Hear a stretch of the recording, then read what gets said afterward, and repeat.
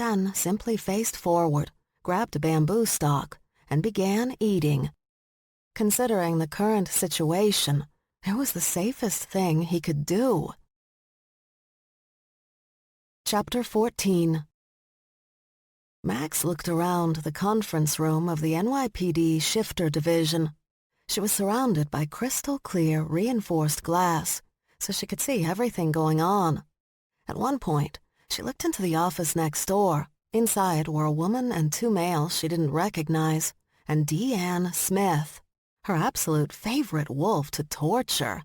As soon as their eyes locked, Max put on her biggest grin and happily waved at Deanne with her zip-tied hands.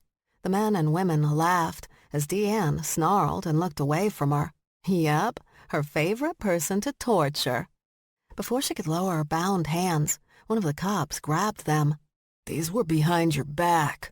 "Were they?" she asked. He released her and snarled, "Fucking badgers." Then he stormed away, leaving her alone.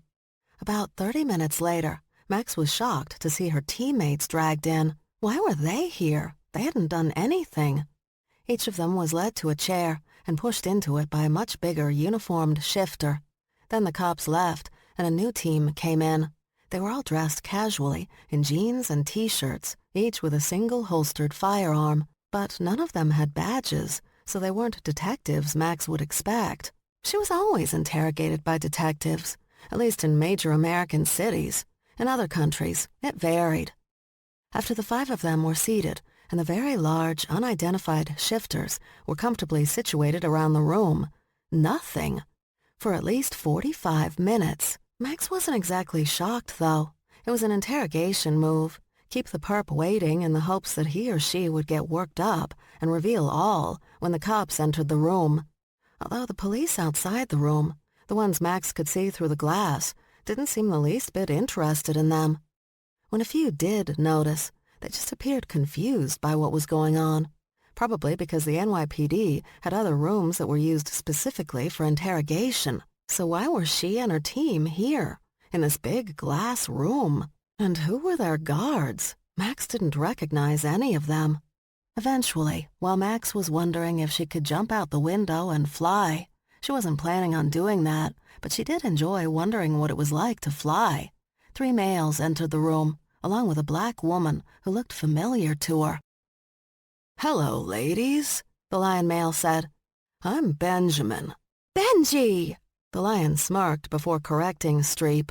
"Benjamin." He gestured to a grizzly. "This is Oliver," then pointed at the shifter beside him, whose animal scent Max didn't recognize. "And this is Brian." "Benji, Ollie, and Bry!" Streep cheered. The 3 men glared at her, but the lion quickly continued. "Anyway, I know you're wondering why you all have been brought here, and—" Tuck pointed at the black woman, who was now quietly sitting in a corner, drinking from a large travel cup. "Who's that?" "That's Imani. She's here to observe." "Why didn't you introduce her? Are you dismissing her very presence because she's a woman?" Uh-oh, Tuck was putting on what the entire team called her feminist warrior wear, trademark pending. Unfortunately, Tuck always seemed to aim her anger spears at the wrong targets. "Can I go on?" Benji asked. Poor kid, he'd only spent 3 minutes around them, and already he was annoyed. Imani, however, seemed to be thoroughly enjoying herself. Max remembered her now. She lived a few streets over, in lion territory. She'd been there when Max was trying to protect Zay. "Please," Nell said, flashing her award-winning smile and ingrained old-money politeness. "Go on." "As I was saying," Benji began, "I know you're all wondering what you're doing here, and—" "Oh, shit," Mads breathed out, cutting the cat off, and Max saw the color drain from her teammate's face. As one, they all looked at the front of the room through the glass, and Max immediately realized that things had just gone to shit. Daz watched Smitty pull back a bit. "Do y'all see that?" Smitty said in his Tennessee drawl. "Don't think I've ever seen a honey badger show fear." "Who is that?" Mace asked, enjoying the bag of popcorn he'd brought with him. Daz had invited him and his best friend, Smitty, because she sensed there would be drama. and her hubby, lion male that he was, did love drama that he was not involved in. Smitty had also brought along his cousin Deanne, but unlike the boys, she saw the woman standing outside the conference room and instantly shook her head, pulling out her phone. "Who are you calling?" Smitty asked. "Everybody," she muttered, an answer that Des found particularly disturbing. Apparently, Zay hadn't understood her command not to call her sister, because here Charlie was, gazing at them with a completely blank expression on her face from outside the room. Benji stupidly motioned her in with a twitch of his hand, and Charlie slowly entered. She didn't speak, just looked at everything, sizing it up, figuring it out, judging and preparing. "You must be the big sister, huh?" Benji asked. "I've heard a lot about you. I'm Benjamin, and—" "Oh my God!" Tuck suddenly snapped. "Just get on with it. You are taking way too much time with this." "Fine." Benji motioned for Charlie to take a seat, but she just stood there, still not speaking, that blank expression on her face. Honestly, Max found that blank expression much more terrifying than Charlie's obvious anger face. But that could be because she really hadn't seen that expression before. It was new, and Max wasn't crazy about new when it came to her family. Benji took a moment to let the silence settle before he said, "We want you five to work for us." "We're not rats," Mads announced. "I won't tell you anything about my family." Nell cringed, and Max informed her teammate, "That's not what he's talking about." "It's not?" "No, so shut the fuck up." "Your teammate's right, of course. You see, we know how talented you all are, and we want to put those talents to work for us." Nell smirked. "So you're starting a basketball team?" "Of course not." He stretched his arm out, hand open, and the grizzly turned over a batch of red folders. "We'd like to utilize your other talents." "Our other talents? We're not fucking anyone for some spy job." Max turned in her chair so she could look at her teammate. "Again, Mads, I don't think that's what he means. So maybe shut up." "Again, she's right," Benji said with a smile. "I'm talking about your other skills." He tossed one of the folders across the table so it landed in front of Talk. 3 months ago, uranium stolen from a Russian lab. The entire event somehow managing to take 30 minutes. Precisely. Another folder landed in front of Nell. A year ago, a truckload of gold bars taken from outside the Vatican. A folder in front of Streep. 6 months ago, a billionaire who escaped justice even though he liked his conquests, rather young, found with a bullet to the back of his head and his $200 million impressionist art collection gone.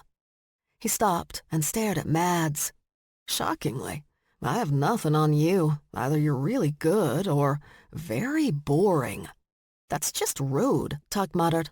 "But your family," he said. "Now that is some fascinating shit. But we didn't have space for the number of folders we'd have to use." Benji moved around the table until he stood behind Max. Now he slowly leaned around her and placed a thick red folder on the table in front of her. "Then there's you, Miss McKilligan." He stood straight and patted her shoulder. "And then there's you." He began to pace around the room. "I mean, where do I start? The diamond heist in Uruguay? The missing Gutenberg Bible from Paris? Or the tapestries stolen from the Vatican Gallery of Tapestries? That's a good one, too. Happened in the middle of the day, with a full crowd of tourists mulling around, waiting for the Pope to arrive for a visit. Now that, ladies, is skill." Max focused her gaze on the unopened folder. She couldn't look at her sister because she knew Charlie wouldn't be happy. In fact, she might hate her.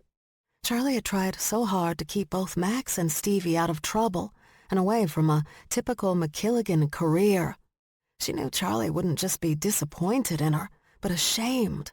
And that was something Max couldn't deal with. because the only other person Charlie was ashamed of was their father, and Max never wanted either of her sisters to see her that way. "What is the point of this?"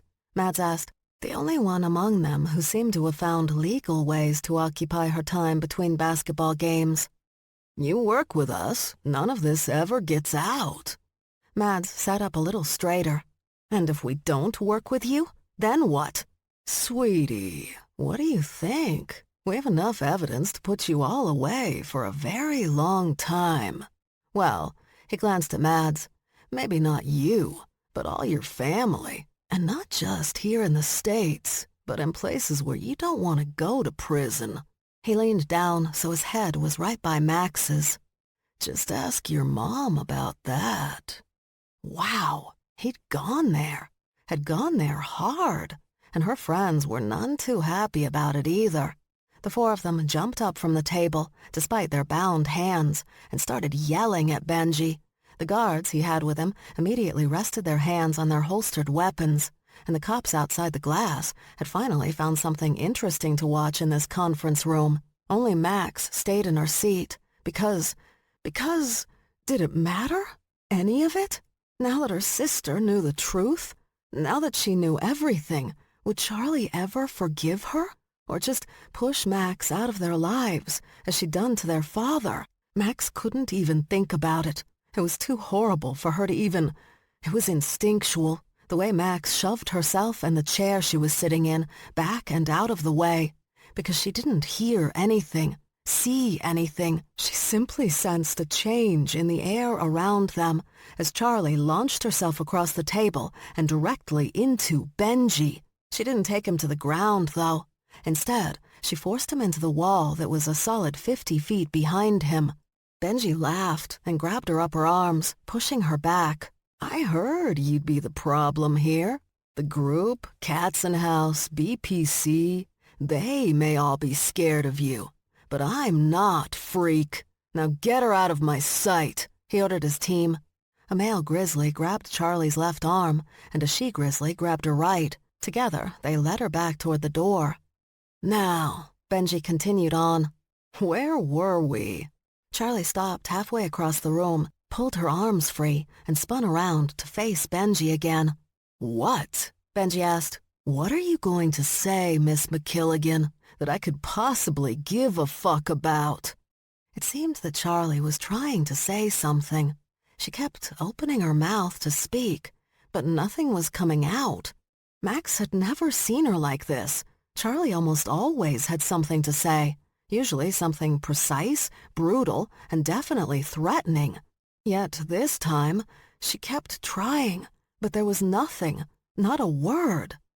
Fed up, Benji simply flicked his hand toward Charlie, and the bears again grabbed her arms. This time, instead of leading, they began to drag her from the room. They got a few feet, but abruptly stopped again. It took a second, but Max realized that the reason the bears had stopped was because Charlie had stopped. With her head down and her entire body shaking, she refused to move. Each bear took an even stronger grip on her arms with both hands, and again tried to drag her from the room. It should have been easy. They were grizzlies. Max herself was once sent flying about a mile through trees when she'd startled a grizzly female camping in the Alps with her family. But no matter how hard these two pulled, Charlie wasn't moving. "What the fuck are you two doing?" Benji demanded. "Get her out of here." "We're trying," one of the grizzlies snarled. When Charlie finally lifted her head, her eyes hadn't shifted to wolf gold, the way they sometimes did during a firefight or fist fight. Instead, they were blood red, like all the capillaries had broken at the same time. The muscles in her neck bulged, her shoulders seemed to extend so that they were even bigger, and her combination of badger fangs and wolf fangs extended, but the canines also seemed to grow thicker and longer than usual. Max thought for sure her sister was finally going to shift, maybe not into a badger or a wolf, but into something else, something amazing. But no, she didn't shift. God knows, she didn't need to. Charlie turned her hands so that she could grip the forearms of the bears holding her, And then, with a roar that shook all the surrounding glass, Charlie lifted her arms, and the bears. She lifted the motherfucking bears, and crossed her arms, sending the grizzlies hurtling in opposite directions. "Down!" Max screamed to her teammates as a grizzly flew over them and crashed into the glass walls, nearly shattering them. The people in the office next door jumped to their feet in shock. Weapons were drawn, but Benji quickly threw up his hands. "No, don't shoot her!" Because he knew that if he killed Max's sister, the only thing he'd be doing would be running for the rest of his life. Max wouldn't stop until she killed him, and if he killed her, her teammates wouldn't stop until they'd killed him. Benji and his crew would need to manage Charlie without killing her, and Max had to admit she couldn't wait for them to try. Mace and Smitty both jumped up, ready to move. Both males were former Navy SEALs and were used to taking action as soon as there was trouble. That was just the way they were. "Stop!" Des yelled before they could go out the door. Mace gawked at her. "You're not going to do anything?" Des went to the door herself, opened it, and ordered her people. "Stand down, now! You do nothing, absolutely nothing." "Des!" She faced her husband. "I was told to observe. Nothing more. The kid said he can handle it." "That kid can't handle shit." "Don't get in the middle," Deanne told them. "You too?" Smitty asked his cousin. "I've been up against that one," Deanne said, gesturing toward the older Badger sister. "And if you like your body parts still attached to your body, don't get your dumb asses in the middle." Once she tossed the bears holding her away, Charlie flexed, and it was terrifying. Still, Max knew that at least she was safe. She always knew she was safe with her sister, no matter how mad she might be at Max. Unfortunately, her teammates didn't have that same sense of security. Hands grabbed Max and yanked her down. She managed to bang her head on hard wood and was rubbing it when she found her afraid of nothing Badger friends cowering under the conference room table. "We have to get out of here," Streep desperately whispered. "She'll kill us all." "We could burrow out," Nell said, getting out of her zip ties easily. Actually, they all could have gotten out of their zip ties, but that would have just pissed off the cops. "We might burrow into an actual jail," Tuck explained, reminding them that they didn't know the layout of this building. "Let's go for that office next door," Max suggested, deciding it was best to get her friends out of here. "On my mark. 3, 2, 1. They bolted from under the table as something generally human, crashed onto the floor a few feet away from them. Still, they kept moving, with Max shoving them from behind. They scrambled out of the conference room and into the office next door. When Max turned around to slam the door behind her, Imani slipped past her into the office as well. "Don't mind me," she said as she moved across the room to stand by the only full human, a Latina woman with a short haircut, a badge around her neck, and a handful of popcorn caught between her fingers. Max moved to a part of the glass that hadn't been damaged by the grizzly toss and watched her sister. Charlie was attempting to make her way across the room to get to Benji, but all his guards were getting in her way. One swung at her from the front, but she caught his arm and twisted. Max cringed, hearing the splintering of bone. While Charlie was busy with that male, another came up behind her with a gun and hit her in the back of the head. Should have taken her right out. Should have. Didn't. Still twisting the arm in front of her, Charlie reached back with her free hand and grabbed the hand holding the gun. She tightened that hand into a fist until Max could hear more bones breaking. Charlie snatched the gun from all those broken fingers and swung her arm back, hitting her assailant across the face. Max got ready to move, terrified Charlie would do what she always did when she got her hands on a gun during a nasty fight, go for the headshots. But with one hand, Charlie dropped the clip and cleared the chamber. Then she tossed the gun away and started toward Benji again. The breath Max let out was shaky, but relief flooded every cell. If Charlie started killing people in the middle of a police station, shifter or no, this would end so badly, and Max didn't even want to think about it. So she didn't. Instead, she assumed Stevie had asked Charlie not to kill anyone. It wouldn't be the first time she'd asked, and probably not the last, so she kept the request for important times like this. The final group of 6 guards attacked Charlie at once, throwing her to the ground and surrounding her. She disappeared from sight as the guards swarmed her. Mads immediately put her hand on Max's shoulder. She was afraid Max would run to her sister's rescue. But that was not her plan, for many reasons. The guards continued to kick and punch for several long seconds, but eventually they slowed to a stop and then separated, revealing a hole where Charlie should be. The curious canines practically stuck their heads in that hole, while the cats and bears just dipped their fists in to see if it was a true hole. While they were distracted, a clawed fist came up through the flooring near the door. Seconds later, Charlie crawled out, covered in concrete and wood. "I feel like we should warn them," Nell softly suggested, but none of them moved. None of them tapped on the glass or gestured wildly to the angry female sneaking up behind the guards. They didn't do any of that, and Charlie went from sneaking to galloping down the length of the conference table. Literally, she galloped on all 4s, still human, but, galloping. By the time one of the she-tigers turned to see what was happening, Charlie had launched herself over the group, directly at a stunned Benji. The guards scrambled to unattach her from Benji's head, but now that she had her hands on him, Charlie seemed in no mood to let him go. She wrapped her left arm around his neck tightly, probably choking him, and fought off the guards with the other. She was mostly just pushing them back until she grabbed one of the chairs that had been abandoned by Max and her teammates. Lifting it up, Charlie swung it, hitting the guards in their heads or chests. After knocking most out, or at least to the floor, Charlie pulled Benji to the table, tossed him on it, flat on his back. She wrapped her hand around his throat and proceeded to drag him across the tabletop until she reached the end. He was punching her, but nothing seemed to stop her.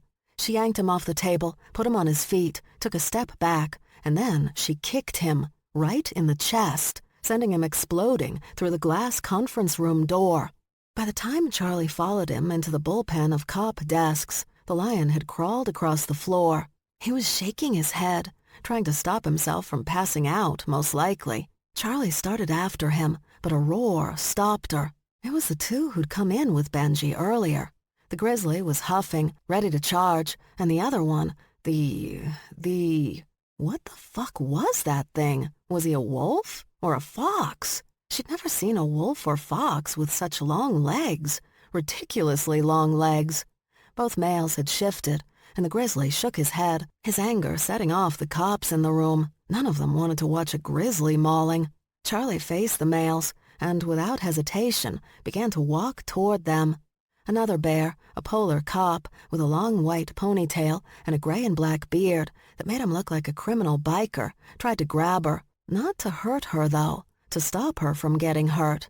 But Charlie just pushed his hand off her arm, and when the grizzly went up on his hind legs and roared, Charlie kicked him right in the nuts. When he bent over from the pain, she grabbed his giant grizzly head with both hands and proceeded to slam it into the polar bear's desk. Again and again and again. When the wolf-fox thing came at her, she finally spoke, growling out a dismissive, "Oh, please," before she backhanded the wolf-fox into the conference room so she could continue bringing down that grizzly's head on the polar's desk. Then it came. The sound every human rhapsodized about. All that Lion King shit. Benji's lion roar reverberated across the room and probably outside, confusing people on the street. Charlie dropped the unconscious bear and faced him. Benji launched himself toward her, front and back legs stretched out, maw open, fangs flashing, and Charlie swung her fist once. It collided with Benji's face and sent the 400-pound cat spiraling across several desks and through a bathroom door. Charlie stood there a moment, waiting for another attack, but everyone who'd come for her was out cold or still recovering. Finally, she let out a long breath and turned her head toward the office they were all hiding in. Well, hiding might not be the right word, since the whole fucking room was made of glass. Charlie strode over to the office and shoved the door open. That's when Max realized that her teammates were hiding behind her. Seriously, hiding. Honey badgers. But Charlie didn't notice any of them. Instead, her gaze locked with Deanne Smith of all people. She pointed a finger. "Your husband and his uncle had nothing to do with this," Deanne quickly said. Usually the woman spoke slow as molasses, but not this time. "None of these people work for the group, BPC, or Katzen House, and they ain't cops. The Van Holtzes kept their promise to you. That better be true, Smith, because I warned them. I warned them all. I know, it wasn't us. This was all them." "Them who?" Smith shrugged. "Got me. Ain't heard a name yet." "Fine." Charlie's eyes, which had thankfully returned to their boring brown, lasered over to Max and her hiding teammates. "You five, out, now." Max's teammates ran out of the room, and Charlie turned, following them. She assumed Max would be right behind them, and she was right. She would, in 1 second. Max walked across the room, and immediately Deanne backed up, throwing up her hands. "Woman, do not kiss me again." "Aw, Deanne, what about our love?" "Get your sister out of here before these cops get real cranky." Laughing, Max walked out and caught up with her friends and sister at the elevator. Her teammates were huddled together against the wall, but Charlie was just standing there, quietly, seething. She was quietly seething. Max decided to take over. "You guys find a cab when we get downstairs and we'll—" "No," Charlie said, watching the numbers on the wall that told her which floor the elevator was currently on. "They're coming with us." "Why?" Nell asked, her voice ridiculously shaky. Slowly, Charlie looked at the four of them over her shoulder and growled out between clenched teeth, "Because I said so." Max didn't really think much about her sister's statement until she realized that her teammates were silently crying from fear. Good Lord, the drama with these idiots. Chapter 15. Rena knew she wasn't alone. She was reaching for the light switch when she realized that she could see fine in the dark. Always could. She had to keep reminding herself that she wasn't all that human. So, instead of waiting for her eyes to adjust, she simply looked around her cabin and saw them. All of them. Most sitting on chairs or the chaise lounge or the desk, watching her. One of them, however, was holding her sister from behind, a knife to Tina's throat. "Hello, niece," one of the older ones said. "I'm your aunt, by marriage, but still, you can call me Auntie. Isn't that nice?" Rena sat up, but when she started to get out of bed, the one holding her sister pushed the knife into her neck. Not all the way, but just enough to bring blood and a bit of panic. Now, let's not forget we're all ladies." "Yeah?" her auntie said. "We're just here to talk. You up for listening? I was told you two speak English, yeah? 'Cause I don't know any Italian, and I ain't about to learn now." "Where are my men?" Rena asked, proving she spoke English. "Those full humans?" Her auntie laughed, and the women with her joined in. "Yeah, they're all dead," she explained, her laugh abruptly ending.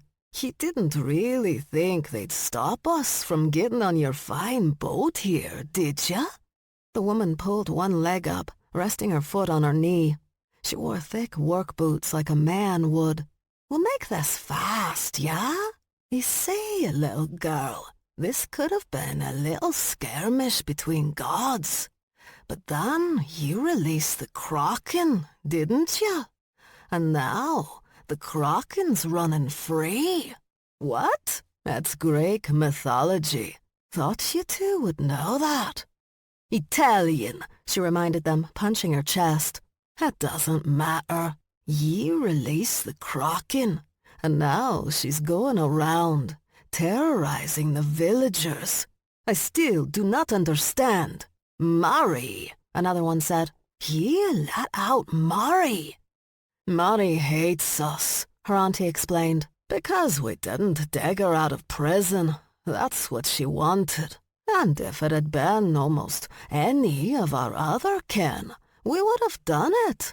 But Mary's a right bitch, ain't she, Ma? That she is, my darling girl. Our Mary's a right bitch. And you two let her out. She studied Rena for a moment. Do you know why we're here, love? Do you know how we found out where you are? Because Mary told us. She wants us to kill you. And we could have, as you see. Poor Mary, though. She keeps forgetting something about her aunties. Her uncles may be blood, but we're just family. Married into this shit, didn't we? We know we're dealing with a right bitch, and we don't want her back. Because once she's done with you two and those 3 illegitimate Yanks, she'll be coming for us. She only told us where you two are because she wants... She waved her hand, gesturing around the cabin. All this tacky shit. And if she were any of me other nieces, she could have it. But she's the Kraken, and we need her dead. The auntie stood and walked across the cabin. So when I heard from her, I stopped and thought, which is worse?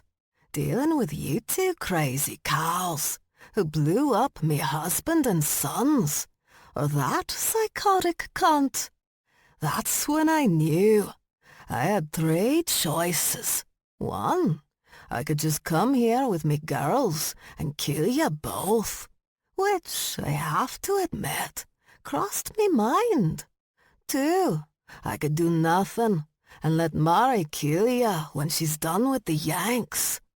Or 3, I could let you know that the Kraken wants you dead.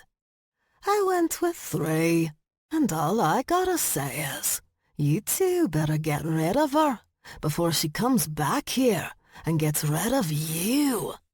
We could hide, Rena pointed out. She will never find us. Oh, you think so? The auntie laughed and shook her head.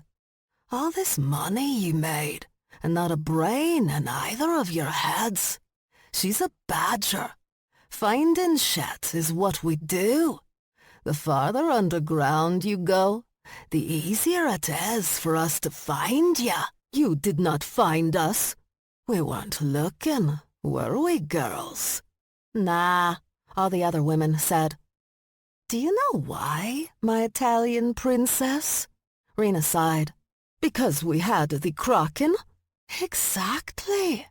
And if we had liked the Kraken, even a little bit, you'd both be dead. Be grateful we don't like her.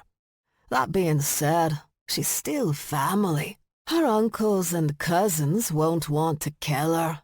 Being loyal to each other is all we got when we have to go up against lions and hyenas and shit. You, however, don't seem to have a problem with all that. So we'll leave it to you. The auntie nodded at the one holding on to Tina, and Rena's sister was immediately shoved to the ground. We've done what we can for you, the auntie said. You take care of Mari, and you stay away from ours, and we leave you be. But if you try to come for us again, especially me sons, it'll be the last time anyone outside the family ever sees you. But I can promise you one thing, niece. It won't be over quick for you, or your sister. Remember that, when you think about fucking with the McKelligans again. She raised her hand, made a circular motion with her forefinger. Instantly, the other women slipped out into the darkness, disappearing, not making a sound, just going. The yacht wasn't even docked. They were anchored in open waters, and yet Rena never heard them actually leave. Tina sat down on the bed next to Rena. This, her sister pointed out, again speaking in their language, has not been working out for us. Slowly, Rena turned her head toward her sister and told her plainly, "Shut the fuck up." I am in love with whoever this guy is. Irene Conridge looked up from the book she was reading. Her former protege was grinning at the computer screen, entertained by what she was seeing. Of course, Mickey Kendrick was entertained by many things, unlike Irene, who found most things annoying and a distraction to her work. "So you have the hacker locked down?" Irene asked. "Nope." "Then why are you boring me with this conversation?" Mickey glared at her from under all that curly hair. Of course, Irene also had curly hair, but any time she brought that up to Mickey, she would just grumble, "It's not the same, dude." And they were meant to leave it at that. Of course, Mickey was African American, so that could have something to do with it. But Irene didn't let things like race or religion, or any of the usual reasons human beings disliked each other, affect her life. Instead, she saw people in one of two ways: annoying, not annoying. It used to be stupid, smart, but she'd found that there were so many stupid people in the world. She began to run out of people she could allow into her life. Even smart people tended to be stupid, and the frustration was more than she could handle. So she'd settled on annoying, not annoying. It worked for her. "I said one fucking thing," Mickey complained, "and it wasn't necessarily to you." "So you often speak to yourself?" "Sometimes. I find myself quite interesting." "That's called delusion, dear." Irene hid her smile when she saw that middle finger raised in her direction. "You've been working on this for quite a while," Irene reminded her. "I don't mind your staying in my New York home, but is there any chance you can find the culprit before my daughter gets her second doctorate?" Mickey turned in her chair, resting her arm on the back. "Well, your middle son has gotten his, what was it again? That degree," she said with air quotes, "at Jiffy Lube. He's taking a gap year, thank you very much. This is just a temporary delay before he makes it to a BMW dealership as head mechanic. Engines are hard. Are they, though?" Irene lowered her book, raised an eyebrow. "And how are your two friends doing? The one who dresses like she's expecting Coco Chanel to come visit? And the tall one who knows all about how a bicycle works?" "It's called a hog," Mickey shot back. "And motorcycles like that are part of the American criminal underworld. I was going to say landscape." "Ah." They glared at each other, but they weren't remotely angry. This was just something they liked to do. Ever since Mickey had bravely walked into her office at the university and asked if Irene would be her doctoral advisor. Only the bravest students ever did that, because most of the students found her terrifying, and Irene rarely said yes. But there was something about the tiny young woman in cut-off shorts and steel-toed Doc Martens that she'd found interesting. At the time, neither Irene nor Mickey knew that one of her best friends was a wolf. Then again, Mickey hadn't known that Irene's husband was a wolf as well, although the two wolves were from vastly different packs. Now, however, Mickey not only had a canine best friend, but a wolf mate of her own, a wolf pup that was turning out to be smarter than Mickey and Irene combined, which was a terrifying thought for either of them, and both of them were forced to help shifters survive in an increasingly horrifying world. These insult breaks were something they did to keep long periods of work entertaining. No one else understood them, but no one else mattered. Irene had just returned to her book when her husband, Niles Van Holtz, stormed into the room. He looked around, walked out again, but returned a minute later with a suitcase. "Get packed up," he ordered, opening the suitcase. "Both of you. We have to get out of here." Irene watched her husband begin shoving random things into the suitcase. There was no rhyme or reason to what he was grabbing, but he was canine. She was surprised he didn't just grab a bone and make a run for it. "Is there a reason we're escaping?" she finally asked when he slammed closed her laptop and shoved it into the suitcase. The McKilligans. The oldest. I'm pretty sure she's coming to kill us all." "Holtz, perhaps you should calm down and tell me." "Why aren't you moving?" he demanded.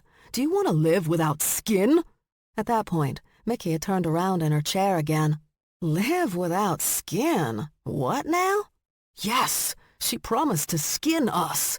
"You know it's not really that easy to skin a person, right?" "What?" "I'm a hunter," Mickey explained. "Me and my girls and I," Irene corrected. "Stop it. We go hunting all the time, and it's not easy to skin a deer.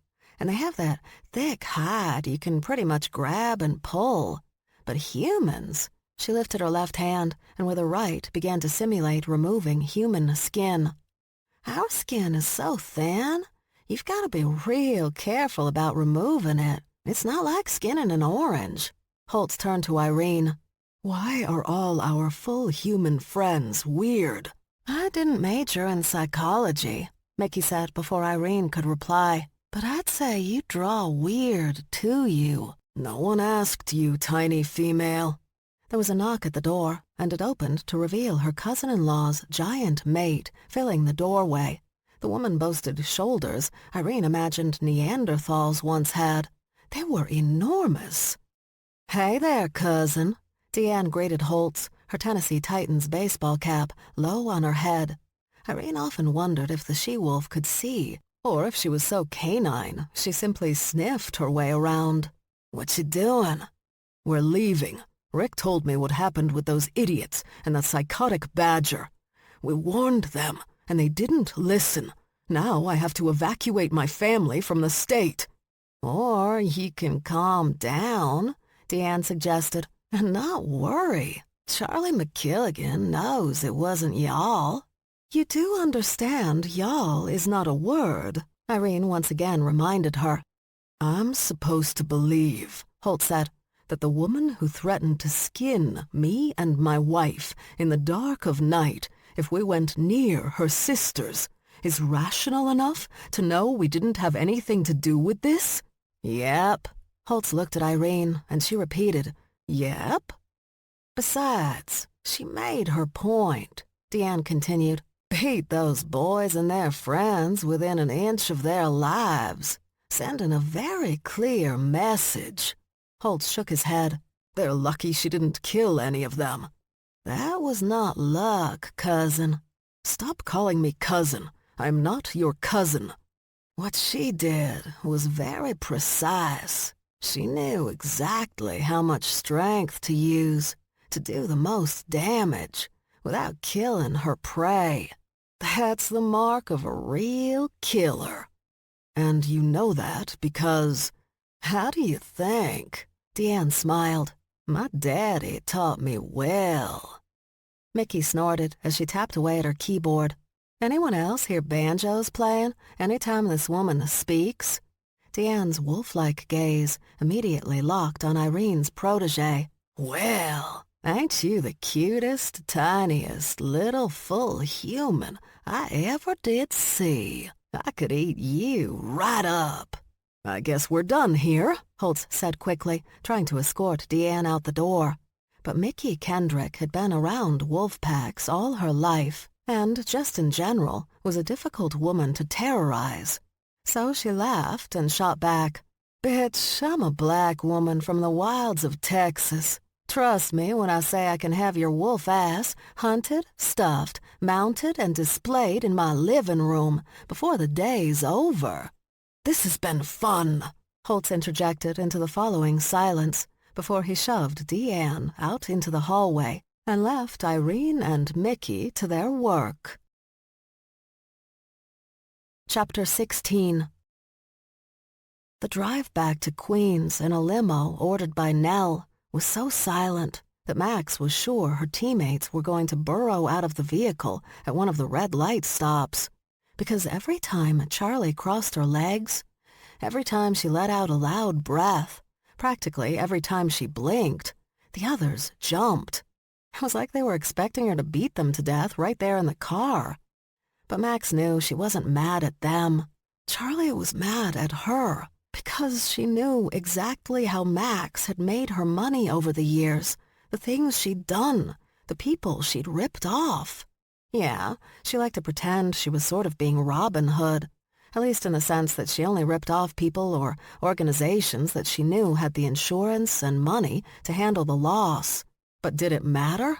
She was still a thief, just like the McKilligans and the Yangs. Max hadn't known about her teammates, though. Not once had any of them discussed what illegal jobs they had done or were doing, aside from Mads occasionally asking for their help when she needed to get out from under her hyena family's claws. The limo pulled to a stop in front of their house, and Charlie got out. "Everyone in the house, now." Max waited for the others to start moving, but they just sat there, staring at one another, terrified. "Oh my God, would you guys just go?" With sighs and grumbles, they got out of the limo and tromped into the gated yard. Charlie was about to go up the stoop stairs when she heard Berg call to her from his house across the street. "Get inside," she ordered the women. "I'll be back in a second." She headed across the street to her boyfriend, and Max jogged up the stairs to the front door, but it opened first, and Stevie motioned her in with a quick wave of her hand. "What? Just come on," she whisper-screamed at her. Max glanced back at her teammates, and after making sure that Charlie was still talking to Berg, they all hustled into the living room. "We have a problem," Stevie said. She was no longer whispering, but still kept her voice low. "What problem?" She motioned at Max's teammates. "Can they keep their mouths shut?" "You're kidding, right? Because, seriously." "Fine." She clasped her hands together and straightened her back. "Your mother was here." Max stared at her sister. "Whose mother?" "Your mother, dumbass. I told her she had to go, but she wants to see you." Confused, Max scratched her jaw. "She was here? They let her out?" "No, they didn't let her out." Later, Max would be ashamed at how long it took her to understand what her sister was telling her, what she was explaining, especially since it was so obvious. "Oh my God. Does Charlie?" "No, but I don't know what she'll do when she finds out." "Kill us all," Streep whispered desperately. Max briefly closed her eyes. "Ignore her," she told her sister. "You better call her." Stevie handed Max a small notepad with a number on it. "Before she shows up again and Charlie sees her." "Or," Nellie suddenly suggested, "you could just tell Charlie what's going on." "Oh, you mean tell her that every time my mother comes here, we're aiding and abetting a fugitive that might go to prison? I'm sure it's just jail time." "Thank you, Talk," Stevie replied. "That's very helpful." "Are you being sarcastic?" "Very." The security door opened, and Charlie came into the house. She stalked into the living room, stopped, and her gaze moved over all of them. Max steeled herself for the explosion of rage and disappointment, ready to shield her friends while accepting all the blame for what had happened, because it was her fault, all of it. She'd made them all vulnerable. After a few moments of utter and painful silence, Charlie announced, "I'm going to bake cupcakes." She stalked from the room, leaving them standing there, stunned. "Is that code or something?" Mads asked. "For, like, murdering us?" "No," Max barked. "It means she's going to make cupcakes. My sister doesn't lie or use code when it comes to baking." "So what do we do?" Streep asked. "Do we make a run for it?" "My sister has a high prey drive. Making sudden moves will just catch her attention. I suggest we all get comfortable and wait for death." Talk asked. "I was going to say watch TV, but whatever works for you, sweetie." "Before you do anything," Stevie said to Max, "you may want to check on the cat." "Fuck! Did that thing piss in my bed again?" Stevie crossed her arms over her chest. "Not the cat. The cat." "What weird phonetic shit is that?" "I'm talking about Zay." "Oh, that cat. Yes! Don't get that tone. I've got a lot on my mind at the moment." "He's been really worried about you, and he was the only one. The rest of us were just worried about what Charlie was going to do to the cops who arrested you." "Which was epically terrifying," Nell admitted. Stevie's shoulders sagged. She promised me she wouldn't kill anyone. She didn't kill anyone, Max reassured her. That we know of, Tuck muttered. And she didn't touch one cop. She motioned to her teammates. Bring Stevie up to speed. I'll be back. Where are you going? To find the cat. He's in the backyard, Stevie told her. Max nodded and headed through the living room. But when she reached the dining room, she heard Charlie in the kitchen, slamming bowls. Nope, she said to no one in particular. Then she spun on her heel and went out through the front door. Zay sat on the ground, his back against the trunk of the tree he'd climbed earlier that day. He'd completely forgotten about calling Komatsu because he'd been sitting in a tree, worried about Max and her teammates. He'd wanted to meet Charlie at the station, but the car that Stevie had sent for him brought him back to Queens. When he complained, Stevie had said, I do what Charlie tells me because she's not going to yell at me. He assumed she'd meant Charlie would yell at him. Unfortunately, he had no idea which precinct had a shifter-only division. And since he wasn't about to wander around New York State looking for it, or to ask cops if they had any shifters working in their office, he just stayed at the house and hoped for the best. Are you listening to me? Because my next question is very important. Zay looked up at the kid he'd met about an hour ago. He apparently lived here with Max and her sisters. His name was Kyle. He was a great artist, brilliant in fact, a prodigy, like Stevie, and he enjoyed living with the McKilligan sisters because they didn't bother him, not like his own family did, because his family didn't understand boundaries.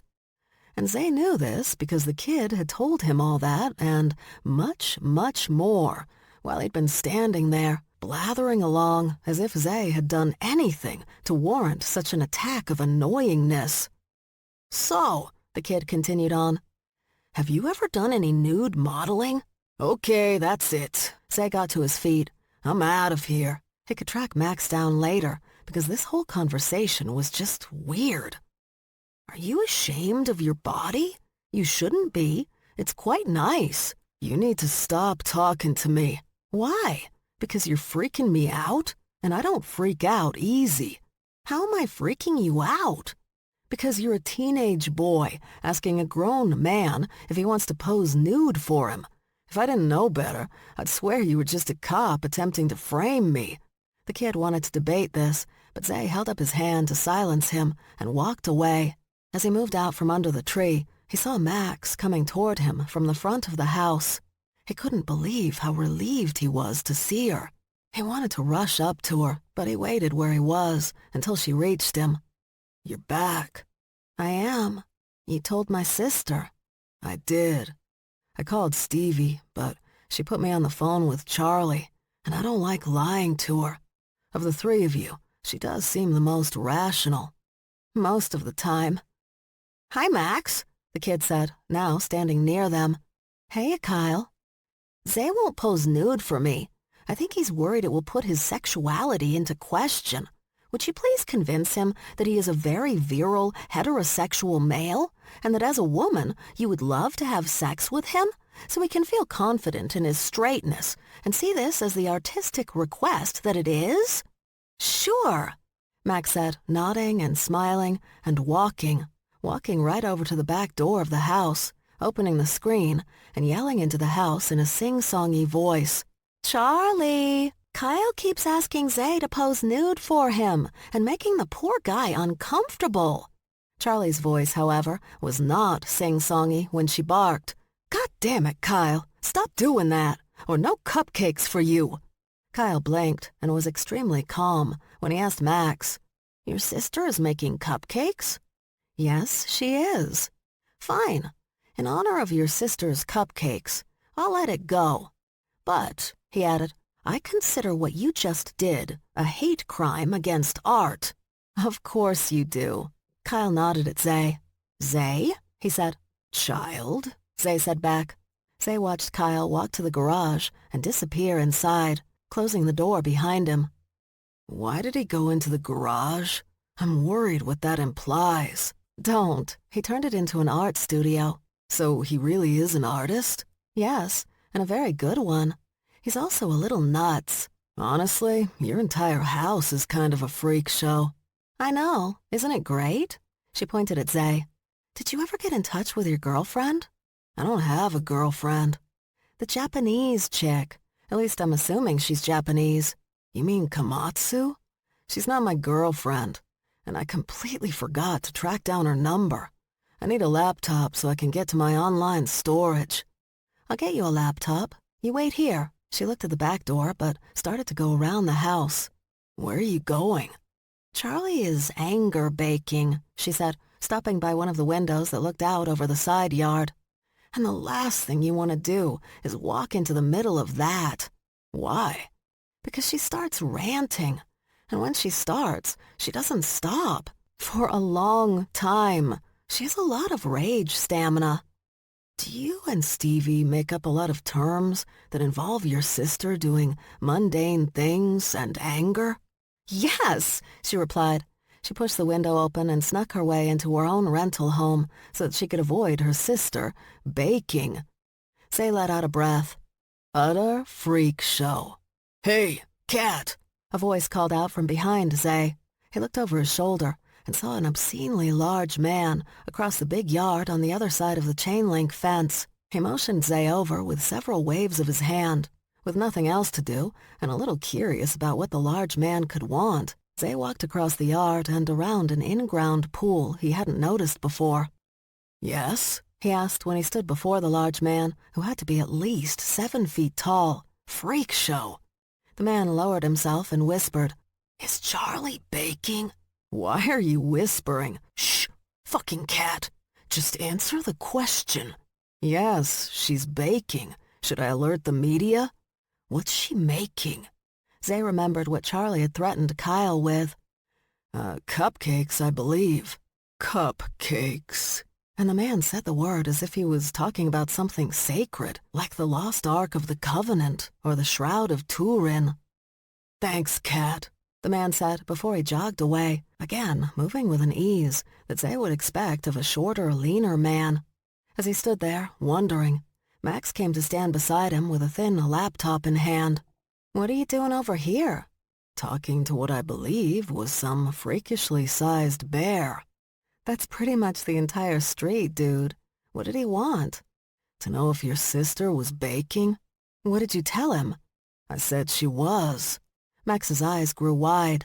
You didn't tell him what she's baking, did you? Cupcakes, right? Oh, God. They know about the cupcakes. Her gaze scanned the street. They know about the cupcakes. Charlie placed another 2 trays of cupcakes on the dining table to cool and returned to the kitchen.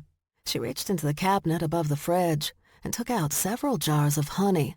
She placed them on the kitchen table with all the other items she needed to make the cupcakes and the icing.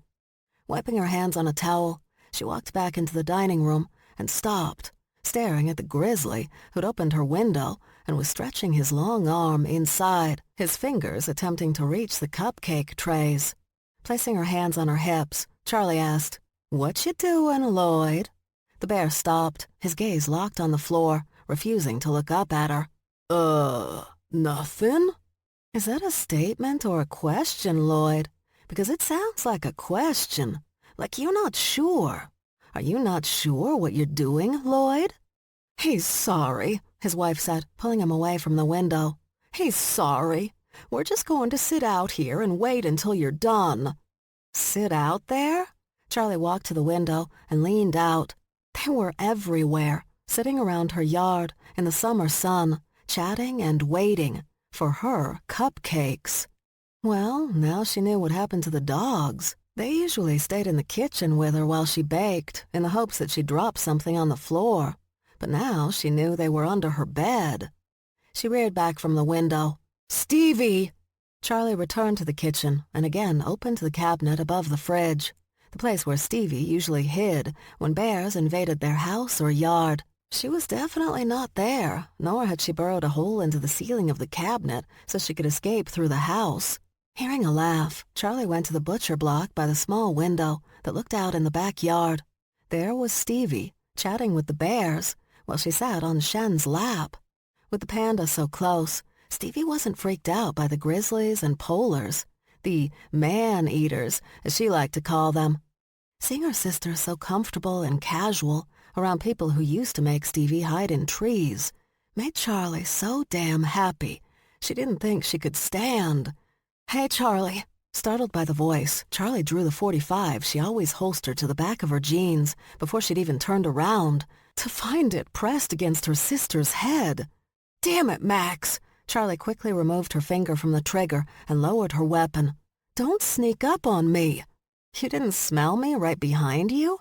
Did you not take your allergy meds?" Charlie returned her gun to her holster and walked to the cabinet where they kept the meds. Charlie's were for allergies and general anxiety. For Stevie, extreme anxiety, occasional depression, and period cramps. There was nothing in there for Max. Charlie wouldn't say her middle sister didn't have any issues that could benefit from a little medication, but they weren't issues Max would admit to. "What's going on?" Charlie asked after taking a couple pills and then spritzing her prescription nasal spray up her nose. "So, Zay opened his mouth about the cupcakes. Yeah, I saw the invasion in our yard. It's quickly turning into a teddy bear picnic. I thought I'd go out and pick up some liquor. We're throwing a party?" "We will be. Berg said he could get everyone else to chip in food and their barbecues so you can just focus on the cupcakes." "I guess I need to make more cupcakes," Charlie reasoned when she thought about how many bears were in her yard and how many cupcakes they could put away. Of course, if they could offset that with some steaks, hot dogs, and burgers, the cupcake demands would ease a bit. "Could you pick me up some other stuff while you're out?" "Yeah, sure." Charlie opened a drawer, searching it for the little notepad she kept there. "Have you seen my notepad?" "Oh, here." Max pulled it out of the back pocket of her cut-off shorts. "Sorry, I forgot I had it." Charlie took the notepad, grabbed a pen, sat at the kitchen table, and worked up a list of things she wanted her sister to pick up for her. As she worked, she could feel Max's gaze on her. "What, Max?" "I'm sorry." "Don't mention cupcakes around bears is not something that's on the list of must-knows for the freshly shifted. Zay will figure it out." "No, I don't mean that. I mean everything else. I'm sorry about all that." "It's not your fault. You have skills any Black Ops team would kill to harness. It's their own fault they got their asses kicked." "That's not what I meant either." Confused, Charlie pulled her attention away from her list. "What are you talking about?" "About everything I've done. What they were going to use to blackmail me. You know." She looked away, scratched her forehead, shrugged. "That stuff they talked about." "Oh, that stuff?" Charlie went back to her list. "Yeah, I'm sorry if I disappointed you." "Disappointed me?" "Yeah, I have no excuse, and I won't try to make any. I just hope I can—" Charlie leaned back in the chair and gazed up at her sister again. "I'm sorry, what are we talking about?" Max let out a frustrated breath. "You know, the stuff I stole?" "Yeah? What about it?" "I guess I'm confused." "About what?" "I thought you'd be mad." "About what?" "The stuff I stole." "Oh." Charlie tore off the sheet with the list and stood. "I knew." "You knew what?" "I knew about the stuff you stole." Max took a step back. "You knew?" "Of course I knew." "But you never said anything." "What was there to say?" "That you were disappointed in me? That you were disgusted? That you were—" "Whoa, whoa, whoa!" Charlie came around the table. "I would never say any of that to you, because I never felt that way. All three of us have done whatever we needed to do to keep us going. The money you brought in kept us solvent, allowed us to watch out for Stevie when she was in countries where we could never afford to go to without funds. Each of those jobs you took, and by the way, knocked out of the fucking park, kept us alive. How could I hate you for that?" "So you were aware of every job I did?" "I think so, unless you snuck some in." Max moved closer. "And what about you?" "What about me?" "What were you doing?" "When?" Now Max was inches away, her finger pointing in Charlie's face.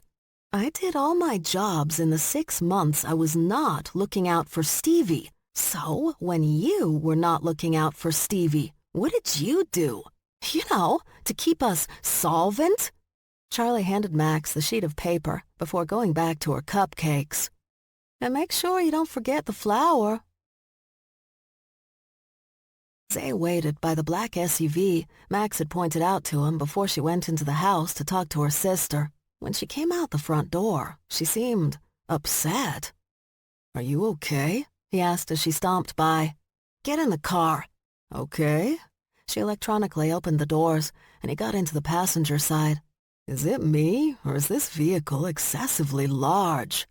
"It was built for bears," she said, moving the seat up until her chest was practically one with the steering wheel. Maybe I should drive. You know, since my feet can actually reach the pedals." He waited for Max to tell him to go to hell or just laugh at him, but she didn't do either. Instead, she texted someone on her phone. She got an immediate reply and started the SUV. "What's going on?" "I need to make a stop before the stores." "Okay." She kept gripping the steering wheel, so he asked, "Max, you seem a bit tense. Is everything all right?"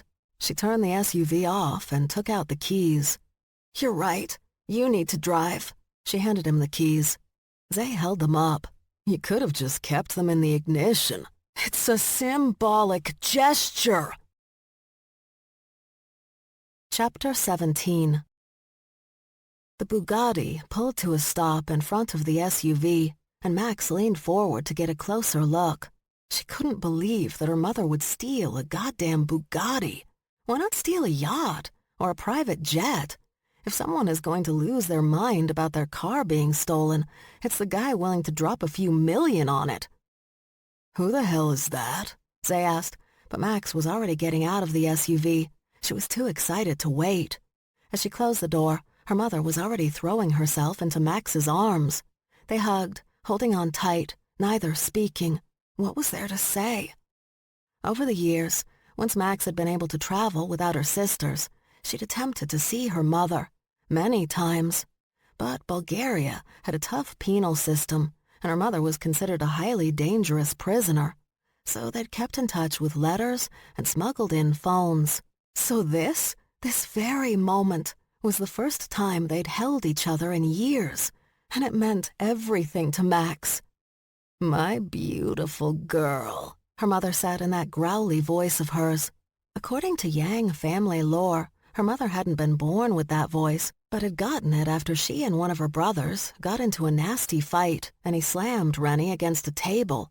He'd been trying to knock her out, but he'd misjudged the distance, and her throat took the hit, which turned out to be very bad for her brother. Once Rennie caught up with him, his arm was successfully reattached once she'd finished hitting him with it, but it never quite worked the same. Rennie stepped back, still holding Max's hands. "Look at you. You look just like me when I was your age." She pointed at Max's chest. "You have bigger tits, though. Those real?" "Yes, Ma," Max said, laughing. "They're real."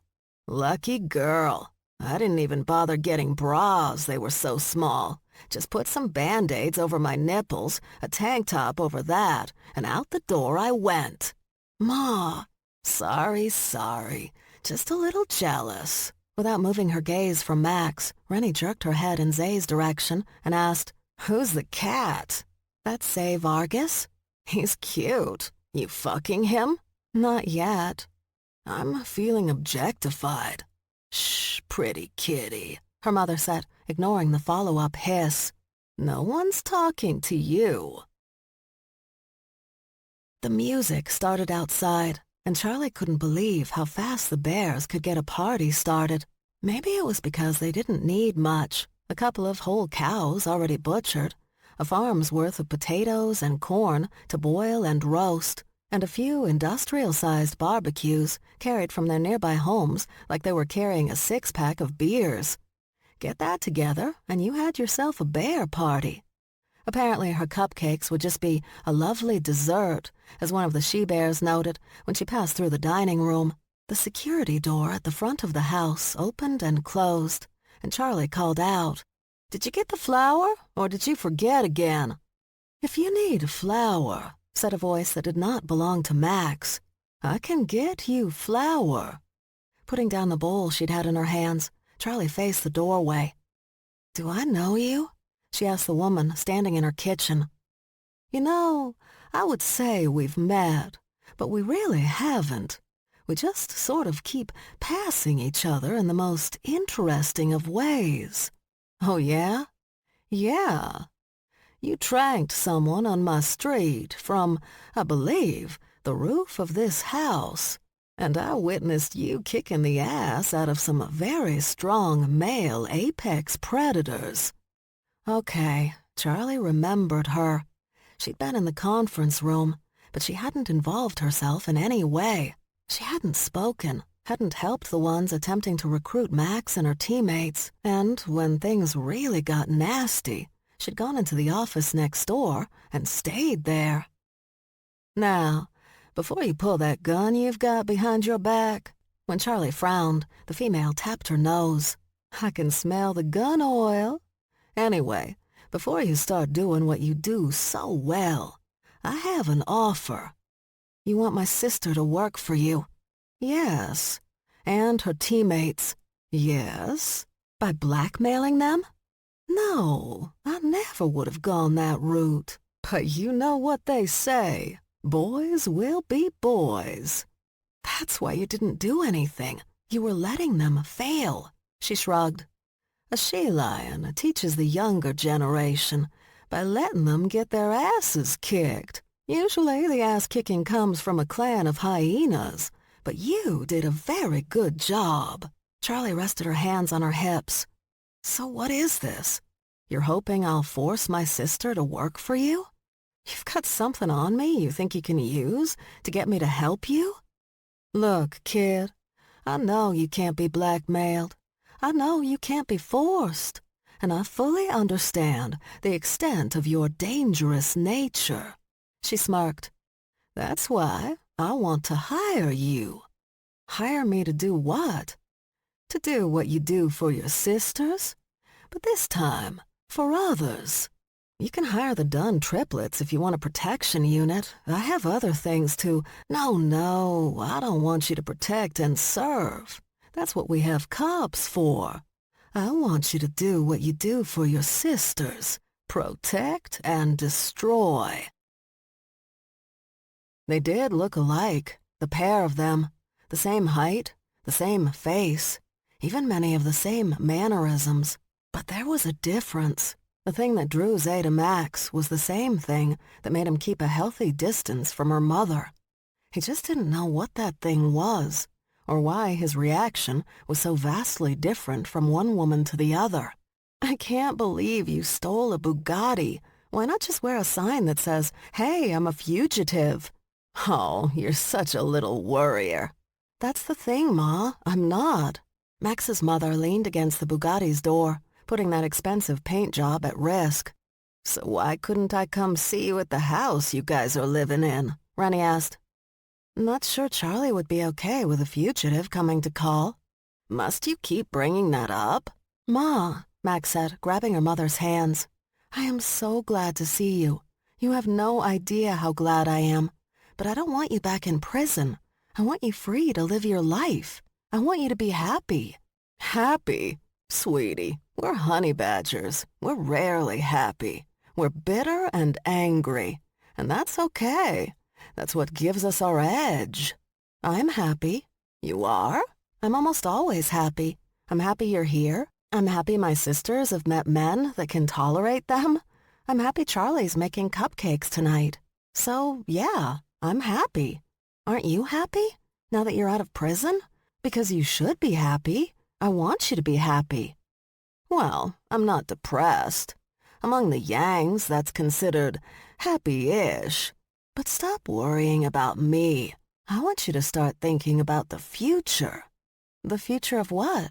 Her mother let out a long, pained sigh. "The future of your life, dumbass. I'm back now, so start thinking. What do you want to do? Where do you want to go?" Her brown eyes suddenly lit up. "What do you want to steal? The whole world is ours for the taking. So let me know where you want to go from here." Before Max could say anything, if she was going to say anything, her mother kissed her cheek and hugged her again. I'll text you in the next day or two, okay? You think about what you want. And you and me, baby, we're on our way." Her mother gave her one more hug, waved at Zay, got into her Bugatti, and then pulled out in such a way that Zay knew he'd never willingly get in the car with that woman if she were driving. "Your mother seems nice." Slowly, Max turned to face him, her eyes wide.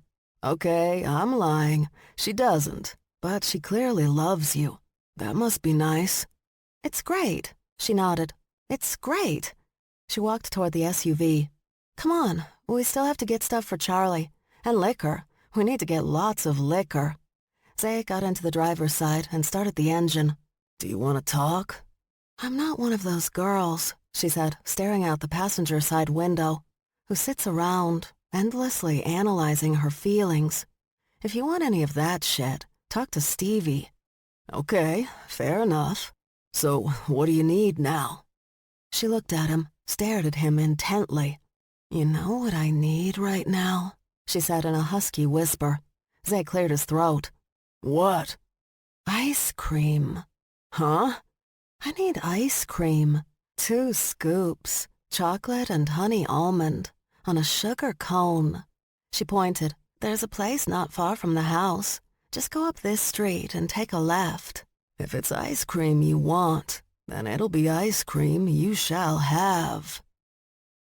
Because the bears kept coming in and out of the kitchen, they moved their conversation to the front of the house. By the time they'd finished and Imani had handed Charlie her business card and told her to think about it and call me, Max and Zay were double parking in front of the house. "Hi," Max greeted Imani with a big smile as she stepped out of the vehicle. "I remember you. You tried to blackmail me, and my sister kicked the asses of your friends. And despite this, you're here, with me.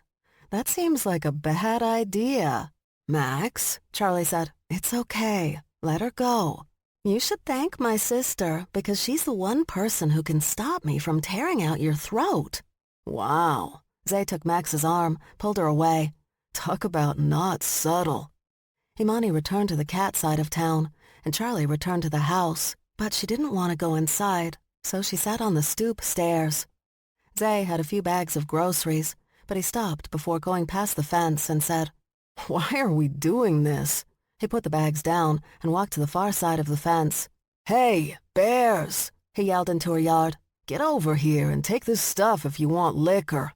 A small herd of bears tromped out of her yard, went to the back of the SUV, and grabbed all the groceries.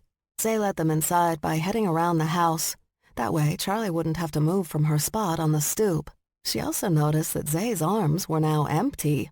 "Typical cat," Charlie joked when Max sat down beside her on the stairs. "He is turning out that way."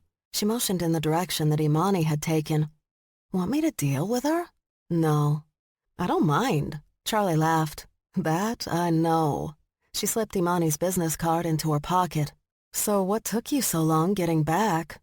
"Do you really want to know?" "Probably not." Max cut through the house and went out into the backyard. She found her teammates lounging by the pool and the big bears relaxing in the water. She motioned to the girls with a wave of her hand and led them into the garage. Kyle was there, working on sketches, but he had his noise-canceling headphones on and didn't seem to be aware of anything but what was on his giant sketch pad. "What's going on?" Nell asked. "That bitch was here, from earlier today."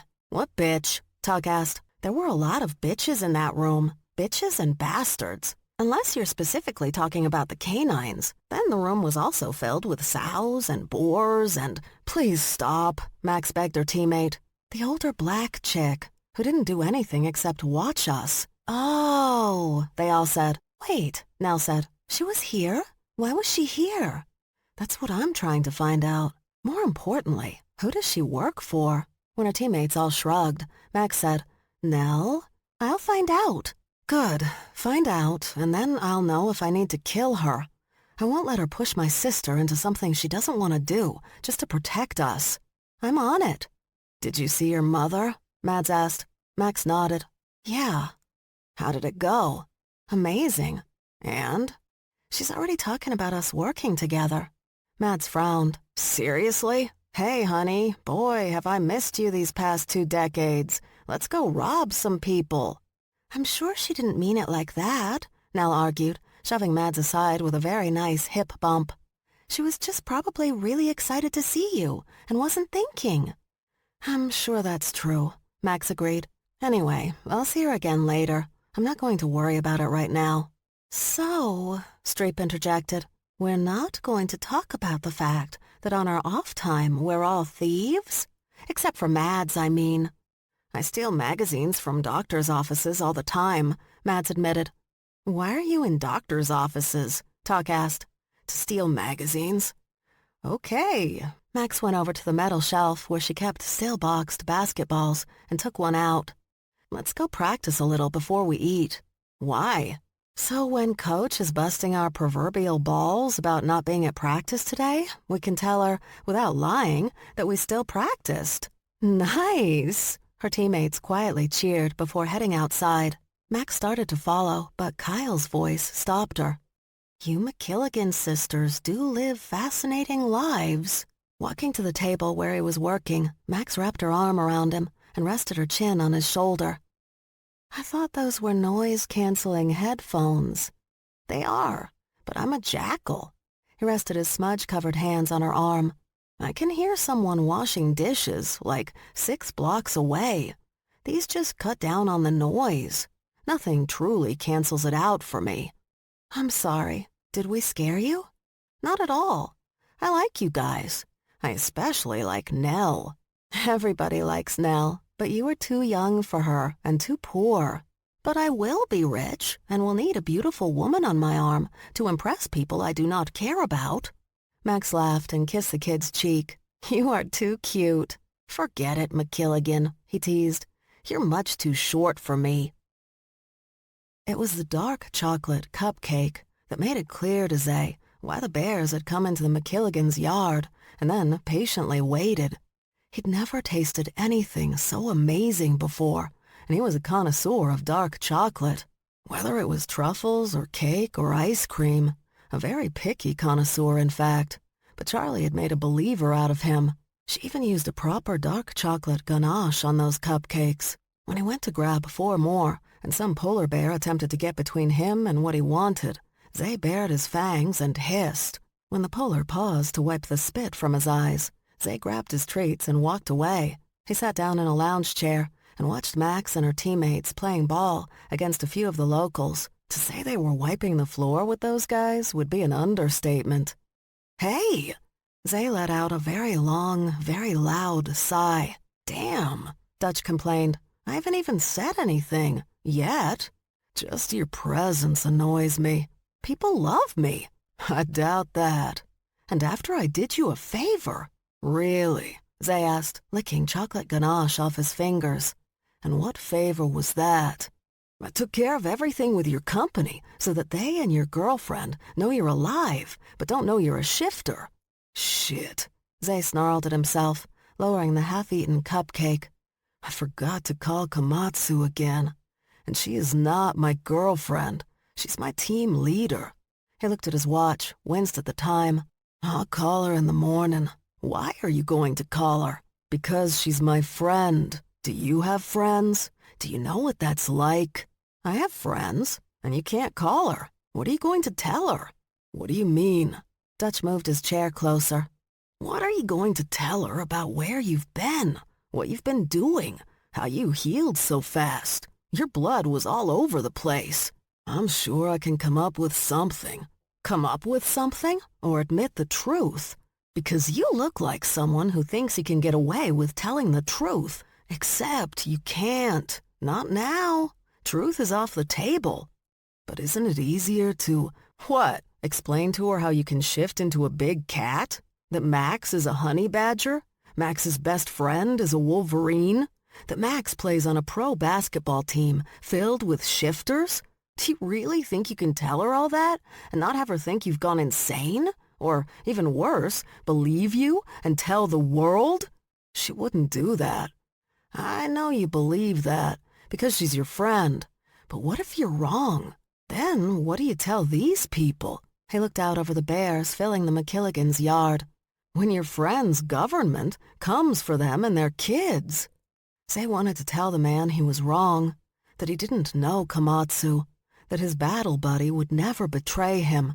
But Zay also knew the risk was too great. So you're saying I have to give up my entire life? No, Dutch said with a dismissive wave. Don't be stupid. But you said, just don't tell her the truth. Have your story ready before you see the woman. Then lie your ass off. And my old job? Can I go back to that? If you want. But now that you know exactly what you can do, why would you want to? What does that mean? Full humans will just hold you back because you can't reveal what you can do. You can't unleash your claws. You can't unleash your fangs. You can't roar. You roar? No, I'm a wolverine. Still, I can bite through thick human bone, which is helpful during a nasty fight. But I can't do that if I'm standing around with a bunch of full humans watching me, because we all know they'll ask questions. They're all so nosy. It took a few seconds for Zay to understand what was happening, but when he did, he asked, Wait, are you pitching me something? My organization is always looking for good people, and we love former military. We pay top dollar, and everyone knows exactly what you are and what you can do. It's something to think about when you're ready. Would I have to work for you directly? No, asshole. But just so we're clear, I'm always around. Max is my best friend. So, what? Are you actually going to sit there and tell me you're not interested in— Ow!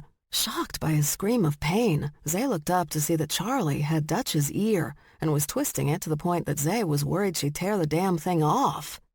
You will not bother Zay, she told Max's friend. You will not talk to Zay. You will not annoy Zay. You will not interact with Zay at all. Do you understand me? Dutch pulled away, stumbling into a grizzly that roared a little and pushed Dutch back. But Zay was impressed. Dutch didn't hit the floor and start crying, which would be what Zay would expect after having a 6.5-foot man attempt to shove you to the ground. I can talk to whoever I want to, Dutch told Charlie while holding his ear. Charlie moved in on Dutch. Not if you're missing your tongue. I'm telling Max. Zay smirked when Dutch took off through the crowd, and that smirk turned into a large grin when Charlie put a plate of dark chocolate cupcakes in front of him. If Dutch bothers you again, you just let me know.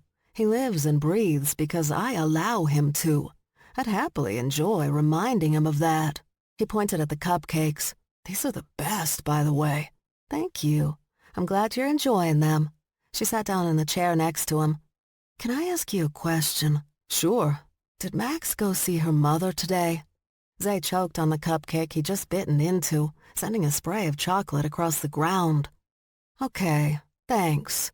No. He grabbed Charlie's hand before she could stand up and walk away. I did not say yes to that question. You kind of did. I don't want to get in the middle of this. There's nothing to get in the middle of, Zay. Don't worry. I'm not going to flip out or anything. It's her mother. I would never get between them.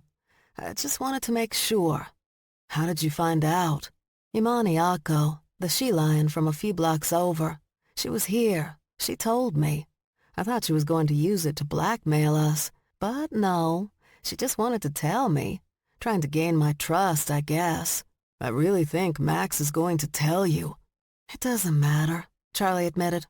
If my mother came back as a zombie, I'd be like, Mom, you're home. She jokingly cheered, pumping her fists a little. So you don't have to tell her anything. I just needed to know. For myself. Zay watched Charlie McKilligan for a moment before he guessed. You're worried she's going to leave. It seemed that Charlie was about to answer, but then she patted him on the shoulder and said, I'll wrap up some more of those cupcakes for you and hide them in one of the high cabinets. After I accidentally shot Mr. Longchester from down the street when he sniffed out some cake in our cabinets one morning, we haven't had a problem with any more break-ins. Once Charlie was gone, Stevie jumped into her empty seat. What did Charlie want? She leaned in. Does she know about Max's mom? Did she ask about that? Zay stared at Max's sister. I can't express to you how much I'm not getting in the middle of this. The party eventually wound down. Barbecues were hefted up and taken home. There was no leftover food. There never was when bears were involved. But paper plates and disposable utensils were cleaned up, trash-bagged and taken to the large bear-proof dumpsters outside the fence. Max and her sisters didn't have to lift a finger. She liked the way the bears knew how to show their appreciation. Her teammates were going to go back into the city and get hotel rooms, but Charlie stopped them at the door. "You're staying here, aren't you?" As usual, the four idiots were too terrified to say no to Charlie, so they all headed down to the finished basement, planning to sleep together on sleeping bags and air mattresses, like they used to when they were in high school and at away games. After making sure all the bears were gone, and then shooing Kyle away from the garage so he could get some actual sleep, he was still a growing jackal. She made her way back to the house, but before she went through the door, she sniffed the air and followed the scent to the big tree.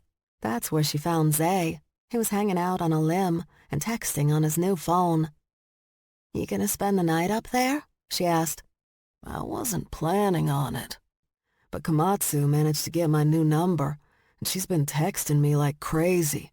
She wants proof it's really me. She's been asking me a ton of questions that only I can answer. It's very annoying." "She's worried about you." "Yes, which I really appreciate, but I'm also bored now." He began typing, staring at his screen while saying what he was writing.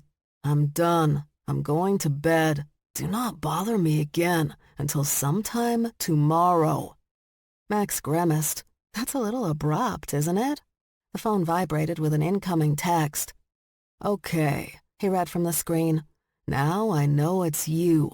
Talk to you tomorrow." Happy with that reply, Zay started down the tree, slipped, flipped, and landed on his feet right in front of her. "I bet you wanted to do that," she prompted. "Yes, I did. Beautifully handled, don't you think?" Max jammed her hands into the back pockets of her shorts. "Look, Zay, I hope tonight wasn't too much for you. I mean, my mom, watching bears feed, fighting for the cupcakes, Dutch. I know this kind of existence isn't for everyone. I actually had a relatively pleasant time, except for Dutch, but your sister handled that." "You and Charlie, I don't get it. I love Dutch. He's fun. He can eat frozen meat because he's got that Wolverine jaw, and he's not afraid to eat a rattler if there's one slithering around." "What?" she asked when Zay just stared at her, not saying anything. "Are you two together?" Max laughed, hard. She couldn't help it. "When it comes to Dutch, I've seen too much." She stopped, glanced up. That rhymed. Huh.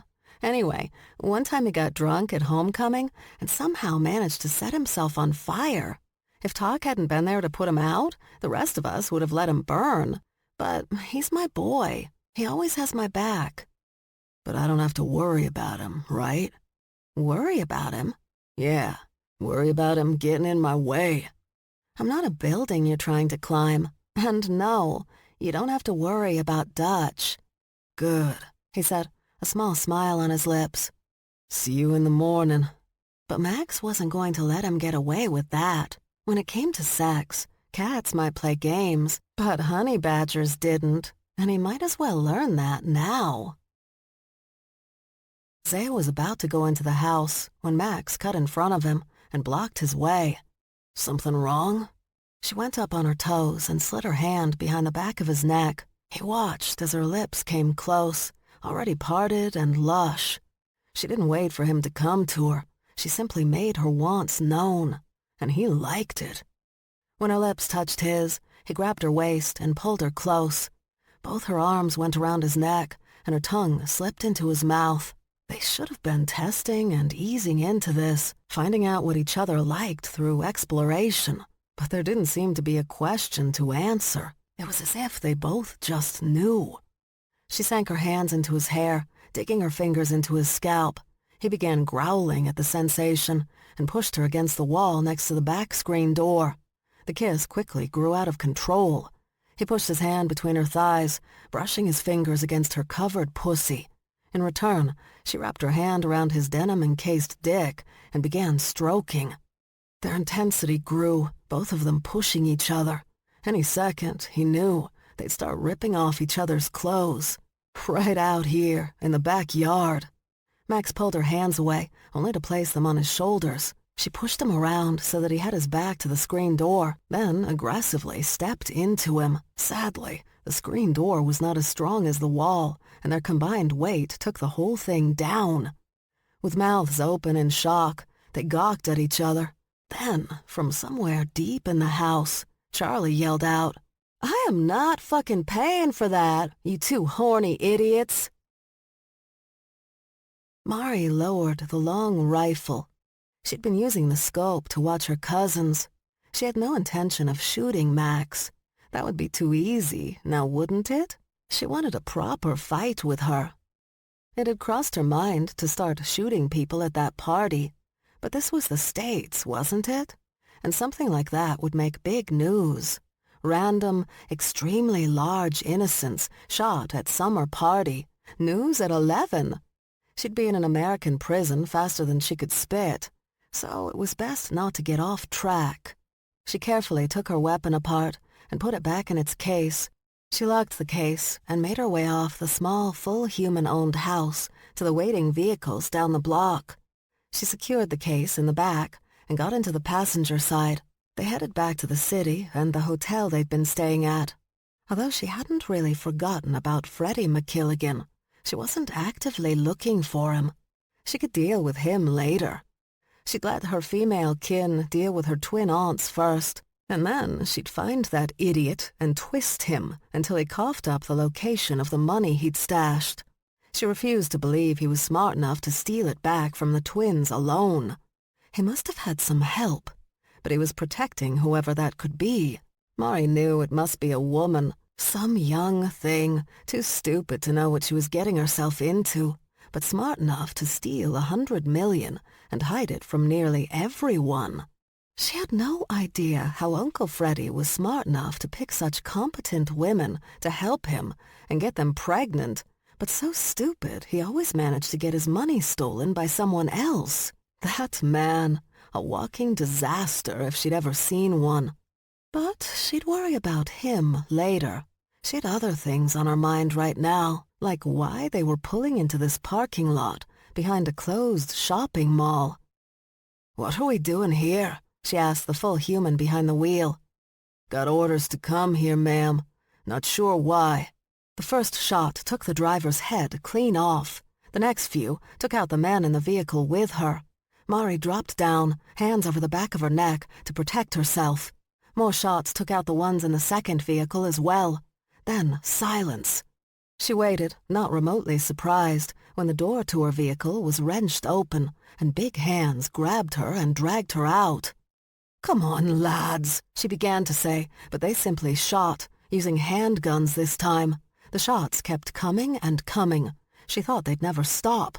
A few even hit her in the head, a couple quite near the heart. Those hurt, a lot. She could feel them burning into her, searing past flesh and bone, directly into organs. These men didn't speak. They were professionals. And she knew her twin aunts had sent them, because her Scottish aunts would have made sure of one thing if they had arranged this operation, that she was shot in the back of the head, where the neck bones meet the skull. These men didn't do that. Well, they thought they had. One of them turned her over and shot her right in the back of the head, but not where it would kill her. Not there. They burned the vehicles, with her men inside, but took her and dumped her into the plastic-covered boot of one of the Cadillacs. They drove off, and an hour or so later came to a stop. She heard the men standing around, chatting, laughing, having a very nice time until they were ready. They opened the trunk and reached for her. Mari attacked then. Their weapons were holstered, and they hadn't expected much of a fight from a corpse, so she had free rein. She wrapped herself around the first, tearing his throat out with her fangs and spitting the blood and bits of artery into the eyes of the man next to him. That one had a big butcher's knife in his hand to cut her up. She grabbed it and cut his throat before burying it in the head of another. She fell with the body of the man she was wrapped around and rolled forward away from him. By now, the rest of her assailants had retrieved their weapons. They started shooting, but those earlier shots, the ones that didn't go straight through her, they'd already been expelled from her body or were stuck in her thick skin. These new ones didn't do any more damage than the first. They hurt, but as long as they didn't get her in that one spot, they couldn't kill her. She killed 3 of the last 4 quick and took a moment to watch the terrified young man who took off running. She got into the car, the keys still in it, and went after him. When she reached him, she slammed him with the front of the vehicle. Not enough to kill him, though. Not yet. She stopped the car and got out, paused a moment to finally pull out a few of the bullets that were burning nasty holes in her thick badger skin. Giving an all-over shake, she walked over to the man. Despite his battered legs and destroyed hip, he was desperately trying to drag himself away.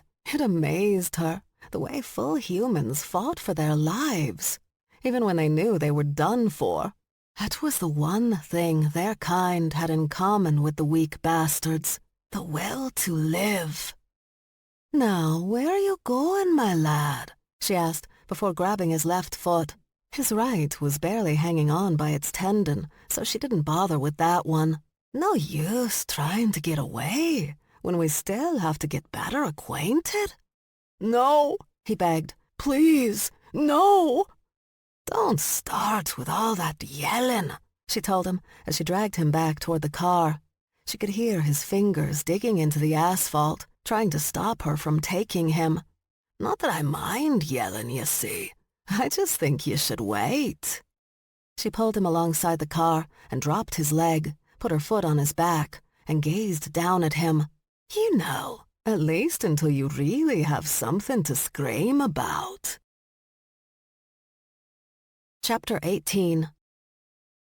Max woke up on top of Zay with the morning sun blasting through the living room windows. They'd fallen asleep like that a few hours before, after binging late-night reality TV repeats involving people in love with criminals just getting out of prison. Considering her mother's unannounced return, it seemed apropos. After going through the back screen door, which woke everyone in the house up, sex had seemed awkward at best. Not that Max wasn't still down for it. Oh, she was. But having her teammates and her sisters so close that even full humans with no enhanced senses could have heard them was something even she couldn't do. Not for their first time. And after that kiss, Max was definitely sure there would be a first time, and quite a few more. She didn't believe in never-ending love between males and females. They just weren't built for that, unless they were canines. But she did believe things could last for a while if the two people clicked. And she felt that she clicked with Zay. She really enjoyed the way he just sort of hung out, watching, learning, but not diving in, not getting into her business, trying to fix things, as many men enjoyed doing. Maybe it was the cat in him that she liked so much, which was shocking since, she'd actively attempted to kill that cat roaming around their property. Max rubbed her eyes and quickly realized that she hadn't woken up simply because she was ready to greet the new day. Nope, it was because she'd known she wasn't alone with her cat. 3 females stood on the other side of the coffee table. Stevie waved at her and mouthed, "Sorry." Next to her was Charlie, her lips pursed, her eyes mid-roll. And next to both her sisters was their Aunt Bernice, the unofficial leader of the American McKilligans, mostly because no one else wanted the job except Freddie, but that would be a goddamn disaster. "Mind untangling yourself from the house cat and getting your ass outside so we can talk?" her aunt ordered, as was her way.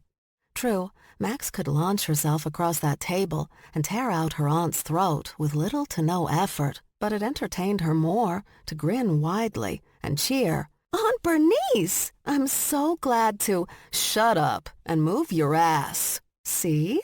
Much more entertaining." Zay knew as soon as Max was awake. He felt her lashes blink against the skin of his neck, felt her breath quicken when she realized they weren't alone. He'd never been so attuned to anyone before.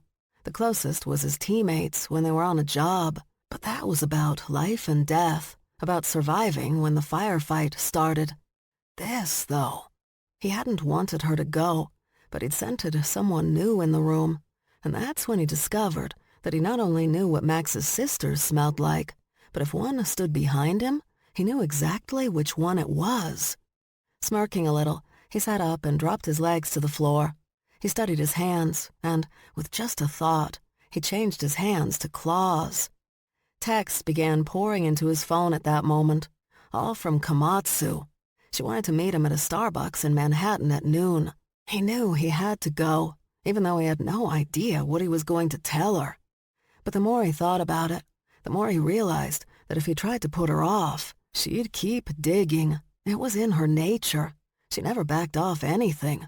Yeah, it was better if they met and talked. Otherwise, she wouldn't stop. Deciding he needed a shower and to change his clothes first, Zay quickly texted Komatsu back, agreeing to her demand. Just as he hit send, he heard screeching tires and car doors being slammed. He didn't think much about it, assuming it was some local teens acting like idiots. But then someone banged on the front door. He stood and moved through the living room until he reached the doorway into the day room. He was about to walk to the front door, where someone was still banging, when the door was torn off its hinges and the thick wood came slamming into the room. And all Zay could think was, Charlie is definitely not going to want to pay for that. They went out the back door into the yard. Kyle was already up and setting off on a jog, with Dutch along to keep the kid out of trouble. Although Shen had been officially hired to protect Kyle, they all kind of kept an eye on him. None of them really minded. The kid was obnoxiously cute, with ego enough to fill Penn Station, but there was still something about him that stopped at least Max and Charlie from killing him. So, Bernice began as soon as they were alone. Which one of you geniuses told your Uncle Will your father was back in town? Stevie raised her hand, and Charlie blinked, eyes wide. You did? When Stevie nodded, Charlie and Max began to politely applaud. Stop that! Their aunt barked at them. Your idiot father, or your idiot brother, Max muttered, actually requested a sit-down with your Uncle Will to discuss all this. Max and her sisters stared at their aunt, their minds attempting to grasp what she just told them. When they finally understood, Stevie merely shook her head and sadly sighed out. Oh, Dad. But Max and Charlie just started laughing and didn't stop. Their father had to be the dumbest motherfucker. Will would do nothing but kill him. Charlie was the first to get herself under control. What exactly does he think that discussion, she asked, using air quotes like her aunt, is going to accomplish? He says he's got the money, Bernice replied. I thought the twins had the money, Max said. They did, but then he took it back. Now he has it. How is that possible? Charlie wanted to know. The man can barely tie his shoes, much less use a computer to transfer money anywhere. Obviously, he's working with someone else. We just don't know who. I've been trying to find that out. Max pointed to Charlie. Irene Conridge set me up with some full human hacker she knows. They've been working on it for a bit now. Stevie suddenly snarled. Conridge? Why that bitch? Max raised a finger to her sister. You need to get over whatever issue you have with Conridge. Contact Conridge, Charlie told Max. Find out if the hacker knows anything yet. Why are we getting in the middle of this? And again, Charlie and Max looked at their sister in surprise. Usually, she wanted to help everyone. She felt for everyone. Maybe now, though, with the help of her new medications, she understood that not everyone deserved her help. Because part of that is our money, Bernice reminded them. And Will is so pissed, he'll just kill your father without waiting to find out where it is. It could be anywhere in the world, and the family wants it back. Except the family doesn't consider us part of it, Max reminded her. Well, if you want to be, get our money back. Yeah, we don't. Bernice's eyes narrowed, and she took a step toward Max, but Charlie quickly stepped between them. Let's play nice, ladies, Charlie said, before telling their aunt. Although my sister has a point. Why should we get involved? This is Dad's fuck-up, and your fuck-up for letting him get away with it in the first place. I don't think that falls on us. You ungrateful little... We're being ungrateful? Stevie suddenly yelped, moving around a stunned Charlie, so she was right in their aunt's face. All of you went out of your way to make sure we felt as excluded as possible. You let Charlie's poor grandfather take the full financial responsibility of raising 3 girls, even though only one was his actual blood relation, when any of you could have taken us in, or just sent us a little money to get by. And you have the nerve to stand there and call us ungrateful? What's happening? Max asked Charlie. Like her older sister, she was stunned and impressed by Stevie's outrage and ability to explain it without breaking down into sobs or shifting into a 2-ton animal that could destroy the neighborhood. Bernice pointed an angry, damning finger at Stevie, and Max waited for the vitriol that would follow. But after a few seconds, she lowered her hand and softly admitted, "You're right. We were cunts." "Seriously, Charlie," Max said, turning to her sister. "What's happening?" There were 3 of them, big, tall, with black hair and gold eyes. The one in front, the biggest of the 3, barged in, those gold eyes sweeping the room.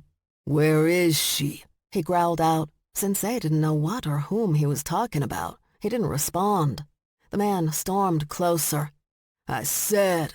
Now he stood over Zay. "Where is she?" The roar of the words blew Zay's hair off his face, and he went from a human wondering what was going on to a cat that sensed danger.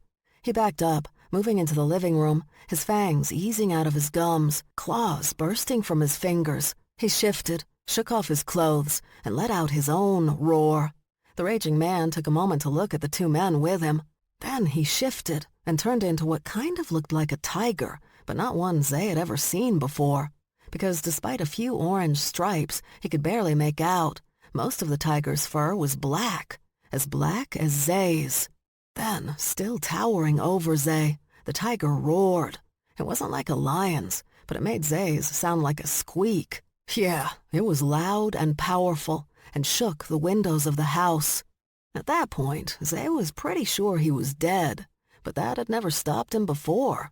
He charged the much bigger cat, but ended up flying across the room and out the window with one paw slap to the head.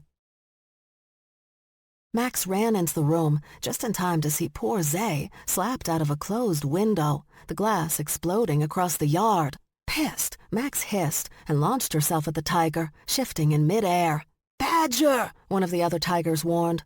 "Badger, badger, badger!" She landed on the shifted cat's back and dug her fangs into his fur-covered neck, hoping to reach an artery. The tiger shook himself, sending Max flying. She hit the wall, dropped to the floor, and scrambled back to her feet. She hissed again and charged.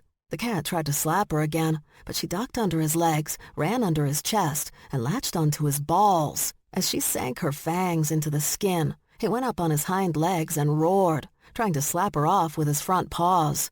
"Jesus Christ!" one of the other tigers yelled. "Get her off! Get her off!"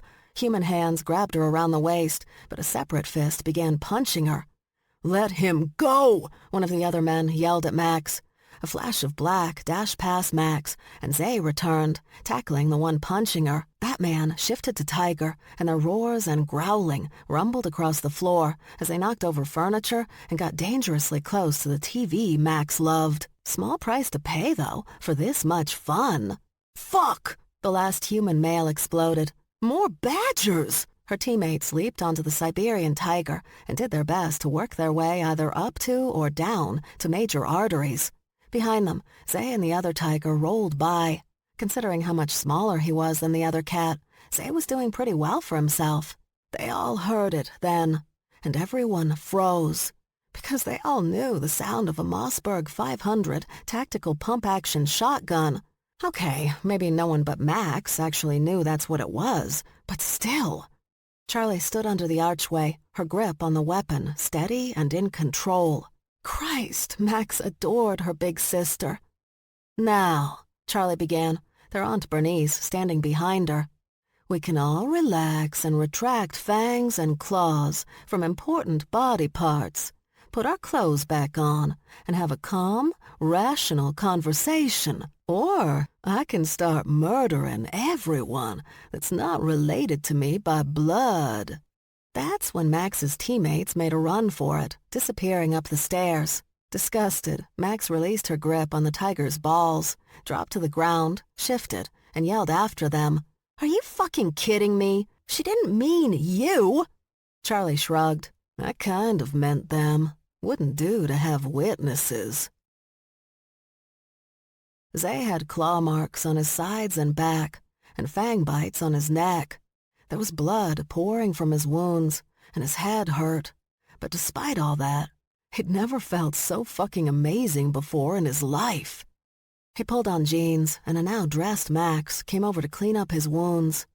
"Don't sweat it," she said to him. "The bleeding will stop in a few minutes. These will be completely healed in less than 24 hours, and you'll probably only have 1 or 2 scars where that tiger went a little too deep."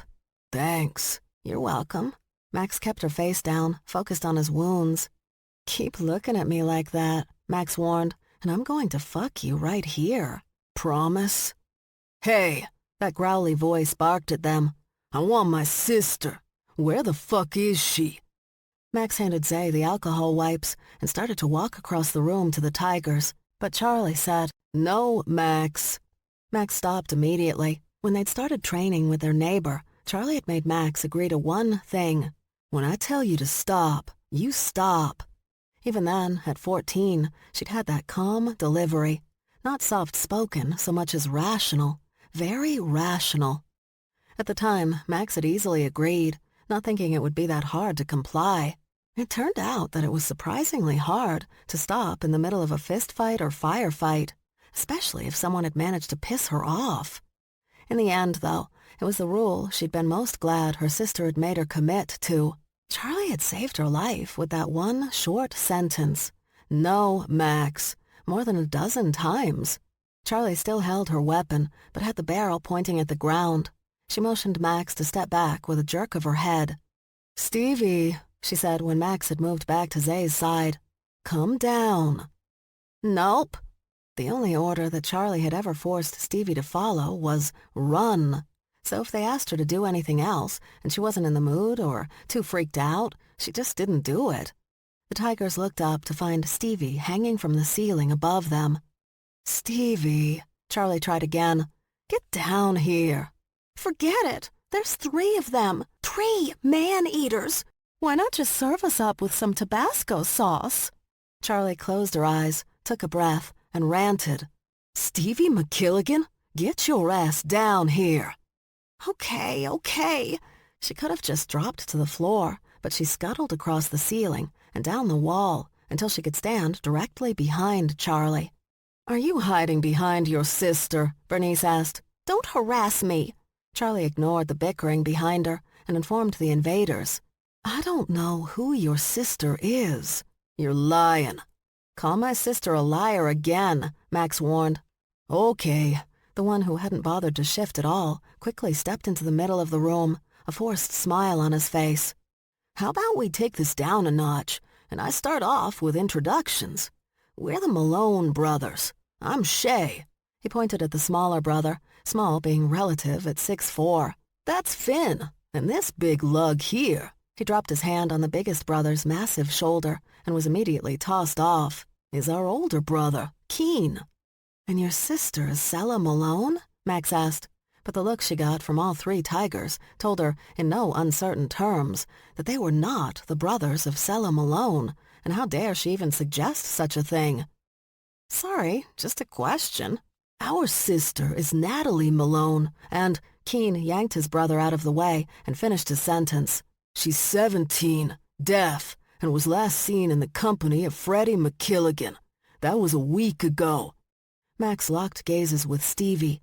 A lifetime of conversation passed in those 2 seconds before Stevie pointed at her unadorned wrist and said, "Look at the time. I need to go get ready. I'm supposed to be doing something with ballet and my music in the city, so yeah, I need to go. Away." Like Max's teammates, Stevie disappeared up the stairs, and Max whispered to Zay, "If I tell you to run, You run." Then she turned and faced her eldest sister. She raised her hands to her chest, palms out, and slowly and carefully moved toward Charlie. "Now, Charlie, I know that's not what you wanted to hear. That's not what anyone wanted to hear. And I'm sure that—" Stevie silently ran back down the stairs with her backpack slung over her shoulder, Max's teammates following behind. She paused long enough to grab their aunt, and as a group, they all quickly rushed toward the kitchen to escape what was about to happen. "I'm sure that we can all discuss this without anyone getting—" Before Max could get out, upset, her sister's roar of rage exploded all around them. The males of Imani's pride had just pushed the cubs out of the kitchen chairs so they could eat the children's eggs and toast. Imani was about to yell at them again and order them not to do that anymore when the entire house shook. The males bolted from the table, one of them roaring, "Earthquake! Run for your lives!" before they all ran outside into the streets. One of her young granddaughters turned to Imani and asked, "Why do the males get to eat first again?" Imani crouched in front of her and answered to the best of her ability, "Because the gods have a terrible sense of humor." Keen Malone knew he was angry. He was proud of his anger. He kept it close to him, tended to it like a lover. But even he had to admit his anger was nothing compared to Charlie McKilligan's rage. For the last 10 minutes, while he'd pressed an ice pack to his abused balls, they'd all stood there while she ranted and screamed and threatened death to the man she still called Dad. At first, he thought it was a performance, something to get him off her old man's back. But as it continued, and her face got redder, and her muscles pulsed, and he was sure her increasing blood pressure was going to make her heart explode, he realized, nope, this was not a performance. This was hatred. He knew hatred, and this was definitely hatred. Keen's hatred and anger were directed at those who had killed his father all those years ago, when he and his brothers were still young. But Charlie McKilligan's hatred and anger were directed right at her father. And if Keen were Freddie McKilligan, he'd be hiding right now. But he couldn't let himself be distracted.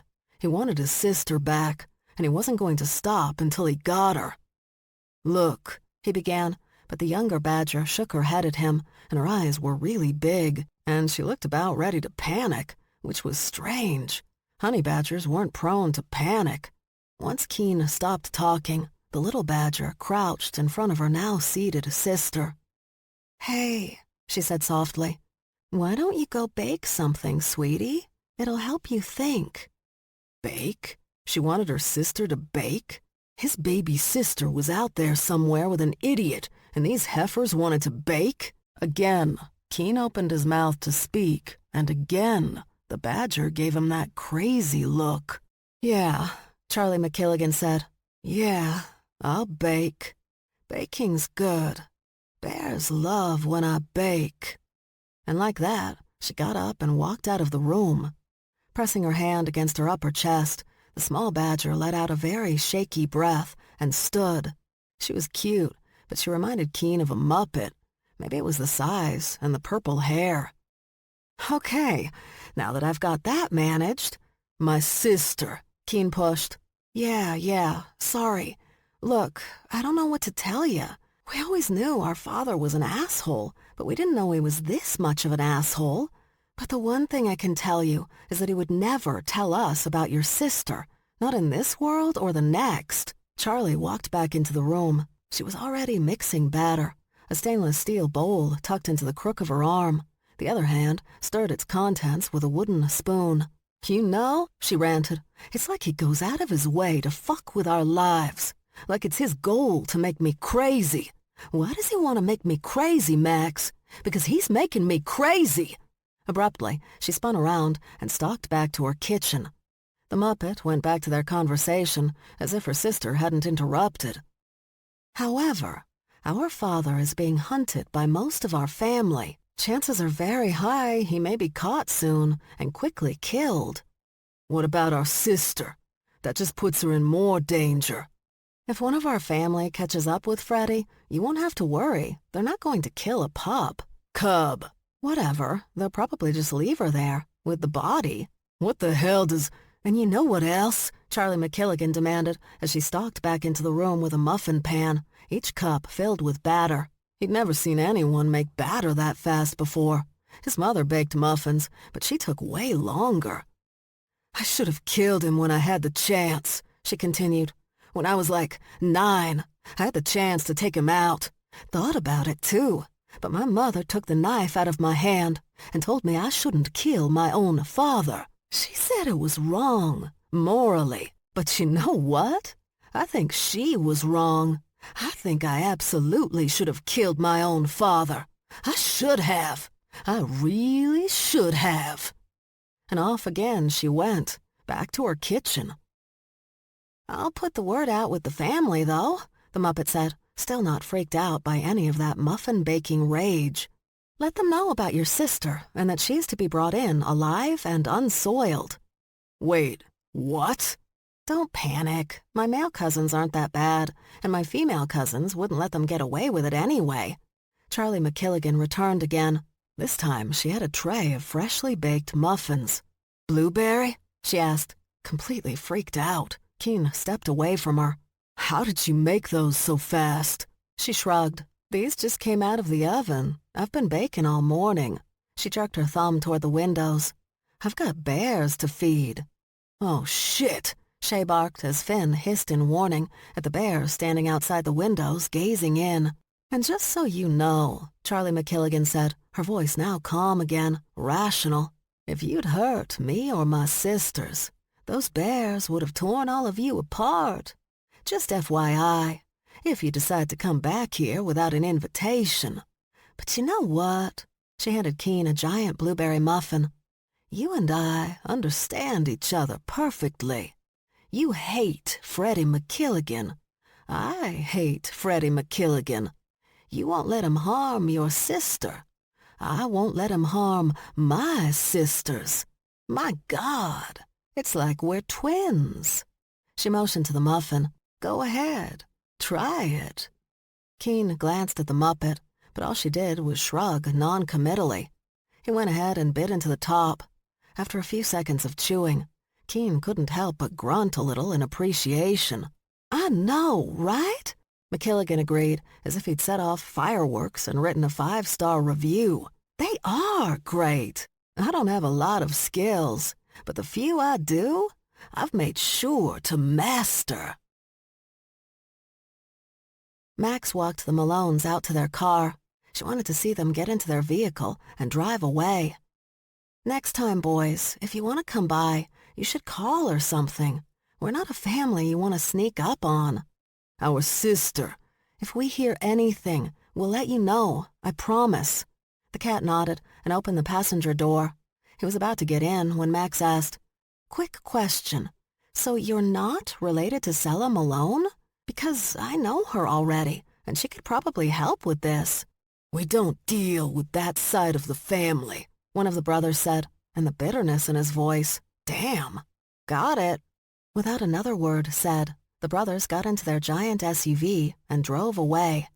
Once they were gone, Max dropped her head back and let the sun warm her face for a bit. It felt like things were spiraling out of control, but she refused to panic. Hey, she said when she sensed Zay standing behind her. Hey, I need to go out. Just grab a set of car keys from the table by the door and go for it. Want to come with me? Max faced him. Where you going? The city to meet with Komatsu? I've got to come up with something to tell her. Thought you could keep me from putting my foot in my mouth about all this. Unless you need to stay here. So I can listen to my big sister rant for the next 4 hours about how shitty our father is because he's now kidnapping underage deaf girls? Which, by the way, I don't want to discuss again. Where's that big bear of hers? Can't he listen to her complain? He's on a job with his triplets, but he'll be back later. Can you wait for me to shower? Sure, I need a shower too. He reached out, and Max's first instinct was to rear back, because when people usually reached out for her, it was to punch her in the face. But she stopped herself in time and Zay placed his hand against her cheek. Big fingers slid along her jaw. His touch was gentle, but she knew from last night that it didn't have to be. "Sorry you had such a shitty start to your day," he murmured, still stroking her face. "Sorry you had to experience the Freddy effect. People come into our orbit, and they are tragically swept into the gravitational pull of his idiocy. Don't sweat it. We've all got family members that make us want to go back in time to destroy that particular bloodline." Max laughed and stepped around Zay, but she stopped and added, "By the way, smaller cats don't usually fuck with bigger ones. It's a tiny matter of survival." "You fucked with them." "Of course I did. I'm not a cat. I'm a fucking honey badger. And by this claw," she held her hand up, "I fucking rule." Chapter 19. Zay walked into Starbucks and saw Komatsu sitting at a table, no doubt nursing one of her herbal teas. "You want anything?" Max asked, motioning to the counter. "Regular coffee," he said. "Okay." She caught his arm before he could move off. "And don't forget that whatever lie you tell is for the safety of others." "Right, I can do this." "You can do this." By the time he was heading directly to her table, Komatsu had already spotted him. Neither of them liked to sit with their backs to the door. Wisely, she'd grabbed a round table that allowed them to sit on either side and monitor the activity around them. Komatsu grinned when she saw him, standing up and giving him a hug. "I'm so glad to see you." "I'm glad to see you too." They sat down opposite each other, and Komatsu's smile instantly faded. "What the fuck's going on?" She practically snarled at him, keeping her voice low so she couldn't be heard by others over the piped-in music. "I thought you were dead. Where have you been all this time? What happened to your phone? And who was that guy who came to David's office and took the report?" "Well, whoever he was," she continued, "he or somebody hacked into my computer and online storage and took all copies of the report. I have no backups. I have nothing. Did you tell them to do that?" "Of course not." "Then what is happening? You better tell me right now." "Hi," Max said, bouncing over to the table with 2 venti coffee cups and a large plate of honey buns. "Can we help you?" Komatsu asked. Max's smile never wavered. "Nope." She put a coffee in front of Zay, pulled a chair over, and sat close to him. She pushed the plate sort of in the middle of the table and offered, "Honey bun?" Confused and pissed, Komatsu sat back in her chair. "No." "Zay?" He shook his head. "Cool, all for me." She dragged the plate close again and dove into those things as if she hadn't had 2 of her sister's giant blueberry muffins in the car. "So what are we talking about?" she asked around a mouthful of bun. Ruth Barton walked down the street with her friends, she-bears she'd known for years, since she'd moved into the neighborhood with her husband and 4 cubs. Of course, that was 20 years ago, and times had changed. Nothing she couldn't handle, though. Her kind were survivors, after all. Thinking about changing times, she stopped in front of what everyone in their little neighborhood now called the Honey Badger House. She wasn't a fan of badgers, mostly because they ate her honey. She and her husband had hives, and since these badgers had moved in, these hives had been raided more than once. It was annoying. But any time she complained, her husband insisted, "But have you tried that oldest one's honey buns?" She had, and he was right. So for now, she kept her mouth shut. But still, stay out of her hives. After letting out a grunt that had her friends chuckling, she unlocked the gate in the picket fence and stepped into the front yard. The oldest badger was sitting on the porch steps, so Ruth didn't have to knock on the door or go into the house. She could simply drop off the tray that her husband had taken when he'd brought home a dozen honey velvet cupcakes from the party the night before. It had turned into his breakfast. "I wanted to return this to you," she said. "Thanks, Mrs. Barton," the badger said, taking the tray and setting it down next to her. Then nothing, which was strange, because usually when Ruth dropped off trays from her hubby, Charlie had something to complain about. Not to Ruth, or even about Ruth, but just complaining about everything in her life. Something about her allergies, something about her father being a worthless piece of crap, or just about the weather. One time she simply blurted out, "The sky looks weird, right?" But now, sitting on her front porch, she wasn't saying anything, just sitting. Ruth began to walk away, but it just didn't feel right. So, grudgingly, she asked, "Is something wrong?" "I'm fine." But Ruth had raised 4 cubs into 4 strong sub-adults, and she knew when those sub-adults were upset. That's what she saw right now. "Are you sure? Because it seems like something is definitely wrong. Do you want to talk about it?" "No, I'm... Charlie took in a ragged breath. "I'm not fine," she exploded, before bursting into hysterical, savage tears. Komatsu crossed her arms over her chest, crossed one leg over the other, pursed her lips, and stared at Zay. He knew that look. It was not a good look. He took a moment to recall the lie that he'd worked out with Max during the drive over here. He didn't want to get any of it wrong or leave any holes. If he left holes, Komatsu would tear the entire thing down. But his pause must have been too long, because Komatsu moved her gaze to Max and said, "He was telling me where he's been all this time, and what's been going on." Zay cleared his throat.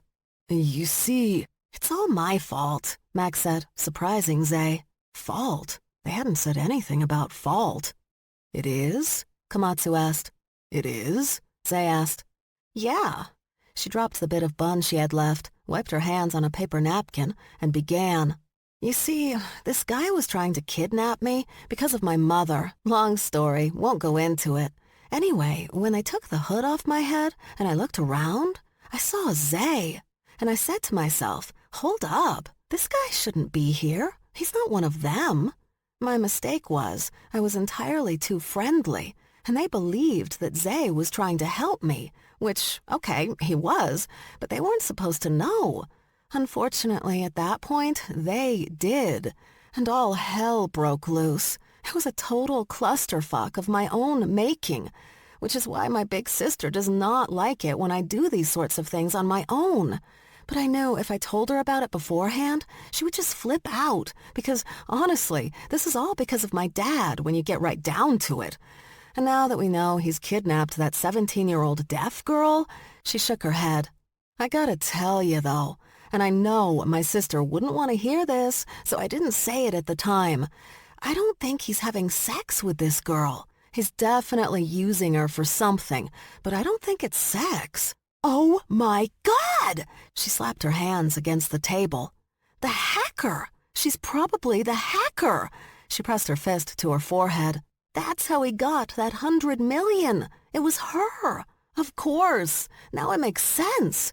We all knew he was too stupid to do it himself, so it must have been this girl. And really, the best thing I can say about my dad is that the one thing he's not going to go to prison for is being a disgusting weirdo. Sadly, not because he has a moral high ground, but because he doesn't want to get his ass kicked in general pop.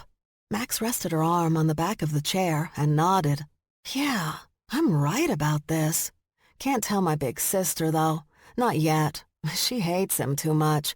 She won't want to hear it. She'll just think I'm making excuses for him. But I don't make excuses for my dad.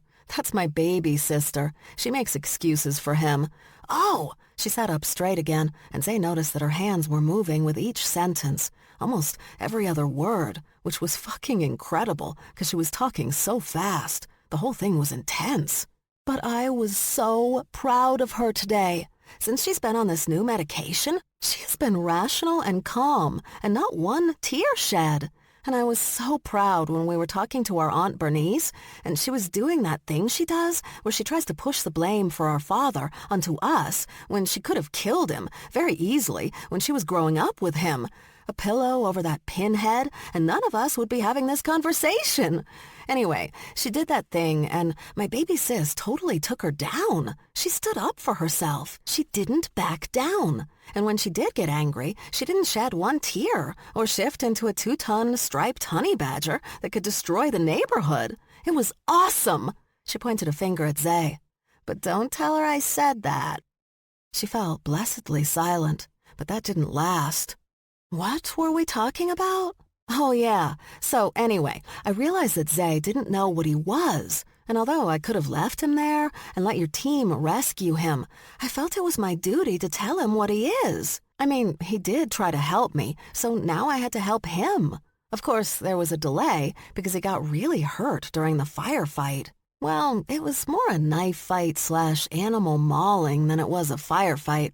But anyway, he was really hurt, but I knew he'd be fine in a couple of days. Even with that traumatic brain injury, I knew he'd be right as rain in no more than 3 days. And then, once he was back on his feet, I would be able to tell him, "Dude, you're a big black cat." But of course, he didn't believe me. So I had to prove it to him, and that took some time. And then he had that setback and tried to eat that bear cub, and the bears all wanted him dead. But my sister fixed that by making honey buns for them for the next week or so, and that usually works great. At least with the grizzlies and black bears. The polar bears, it helps if she uses more whale blubber, but she hates working with whale blubber. She does, however, enjoy working with bamboo for the pandas. Max looked back and forth between Zay and Komatsu, and finally ended with, "And here we are. Anything else you need to know?" Komatsu pushed her chair back and stood. "Can I talk to you outside, please?" she asked Zay. "Yeah, sure." She stalked out of the Starbucks, and Zay gawked at Max. "What?" Max asked with a shrug. He didn't even answer her, just went outside, wondering who in Starbucks would be the first to call the cops. Once Zay and his team leader were gone, Max looked at the people staring at her, including the baristas behind the counter. As they stared, she spread her arms wide, and, as one, the entire room burst into a standing ovation. Thank you," she said to her fellow shifters, the only customers in the establishment. "I love you all." "I don't know what the fuck that was." Komatsu laid into him as soon as he reached her. "And I don't care. But if you wanted to leave the job, all you had to do was tell me." "I never said I—" She stalked off, and Zay had to jog a little to catch up to her. "I don't know what that embarrassing performance was about, but if she is a tenth of the crazy she seems to be, then the last thing you should be doing is fucking her. I'm not— I don't care. She's mentally ill. Get her help." She stopped. "What is she? The boss's daughter or something? Did he ask you to protect her?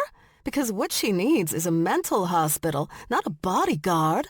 "You don't understand. She's—" Komatsu threw up her hands. "I can't listen to this anymore. I can't." She turned and stalked off again. I can't. I'll call you some other time. Just let me know if you want in on any jobs, but if not, I just can't." Then she was gone. Zay turned to head back, but Max was already standing behind him. "See?" she said. "They can't accept the truth."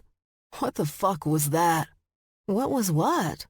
Zay took a moment to get control, because he wanted to yell. He wanted to yell so badly. But the thing he was starting to learn about Max was that although it might look as if she was doing random shit, she never really was. Even if the plan was made up between one breath and the next, she still always had a plan. When he knew he had control, he said, "I thought we were going to lie to her. I was repeatedly told by you and everyone else I've met in the last few days that the truth could only hurt everyone, and I needed to lie and lie and lie again." Max nodded. "Yeah, you need to lie. But you didn't lie. You didn't lie at all." "I know. That was okay, though." "How was that okay?" She looked at her phone, and he felt the urge to grab it from her and toss it into the middle of the street. But then she took his hand and began walking in the opposite direction, tucking her phone into the back of her jeans. "See," Max explained, The plan was to lie, and that was a very good plan. It was a safe plan. And right now, you need safe plans, at least until you get your feet under you and you can figure all this shit out without too much worry. Okay. But I've been doing this sort of thing my entire life, and sometimes the truth is perfect, because no one fucking believes the truth. You saw her face, right? She didn't believe anything I said. She thinks I'm insane. It's perfect. But everyone in Starbucks is one of us. What? Yeah.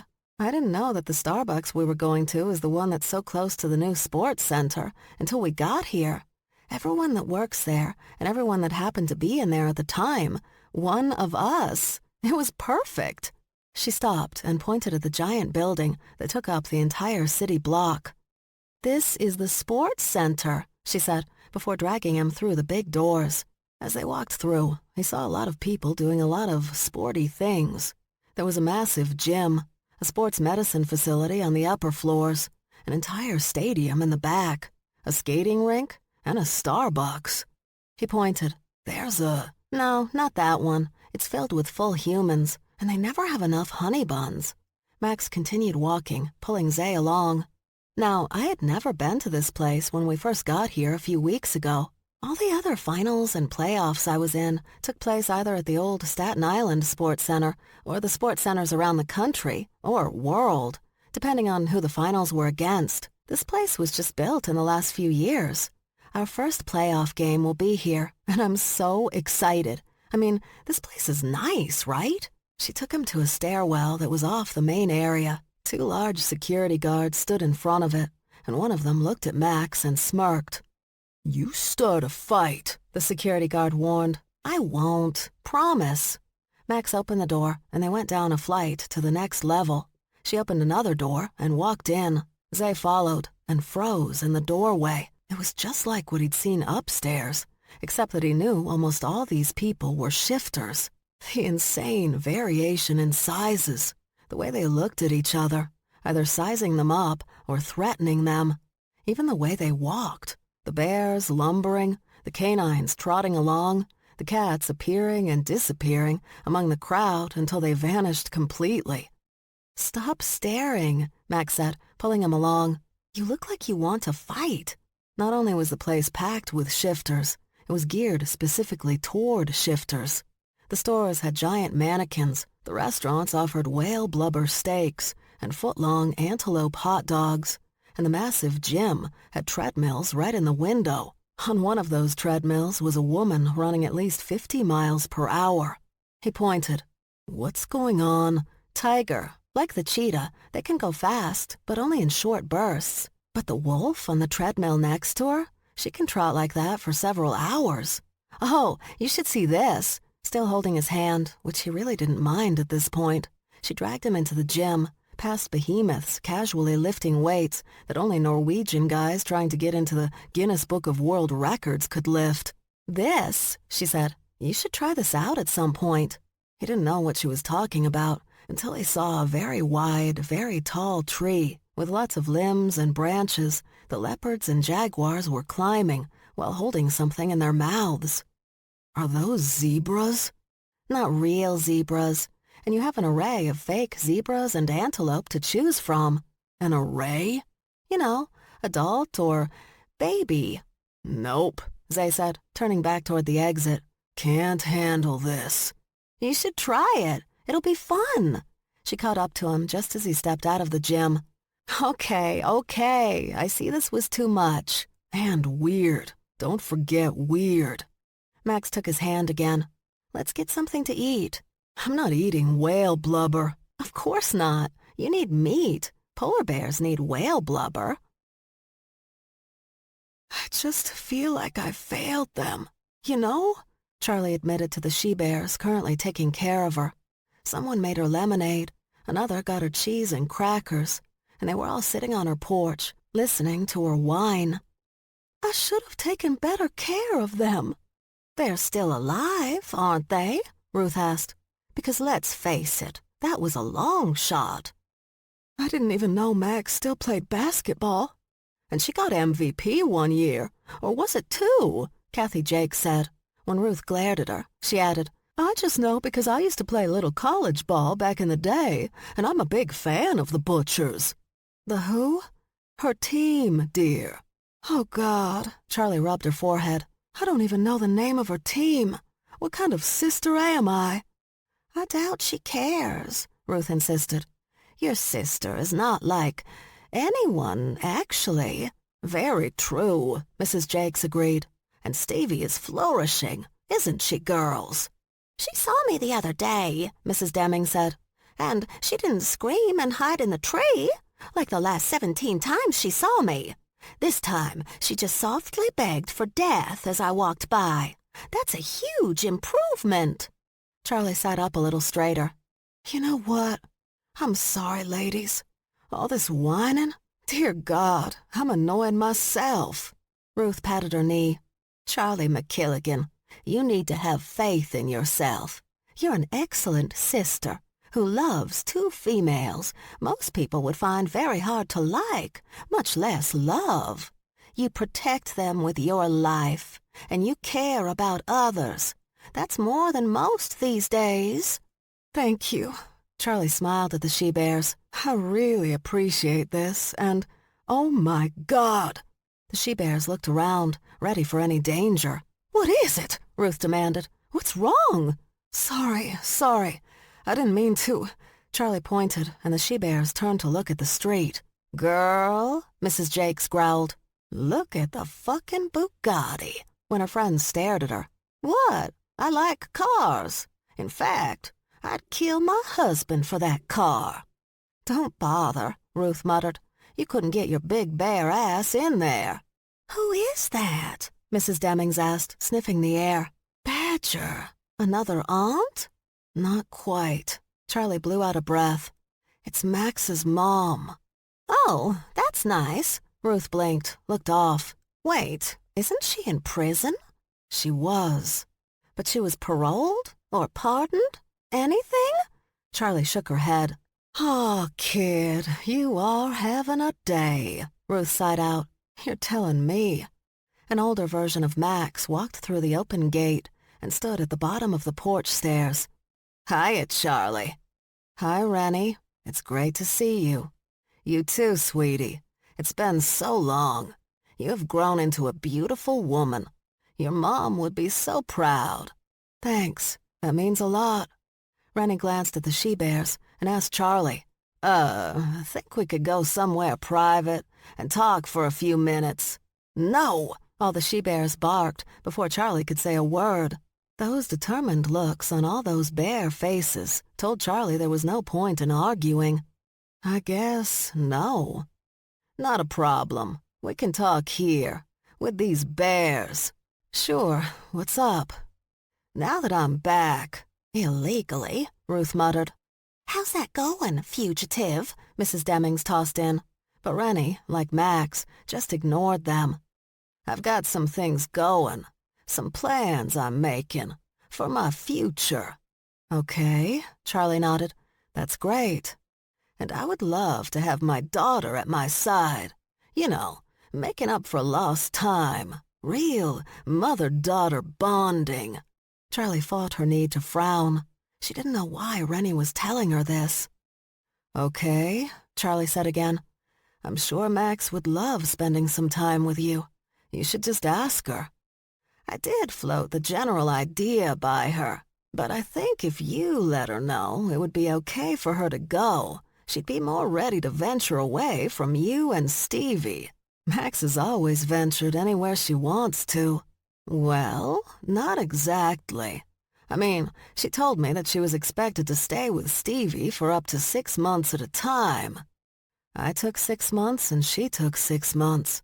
It's what we had to do to keep our sister safe from the idiot our mothers had insisted on fucking. Charlie knew she was getting pissed, so she forced herself to calm down. What I mean is, we came to an agreement. I didn't force her. No, of course not. Sure. But I think she felt she, owed you. Anger. Why? Because my mother and then my grandfather took her in when the Yangs wanted nothing to do with her And you were too busy being locked up in prison because you listened to fucking Freddie McKilligan?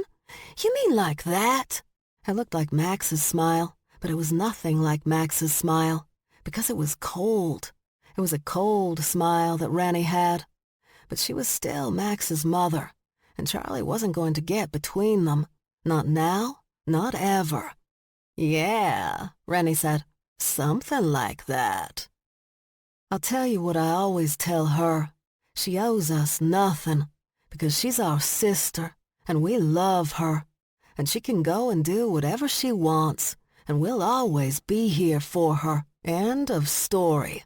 Sweetie, that's perfect. Now, if you could just tell her that directly. Wait a minute, Ruth cut in. Do you want Charlie to pressure Max to go with you? Of course not.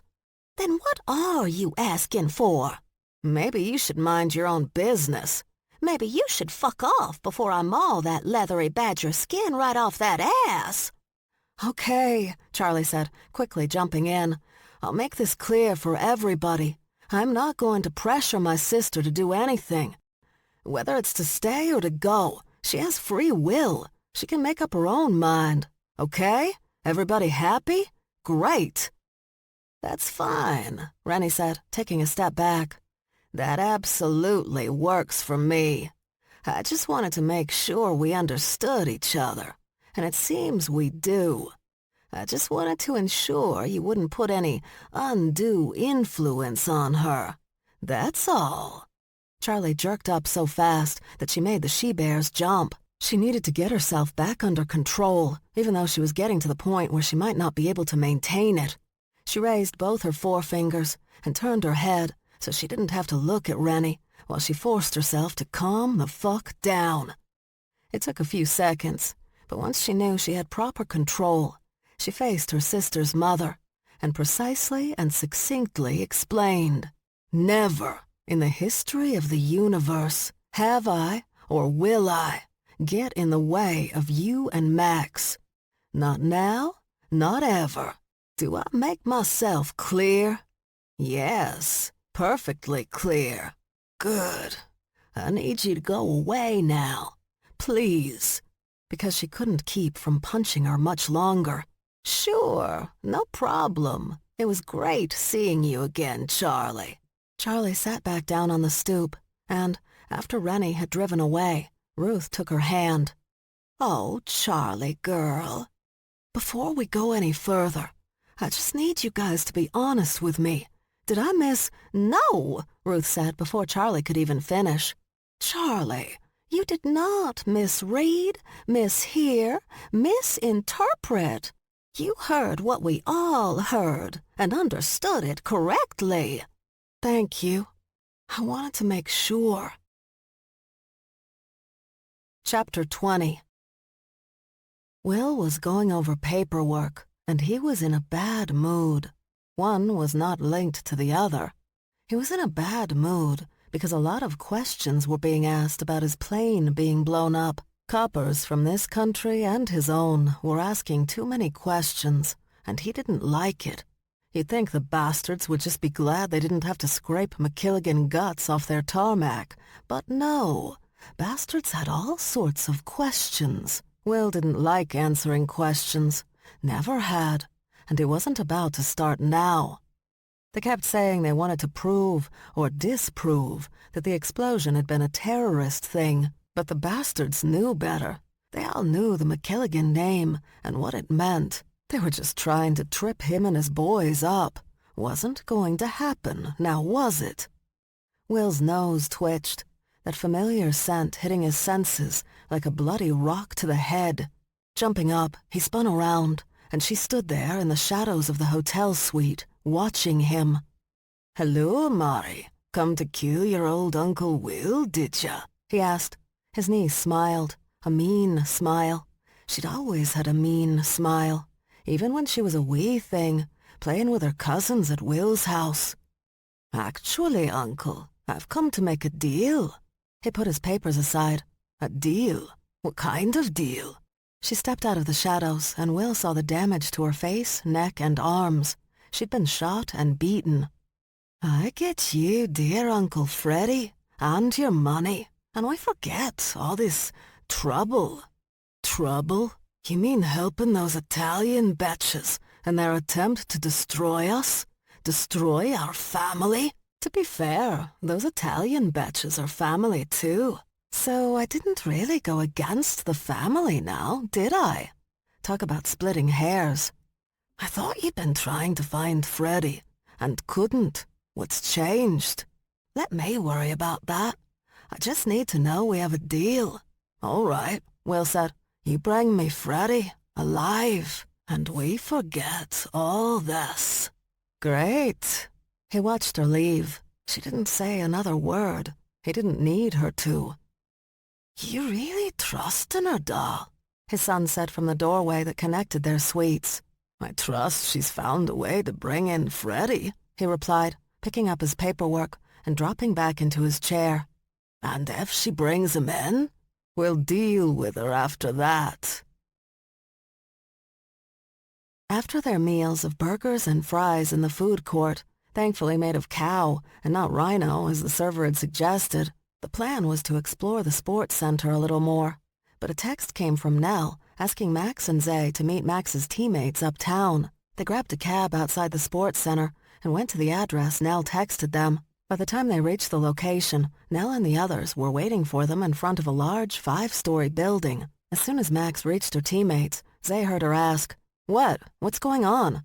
"We need to get in there," Nell replied, gesturing to the building. "But they won't let us in." "Who won't let you in?" "The fucking cats." She glanced at Zay.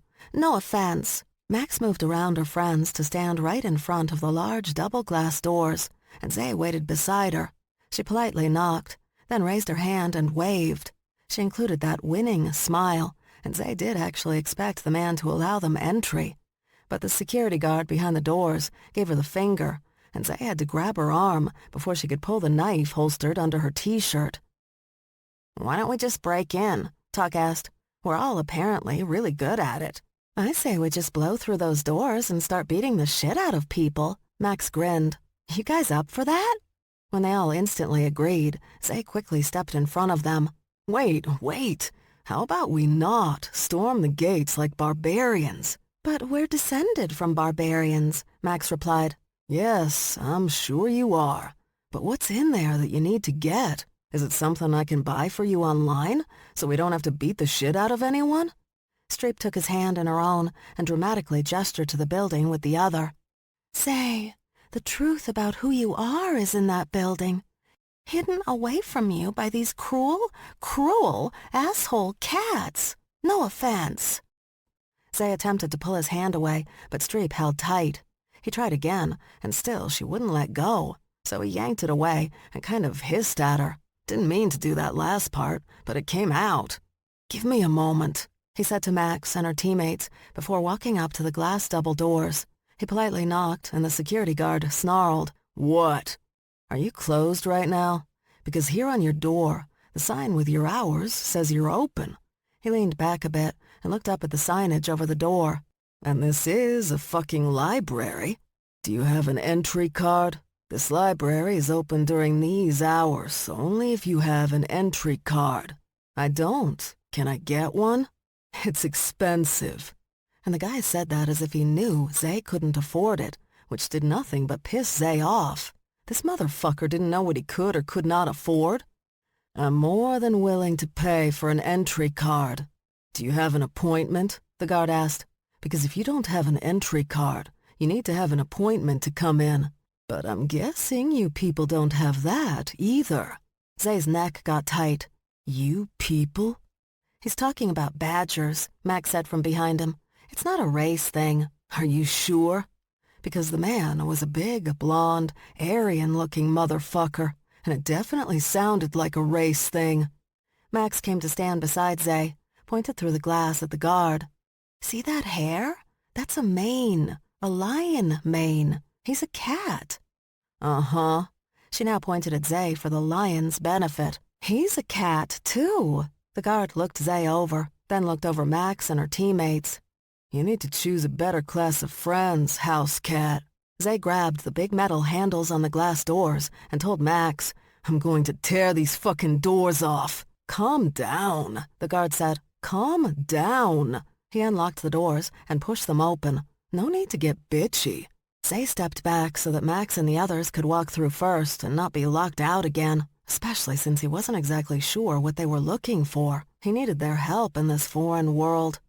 Once the ladies were inside, he followed, matching the guard glare for glare until he turned the corner to enter the main room. "You're responsible for your friends," the guard yelled after them. "They steal anything, bucko. It's on." "Bucko?" Zay snarled, turning around, but Max grabbed his arm and pulled him away. What an asshole. Lion males vary. Some are great. I know a few I'd just love to hang with. Others? You want to throw them from a very high building, head first. If you really want to get them, though, Nell said softly, go for the hair. They've got such a fucking thing about their hair. Walking into the main floor, Zay felt like he was definitely in a snobby library with a lot of snobby people working in it. These were not the helpful librarians he remembered from his grade school days, like Mrs. Juanita and Miss Franny. Those two ladies didn't have much to work with at his old public school, but they did their best, and they did it with a smile, when the kids weren't going out of their way to make their lives hell.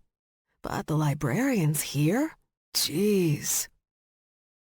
They went to the counter, where 2 males and 1 female ignored them, and continued to ignore them, until Talk banged her fists on the wood and yelled, 2 minutes is too long to be standing here waiting. Quiet, rodent, a male cheetah snapped. The cats here are attempting to expand their knowledge, something that you should try.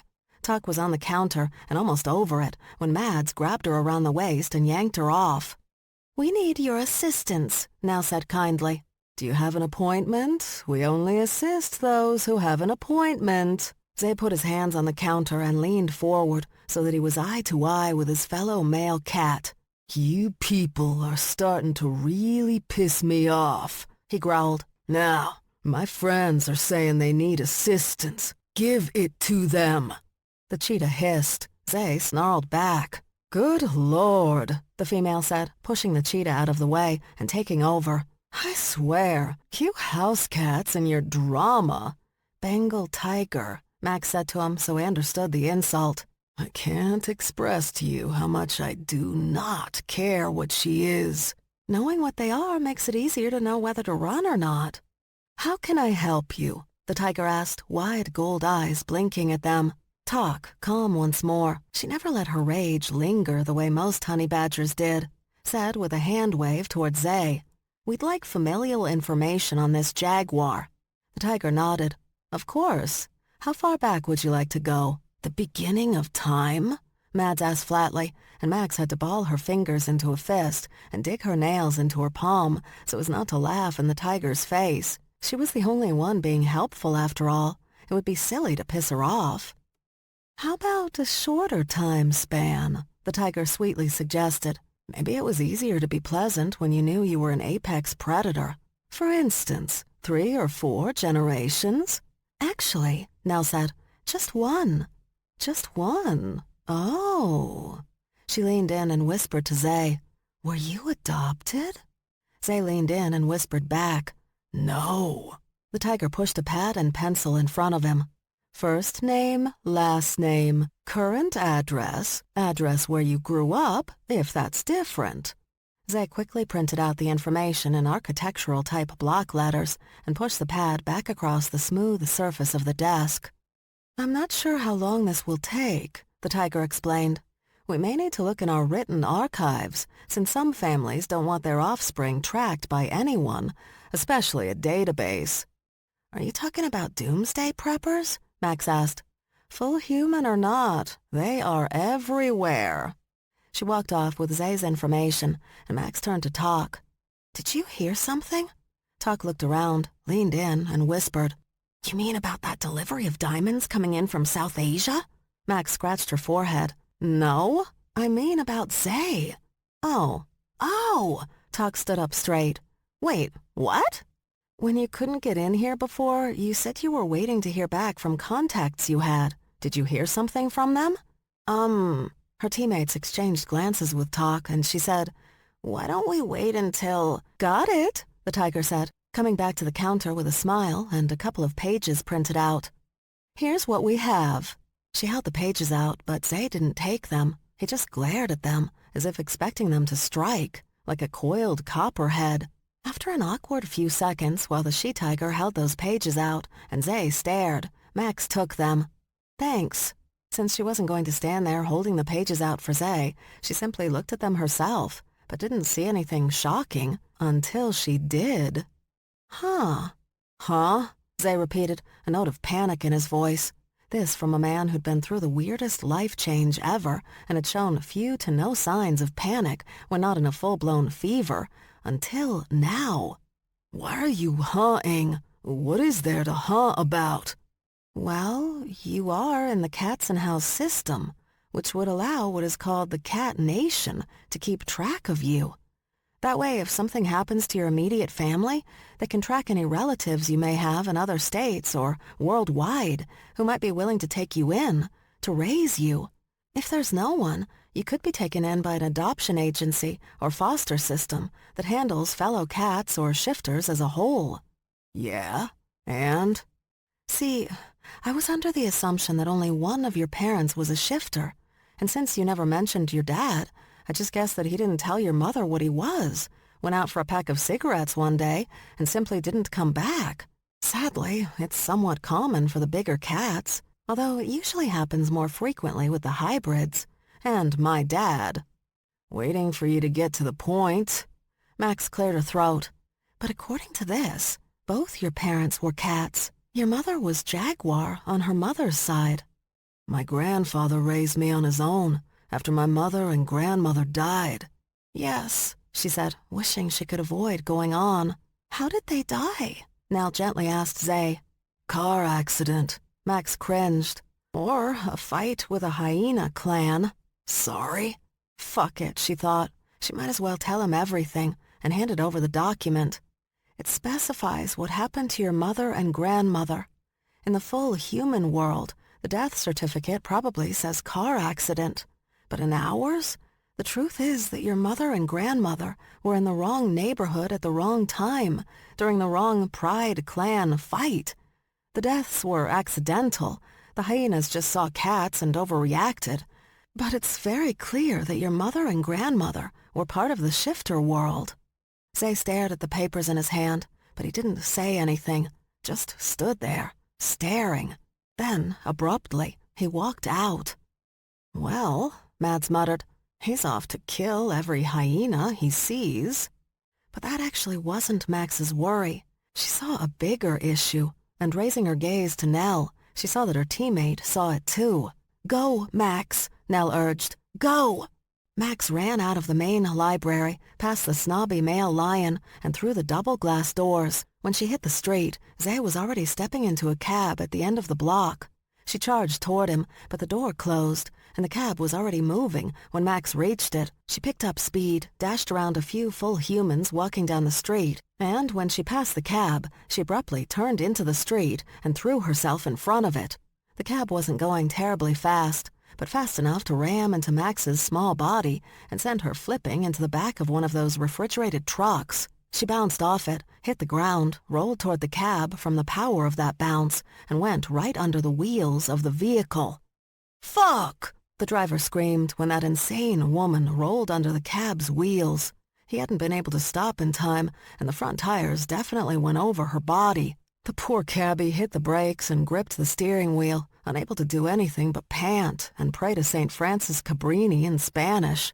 After a few seconds, shaking and beginning to sob in despair, the cabbie opened his door to step out, but Zay leaned forward, reaching his arm through the opening in the protective glass, and caught the man by his shoulder. "Hold on 1 second," he suggested. "But—" "I'm fine," Max said, appearing by the poor driver's passenger side window and waving with that happy smile on her face. Not surprisingly, the cabbie screamed in terror at the sight of her. A few days ago, Zay would have done the same.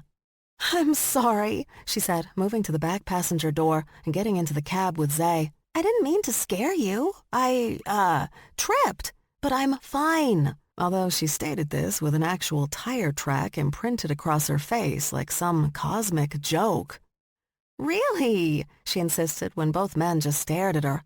"I promise, I'm A-okay." She gave the thumbs up with both hands, as if that gesture alone would fix everything. It didn't. So Zay told the cabbie, "It's fine, just go." The cabbie got back into the vehicle, wiped his eyes, and blew his nose with some tissue, then drove on. Zay rested back in the seat and gazed out the window, not in the mood to talk to anyone. He had too much on his mind. Thankfully, Max seemed to sense that, and she didn't try to engage him in conversation, nor go on and on about some other weird shifter factoid. She didn't do any of that. She just sat on her side of the cab and gazed out her own window. But halfway through their trip, Zay felt her hand cover his. A simple, quiet gesture he appreciated more than he could say. He turned his hand over and interlaced his fingers with hers. And that's how they stayed for the rest of the journey. Dale Malone closed the video chat, slipped his tablet back into his desk drawer, and pulled out his chemistry books. But as he sat there, trying to focus on his work so that when he started college in a few weeks, he'd be ahead of everyone else, he knew he wasn't alone. Even worse, he knew they'd been standing there for a while. He turned his office chair around and faced two of his brothers. "Do we have to tell Keen?" he asked, because Keen was the one he was worried about. Keen was the eldest, the toughest, the angriest. Not that he didn't have a reason to be angry. He did. None of that, however, made him pleasant to be around, especially for Dale, who was the youngest of the Malones. Actually, Dale was simply the youngest male. His sister, Natalie, was a year younger than he, but, of course, she got treated like a princess by everyone else. Not because she was deaf, either. To the immediate family, her being deaf simply meant she couldn't hear. Like some people were born with blue eyes and others with brown. Some people were born deaf and some were born hearing. And if you really wanted to get into a fight with the black Malones, as the other Malones insisted on calling them, all you had to do was suggest that their baby sister's deafness was some kind of defect or disability. It wasn't, not for her or for them. Their older brothers, however, continued to protect her like a weak doe in the woods because they insisted on believing that she was as sweet and innocent as the day she'd been born. To quote his brother Shay, "A victim waiting to happen." And in the Malone brothers' collective mind, and Dale wasn't considered a Malone brother because he was too young, too naive, and too fucking stupid, according to Keen. Their sister was currently a victim. A poor, sad, kidnap victim taken by some disgusting older man.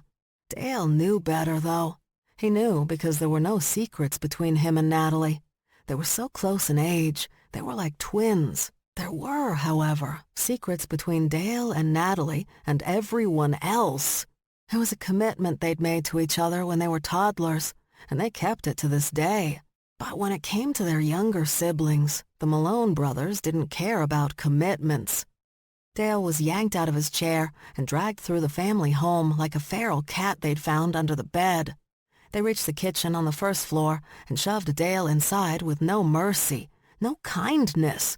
Why was he always so mistreated? "Tell him," Finn ordered when Dale came to a stumbling stop in front of a feeding Keen. His eldest brother was hunkered over a big bowl of Irish stew their mother had made them, big arms resting on the wood table, black hair nearly hiding those disturbing gold eyes that never seemed to miss a goddamn thing. "Tell him," Finn said again. "I don't think there's really anything to—" Shay bumped him in the back, shoving him forward. "Tell him!" Dale cleared his throat. "The thing is," he began, "I promised her." Before he could finish, Keen turned his head and locked that cold, merciless gold gaze on Dale, his mouth moving as he very slowly chewed his food. It shouldn't freak out Dale as much as it did. It wasn't as if he hadn't been in this situation many times before, but there was just something about the way his brother did that, while staring at him, that made Dale want to make a run for it. And even though he really couldn't see his brother's eyes, it didn't matter. He could feel them. Dale swallowed and said, "Okay, before everyone gets hysterical, she's fine. She realizes she made a mistake, and she's going to come home soon. She just wants to fix a few things before she does. I tried to talk her out of it, but you know how she is once she makes up her mind. She's just like you, Keen. But she is okay. I just talked to her." Keen stopped chewing. He swallowed. He kept staring. "What?" Dale finally asked when the staring kept going and going. "How long have you known where she is?" Finn asked. "I actually don't know where she is. She's been on the move, constantly. But you've been in touch with her all this time, and didn't say a word to anyone? Even Mom? She really wanted to do this on her own without you guys. Your 17-year-old baby sister wanted to do this on her own, and you think that's not a problem? I don't know why you're all mad at me. I didn't do anything. She did it. And you guys were the ones who went after the McKilligan sisters, which is probably why she thinks she has something to fix. Again, not something I was remotely involved in, so I don't see why everyone is all, ow, ow, ow, ow. Shay, gripping Dale's shoulder and squeezing, nearly crushing it with his goddamn tiger grip, leaned down and reminded him, "Until you have your own growth spurt, short stuff, and your fangs fully come in, you may want to just tell Keen what he wants to know. I'm telling you what I know. I don't know what she's up to. I didn't know she'd be going, and I'm not exactly sure when she'll be back. She just told me she would be coming home soon, and that she was completely fine. That's all I know." Keen continued to stare at Dale for another full 2 minutes. Really, it was 2 minutes. He counted. And Dale forced himself not to look away, not to avert his eyes. He forced himself not to do anything, because he knew his brother would see that as a sign that Dale was lying. And if he thought Dale was lying, this thing could go on for the next 24 hours. So Dale kept his gaze steady and waited. Finally, after what seemed like a lifetime, Keen returned his gaze to what was directly in front of him, spooned more Irish stew into his mouth, and chewed, slowly, methodically. Finn put his arm over Dale's shoulder and walked with him back to the stairs. "Next time you hear from her, tell us right away, so that we don't have to worry about lying to our mother when we tell her that you're not buried in the backyard. Understand? That you're threatening your own brother with death because our sister is always more important than I will ever be? Is that what I'm supposed to understand?" "Yes," Finn nodded and smiled at Shay. "Is it me, or do you think the kid finally gets it?" Chapter 21. Xavier Vargas opened his front door and found his grandson standing there, filling up that door frame as he always had, since the time he was 14. He wasn't alone today, though. For the first time since high school, he'd brought a girl home. Some Chinese girl, with purple hair and sneakers that matched. She didn't even reach Zay's shoulder, she was so short. "What are you doing here?" he asked. "We need to talk," Zay said, pushing his way past Xavier and entering the apartment they'd called home the kid's entire life. "About what?" he asked, closing the door. He started to follow Zay, but a knock at the door had him opening it again. The purple-haired girl stood there. She gestured towards Zay. "I'm kinda with him." "Then get in here," he told her, and waited until Her Majesty made her grand entrance. He pointed to the room he used as his living room and office. Yeah, the apartment was small, but it was better than what he used to have growing up. Xavier went to his kitchen, took 3 bottles of beer out of the refrigerator, and grabbed an opener from the drawer, then took the extremely short jaunt to the living room, which was about 2 inches away from the kitchen, although a wall did separate them, which was nice and a feature not everyone in the building had. He handed out the beers and took the top off his grandson's, then his own, and was about to do the same for the girl, but she had already used her teeth to remove the cap. Deciding not to focus on that bit of tacky for longer than was necessary, Xavier faced his grandson. Zay began to speak, but Xavier stopped him. "Do you know what we have to do first?" he reminded his grandson. With that damn eye roll, Zay touched the top of his beer bottle to Xavier's, then to the girl's. Xavier followed suit. She seemed to enjoy that bit of politeness Xavier insisted upon, grinning like a happy idiot before downing some of her beer. "It's American beer," he told her when she grimaced a little after swallowing. "None of that fancy foreign shit in my house." He looked at his grandson. "So what do you want?" "Wow," the girl said. "You two are not friendly to each other. Is this the typical dynamic between you? Because I love my Pop-Pop. He's the greatest guy, so sweet and funny and—" "Stop talking," Zay ordered. "Okay." She wandered away, going to the bookcase that took up the entire wall that separated the living room from what Xavier still considered to be Zay's bedroom. She studied the titles of the many books there, books he'd been collecting, when he could afford to, since he was a child. "How could you not tell me?" Zay asked. "Tell you what?" Xavier asked. "Don't try that bullshit with me, old man. You know exactly what the fuck I'm talking about." Xavier stepped into his grandson. "Listen to me, you little shit. You might be 10 feet taller than me and wider than this apartment, but talk to me like that again, and I will put you down." "You know what would be nice right now?" the girl suddenly said, quickly stepping between Xavier and his grandson. "Chili. Chili would be so nice right about now. You see, my sister's mother, we're half-sisters, so I'm not being weird by calling her my sister's mother. She used to say that so many problems could be easily rectified if people just sat down over a big meal and talked to each other. She used to say that World War II would have never happened if—" she took a moment to swallow at this bit. "Hitler, Stalin, Roosevelt, and all the rest actually sat around a big table and talked over a delightful meal of beer and chili. I'm not sure I agree with her," she added. Hitler seemed pretty determined, but, you know, the general spirit of what she was saying is true, especially when dealing with family. So why don't I see what you have in your refrigerator, and maybe I can whip up something we can eat while calmly and rationally discussing all this, like the loving family you are. How does that sound?" Xavier looked up at his towering grandson, and his grandson glowered down at him. Yeah, Xavier didn't think that would really work. Max wasn't exactly surprised when the two men exploded into a Spanish-language argument that left her in the dark. She had taken Spanish when she was in high school, but to be honest, even if she'd lived in Spain for the last 20 years, she wasn't sure she'd understand a word these two were saying. Not with the yelling and the speed at which they were yelling those words. She'd known this might happen.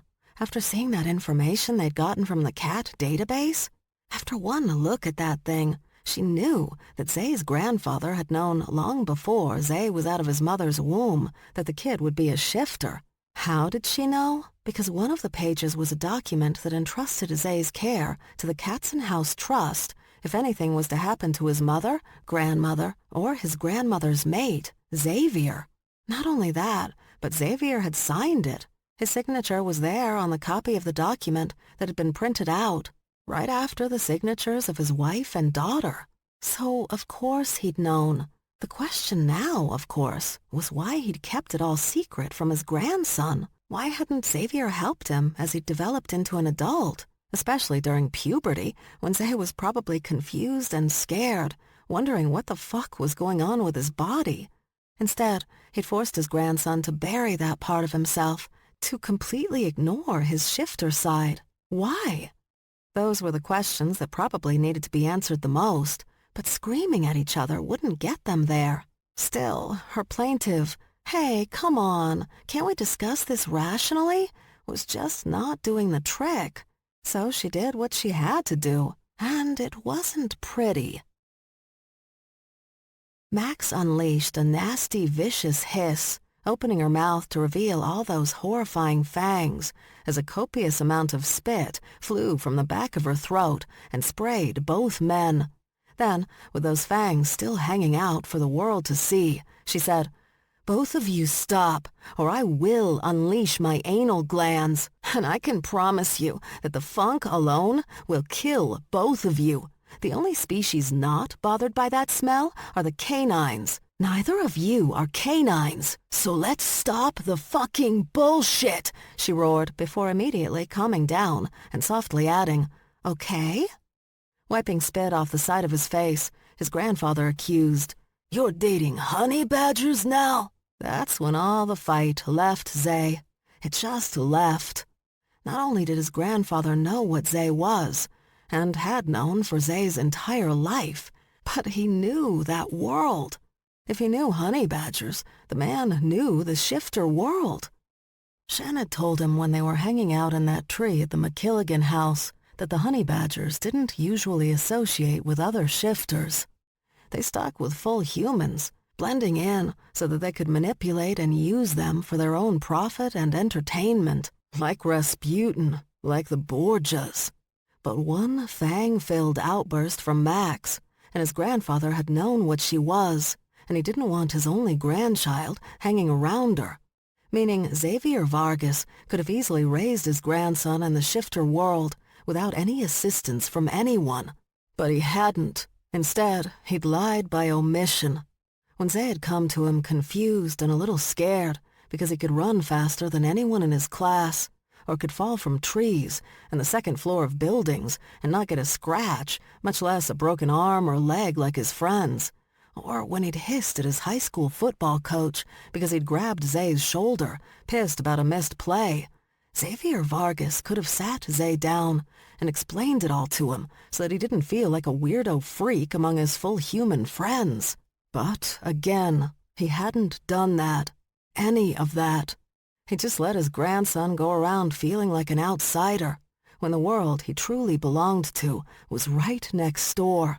A world that Xavier understood and seemed to be more a part of than any full human who had fallen hopelessly in love with a cat or dog or bear.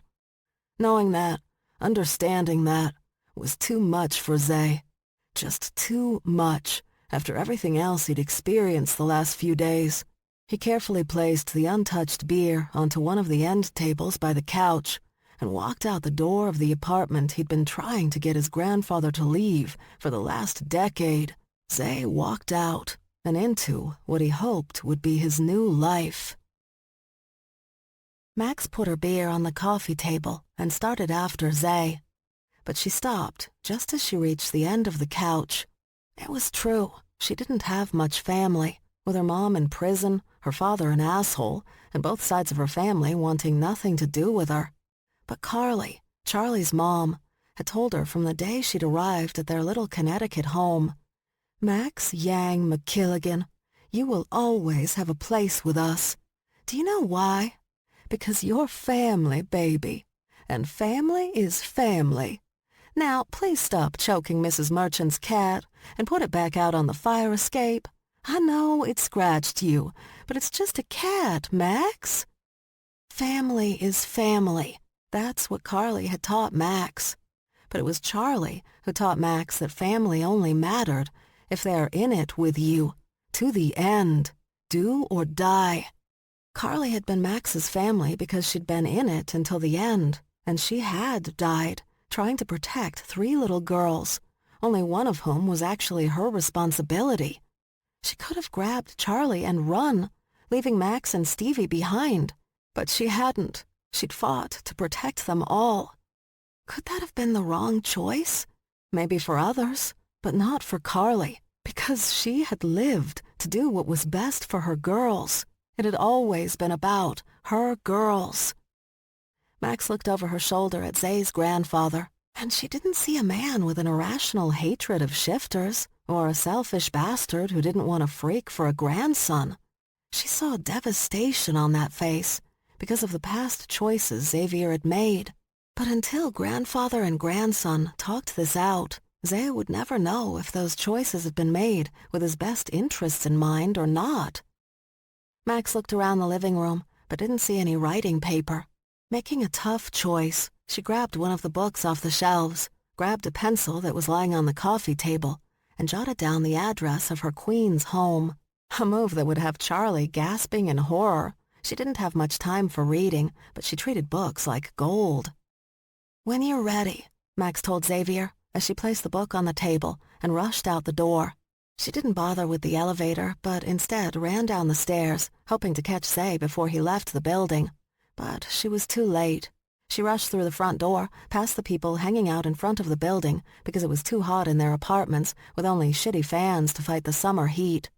A few men whistled at her or made comments, but when she looked directly at them, they all quickly turned away.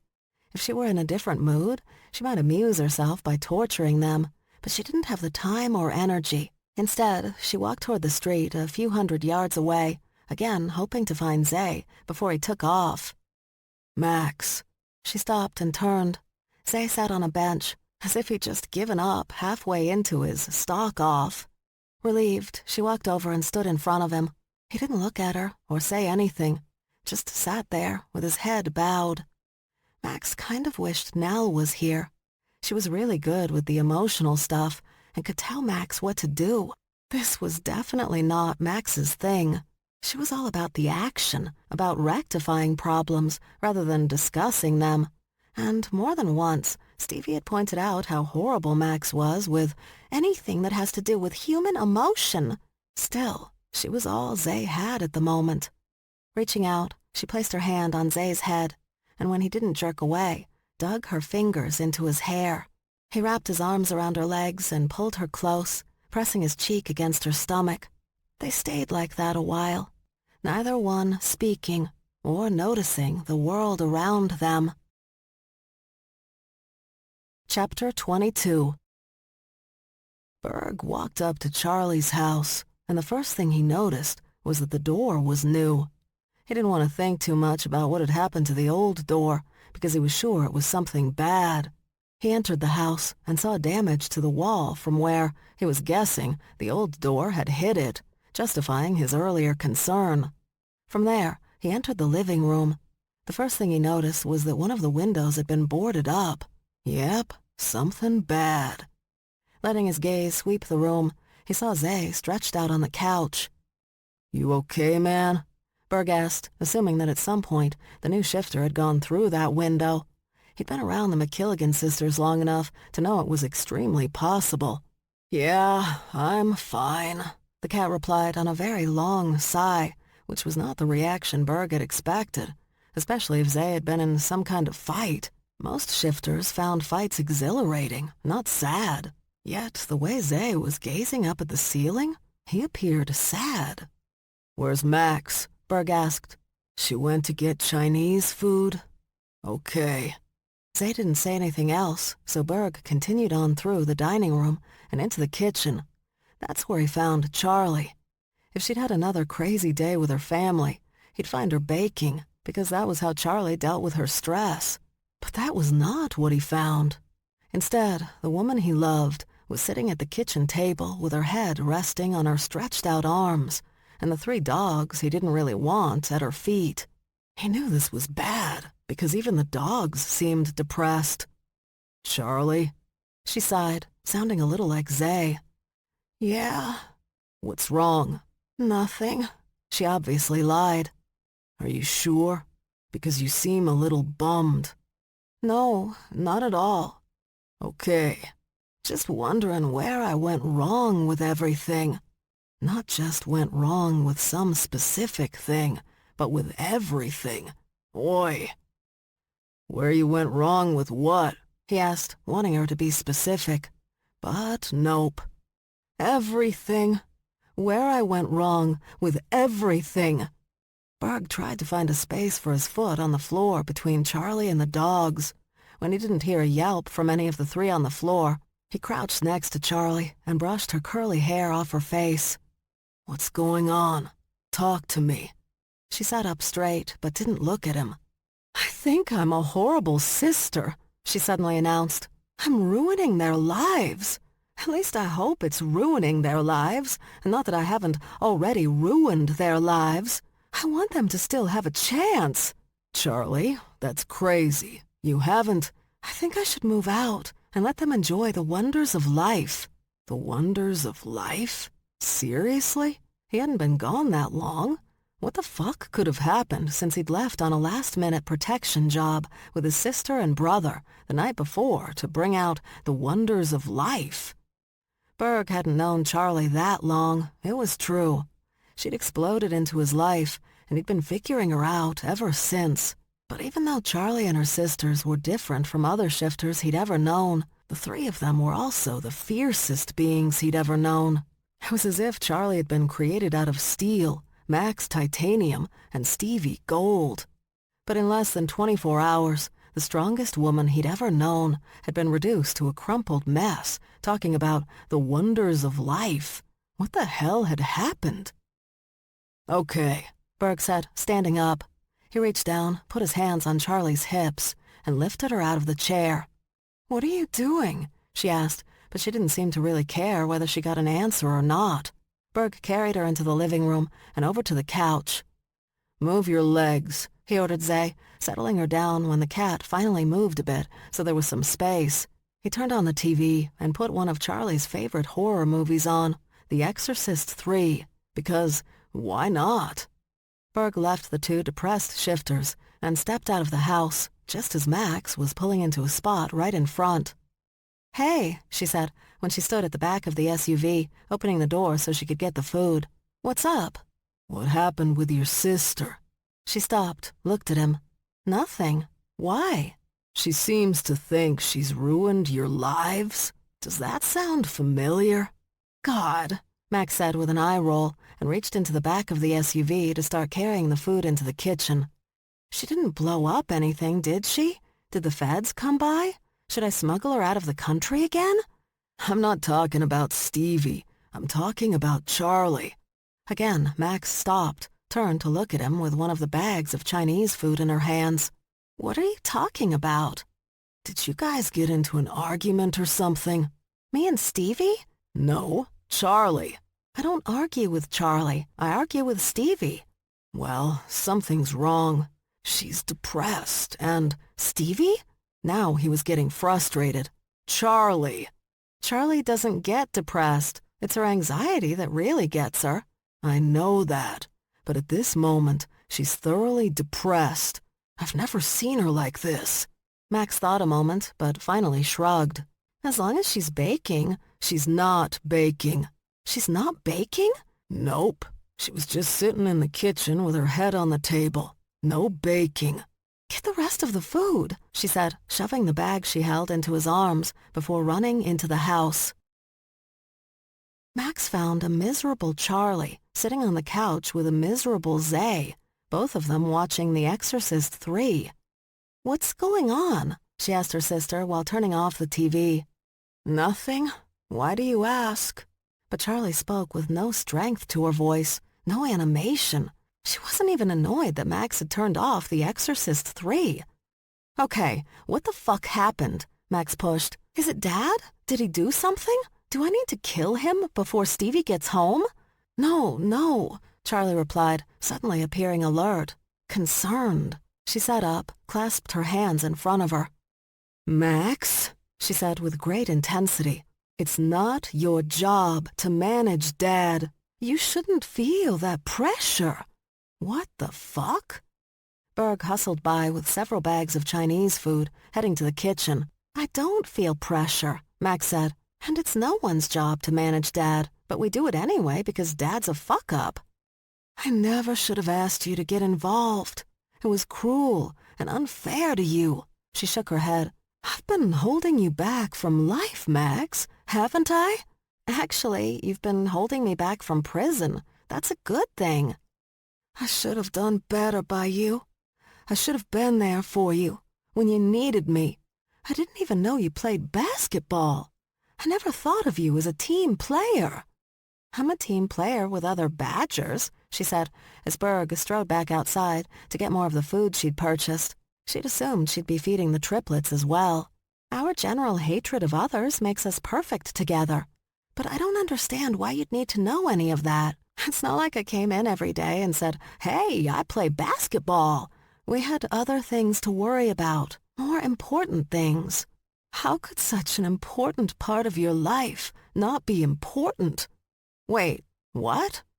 It's like I turned you into some sort of cult member who blindly followed me around as I ordered you to drink the Kool-Aid.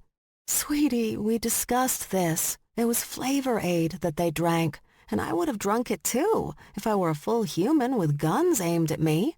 It wasn't like they had a lot of choices. I, however, have many choices. Do you, though? Charlie asked in a tone Max hadn't heard in more than a decade.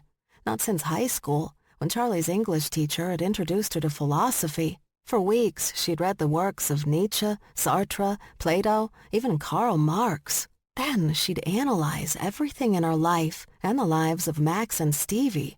It got so bad, even her grandfather stopped listening to her, taking to hunting down wild boars on the Pack property rather than sitting through another painful dinner with Emmanuel can't you shut the fuck up, as he liked to call her, to her face. Do you have choices? Charlie asked. Or am I just making your life hell? At this moment, hell comes to mind, but I don't think that's what you mean. You play pro basketball, she said, and I've never been to a game. I've never cheered you on. I've never pointed to you and said to some stranger sitting next to me, that's my sister. So? That's what sisters do, Max. They're there for each other, listening to each other's boring stories and forcing themselves to sit through a sport they detest just to support the ones they love. It's called being family. Berg returned with more bags. How much food did you buy? He demanded, marching by. If we were remotely normal, Max told her sister, that's what we'd do. But we're not, Charlie. We're not a normal family. So we do what we have to, and that's okay. It never bothered me. It should have. It should have bothered you. Max's gaze slipped over to Zay, who was no longer stretched out on the couch, despondently gazing up at the ceiling. He was now sitting right next to Charlie, staring at her with his mouth slightly open. He'd known Charlie less than a minute, in the grand scheme of things, and yet he knew this discussion was completely insane. I'm destroying you by holding you back, and I can't let that go on. Now truly scared for her sister, Max asked Charlie something she'd never asked her before. You're not thinking of hurting yourself, are you? What? She asked, the old Charlie quickly coming back. No, of course not. Are you sure? Because you kind of sound like you are. Max, we both know I'd never give Dad or the rest of the McKilligans the satisfaction. Giving the perfect response to Max's question meant Charlie wasn't too far gone, but Max still didn't understand what was bothering her big sister. That was until Zay softly asked, Charlie, did you happen to see Max's mother today? At first, Max couldn't believe Zay had brought Rennie up after she'd specifically told him not to.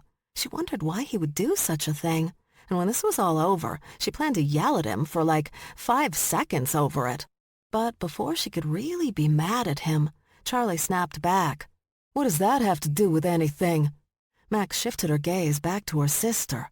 What does that have to do with anything? Max repeated to herself. If Charlie didn't know Rennie was back in the States, then her response should have been, you better tell me that your mom has been granted an early release. But she didn't say that, because she already knew. She knew Rennie was back, because Rennie had been here. You saw my mother? Charlie let out a little breath. She stopped by. She stopped by? And now you're morbidly depressed and whining about what a horrible sister you are? I wasn't whining. I don't whine. You've been whining. It was a little whiny, Zay agreed. You let my mother get into your head, Max accused. Don't be ridiculous. This has nothing to do with, you absolutely let my mother get in there and allowed her to fuck things up. That's why you're acting like this. She did this to you. That's crazy and not true. Okay, then what did she say to you? Nothing really. Just that, she'd like to spend more time with you. Maybe travel together.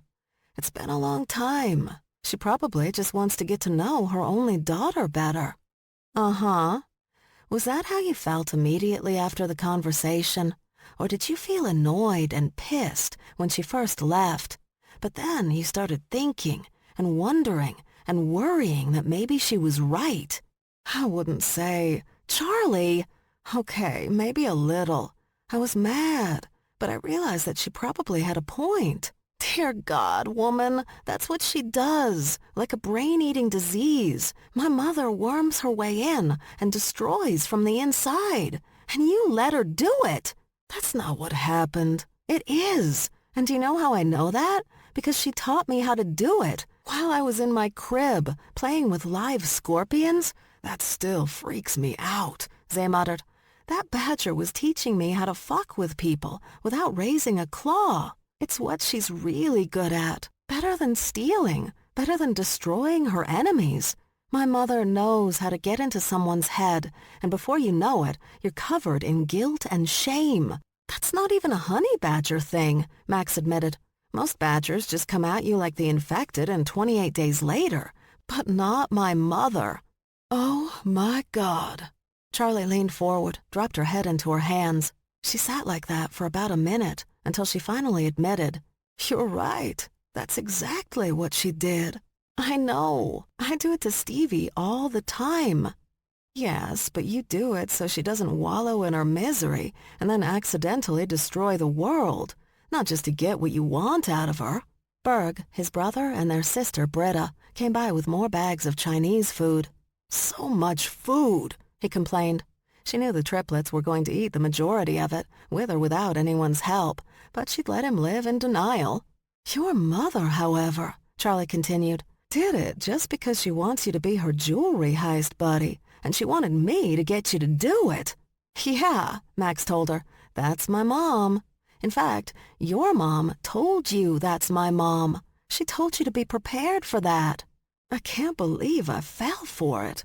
"It's not surprising, really," Zay reasoned. "You just don't want your sisters to resent you for what you've had to do over the years to keep them and yourself alive.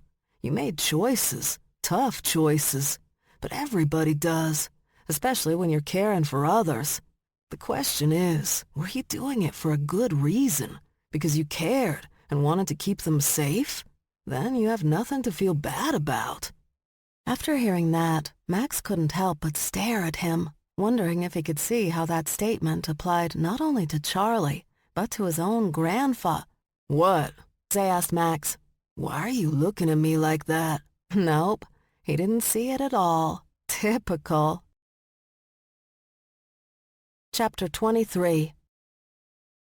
The dinner turned out to be a surprisingly relaxed event, which Zay hadn't been expecting, but was exactly what he needed, because he still didn't understand why his grandfather had done it, why he'd told him nothing, why he'd allowed Zay to feel alone in the world when he could have been part of something much bigger.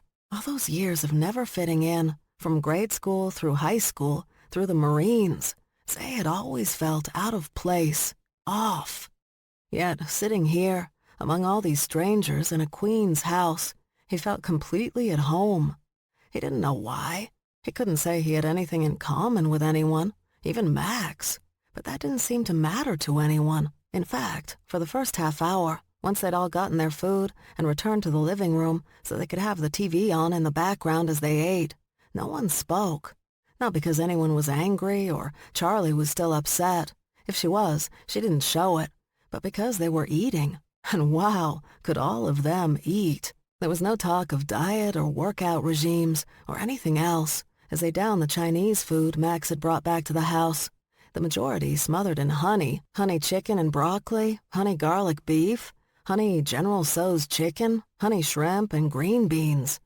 Max and the triplets seemed to enjoy all that, while Zay and Charlie focused on the non-honey foods.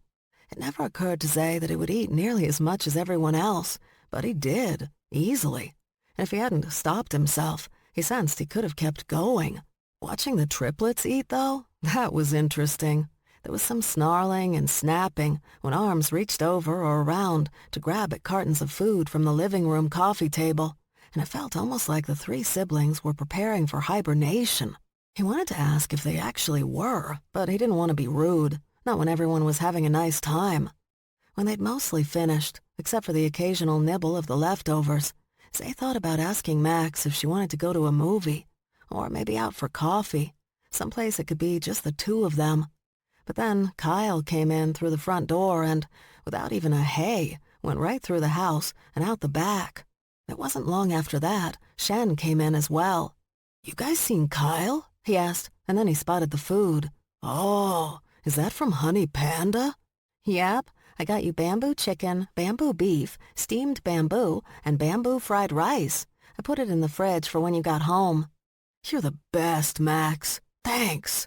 "What do you need Kyle for?" Charlie asked. "I've got to take him into the city." "Family dinner?" Max asked, snuggling close to Zay's side before she explained. "Kyle hates family dinners."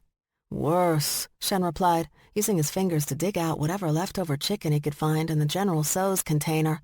"Surprise birthday party. Oriana and Stevie are waiting for him." Charlie snorted. No one should be forced to go to any party, but especially a surprise birthday party. She briefly made gagging sounds. "Can't think of anything worse." "Even if it's your birthday?" Shen asked. "It's not my birthday." "No, but it's Kyle's. It's Kyle's birthday. Actually, yesterday was Kyle's birthday, but the party is today." "It's his birthday? Did you know this, Max?" "No, but I can tell you in all honesty, I wouldn't have cared even if I did know." "Ugh," Charlie said, dismissing her sister with a wave of her hand and getting to her feet. "Where are you going?" Berg asked. "I'm going to find the kid. 18 is huge. He has to celebrate." "Really?" Max questioned her sister. "He has to celebrate? Isn't that something you can do or not do?" "No," Charlie told her in a tone that brooked no dissent. Max shuddered. "Now I'm having birthday flashbacks. I don't want to hear it." Charlie stepped over bodies to get around the table. "Your parties were always major events, and I made sure everyone had a good time. Even you, Max." "I enjoyed myself grudgingly." "Grudgingly?" Britta pointed at the window that Zay hadn't gone through during the brawl with tigers. "He's making a run for it." Charlie took off toward the front of the house, and Zay had to admit he was impressed she could move so swiftly, considering she was probably still digesting all that food she'd just eaten. She returned a few minutes later, her arms wrapped around the waist of a struggling and much taller Kyle. "Got him," she said with obvious pride. "Here, Shen." Charlie handed Kyle off and gestured to the others. "Let's go, all of you." "Go?" Berg asked. "Go where?" "To Kyle's surprise party." She blinked, looked at Shen. "How can it be a surprise if he knows?" "I can't answer that." "Why are we going to Kyle's party?" Dag wanted to know. "Even he doesn't want to go." "A kid's 18th? This is important." "Do you know who I am?" Kyle demanded. "I'm Kyle Jean-Louis Parker, artist, prodigy, and bon vivant, and the only party I plan to attend is the one for my gallery opening." Charlie studied the kid. "Do you have a gallery opening?" "Not at the moment," he finally admitted. "Then shut up." She jerked her thumb over her shoulder. "Shen, get him some clean clothes. You guys, let's get ready. We meet at the SUV in 10. Max rested her head on Zay's shoulder. "Zay and I are going to stay here. You know, some alone time." She gave her sister an exaggerated wink to, get her point across, Zay guessed. "Fuck the cat on your own time. Let's go, let's go, let's go!" Charlie waited by the SUV for everyone else. She could still hear Kyle bitching about not wanting to go, but she had no patience for it. The kid would one day regret not having celebrated such a big milestone. No, it wasn't like turning 21, when a boy could legally drink, but Kyle didn't drink anyway, so this was more about celebrating life. Managing to get to 18 was an achievement, especially for Kyle, who had the unique ability of pissing off almost everyone he came into contact with. She heard doors closing from inside her house and at the Triplets' across the street. She knew everyone was coming. With a sigh, she looked at the text on her phone from much earlier in the day. It was from Imani. Charlie didn't want the she-lion at the house when either of her sisters would come wandering in and wonder what the fuck was going on. But meeting at a party? Well, this was Kyle's party. For all Charlie knew, 3 people could show up, including Stevie and Oriana, because it wasn't as if Kyle surrounded himself with friends, or family, or anyone, now that she thought about it. Still, she could make the meeting work, since it was at a club. Charlie texted the club info to Imani and stuffed the phone into her back pocket seconds before the front door opened and Shen walked out, carrying Kyle with one arm, the way he might a sack of potatoes. Behind them were Max and Zay, and Charlie ordered her sister to text her teammates the details for the party. Max stopped walking. Why the hell would I do that? Just do it? Oh, is it so the kid will have people at his party? It's like you want me to start screaming. Calm down, she said, pulling out her phone. I'm sure they'll come. The triplets came from across the street, and together the group piled into the SUV.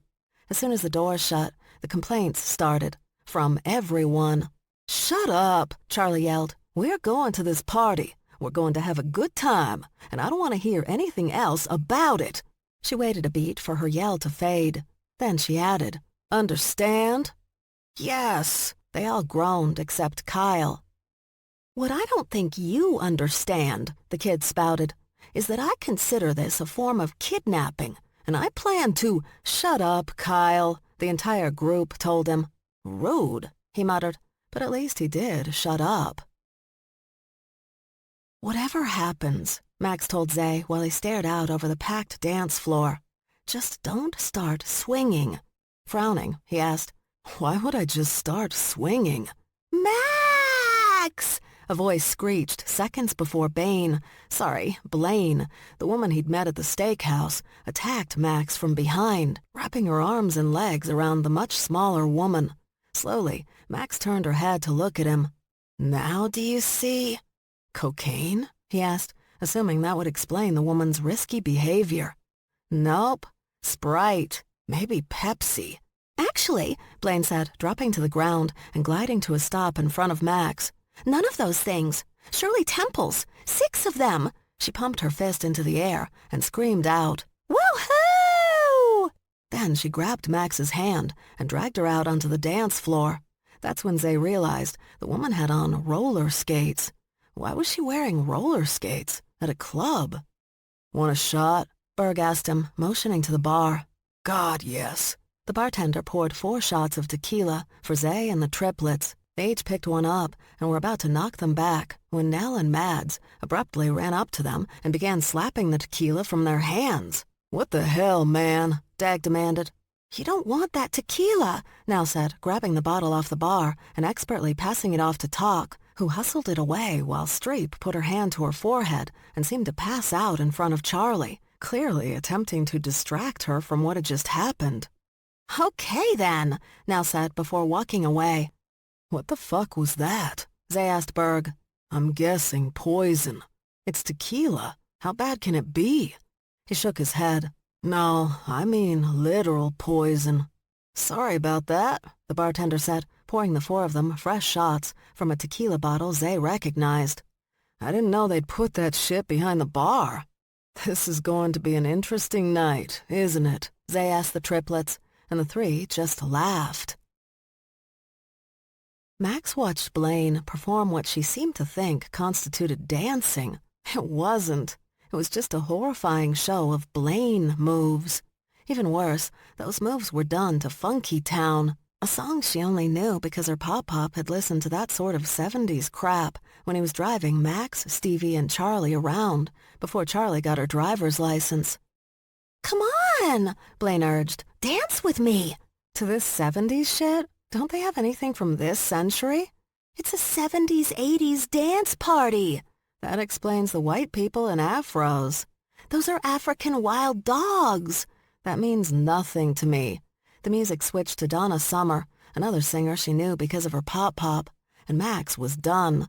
She turned to look for the closest bar, and then Zay, but instead found her baby sister. When they spotted each other, Stevie stopped and stared at her. What are you doing here? She mouthed to Max. Charlie, was all Max had to say in return. With a laugh and nod, Stevie started off, but abruptly stopped again and motioned to Max to come to her. What? Max asked when she stood next to her sister. Livy asked about you. Livy who? Your cousin? Max frowned, confused. The one you threatened with death many times? Still unclear. Kyle sat at the bar, nursing his virgin Bloody Mary, and wondering when this night would be over. "You're here," Oriana greeted, putting her hand on his shoulder. "We didn't get to say surprise to you." "Seriously?" "I promised Mom I'd make sure you got a party." "I'd rather be home, doing anything else." "I know, but Mom feels bad she couldn't be here." When Kyle simply stared, Oriana added, "I know, she's rarely here for our birthdays." "It's hard to turn down the King of Spain. At least try to have a good time." "How?" "There are kids your own age." "Are they all African wild dogs?" When she shrugged, he said, "Yeah, I'd rather be home." "At least stay until we cut the cake. Stevie ordered it just for you." "Meaning?" "I think it's made to look like one of your pieces. The one that got some award?" "Many of my pieces have gotten awards." "Oh my God, I can't with you anymore. Just stay until we cut the fucking cake," she snarled before storming off. Max found her cousin hanging over the balcony railing, her camera aimed at the crowd below. Briefly, Max entertained the thought of shoving Livy over the railing, but she knew that would only piss off Stevie, and she'd never hear the end of it. Not in the mood for the yelling that would follow such a move, she simply called out, "Livy, you wanted to see me? Give me a sec." That sec turned into 5 long minutes, and by the time her cousin had removed herself from danger, Max was cracking her knuckles, entertaining the idea of punching Livy in the face for keeping her waiting. Damn artist types. "Sorry about that." "Took you long enough?" "I said sorry, bitch." Max stepped into her cousin's space, but Livy quickly pushed her back. "Before you get out of control, I wanted to let you know that the aunts came to me." "All of them? Because we have a lot." "They sent one representative, but she spoke for all." "I guess it's about my mother?" Christ, her mother had only been back a couple of days, and despite her being gone for 2 decades, Max had to admit she was already sick of her. "The aunts are hoping she goes back to Europe." "So they should tell her that. Why are they bothering me? Or you, for that matter?" "They're bothering me because they don't want to even suggest they're opening a line of communication with you, since they consider you more McKilligan than Yang. Bitches. And they aren't telling her anything because they don't want to look like they're forcing her out, even though they're hoping to force her out through you. Through me. They probably figure she's not going anywhere unless you go with her." Exasperated, Max finally asked what she'd been thinking for days now.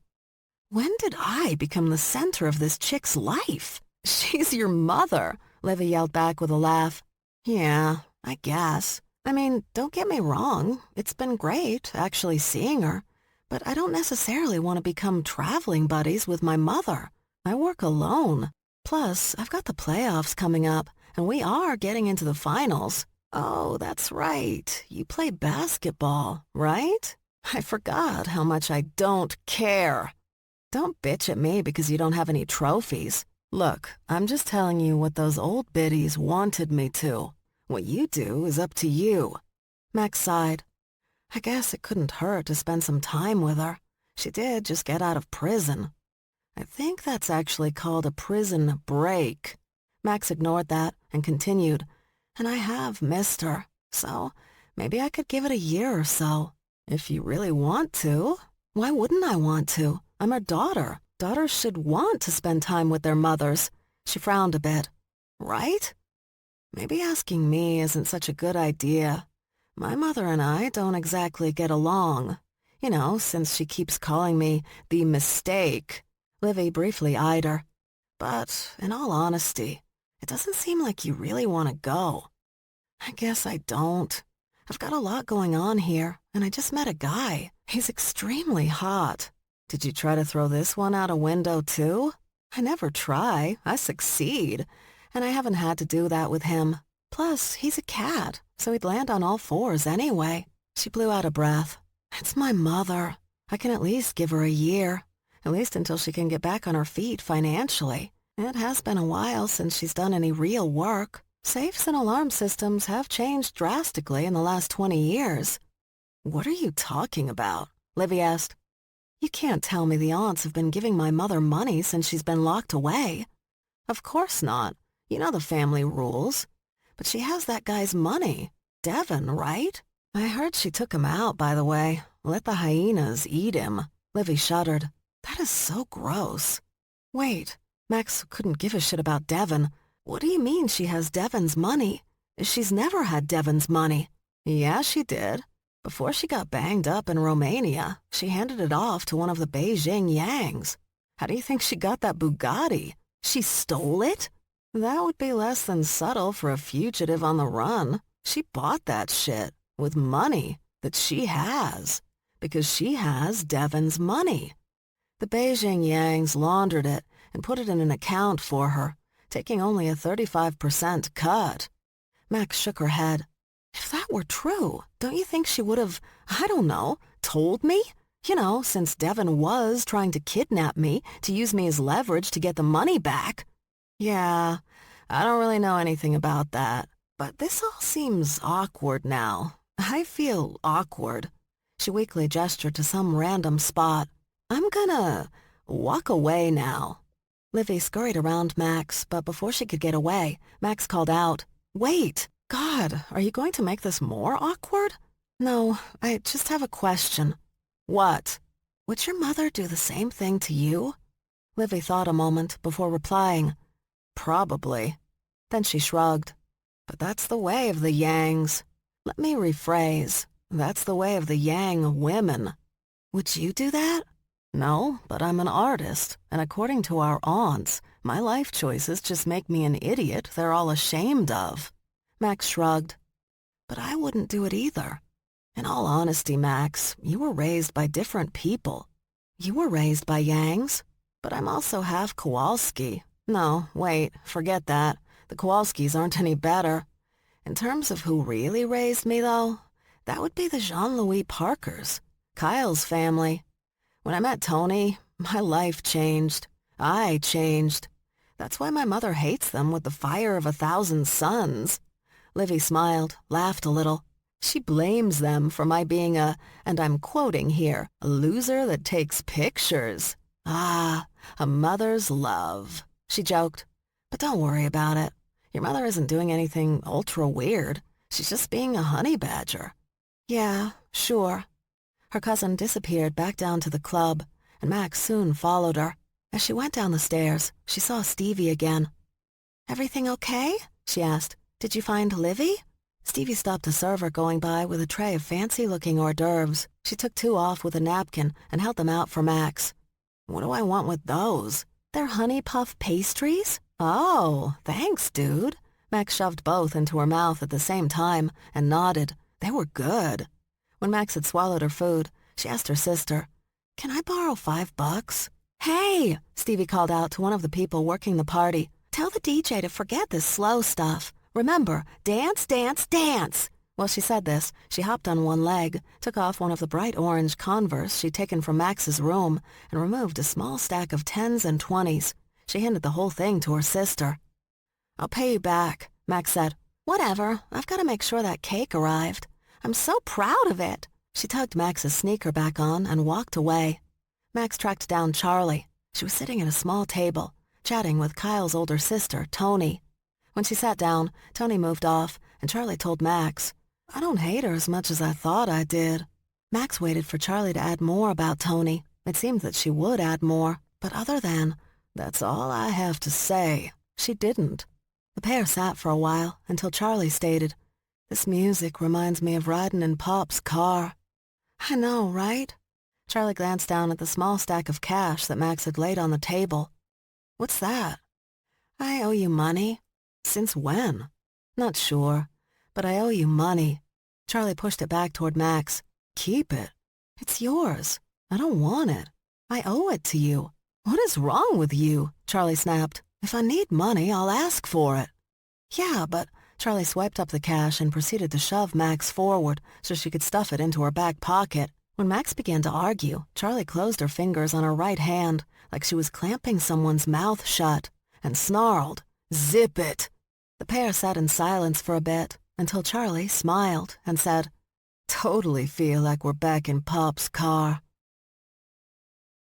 Kyle had almost reached the exit when his eldest sister's best friend, Livy, grabbed his arm and dragged him back into the club.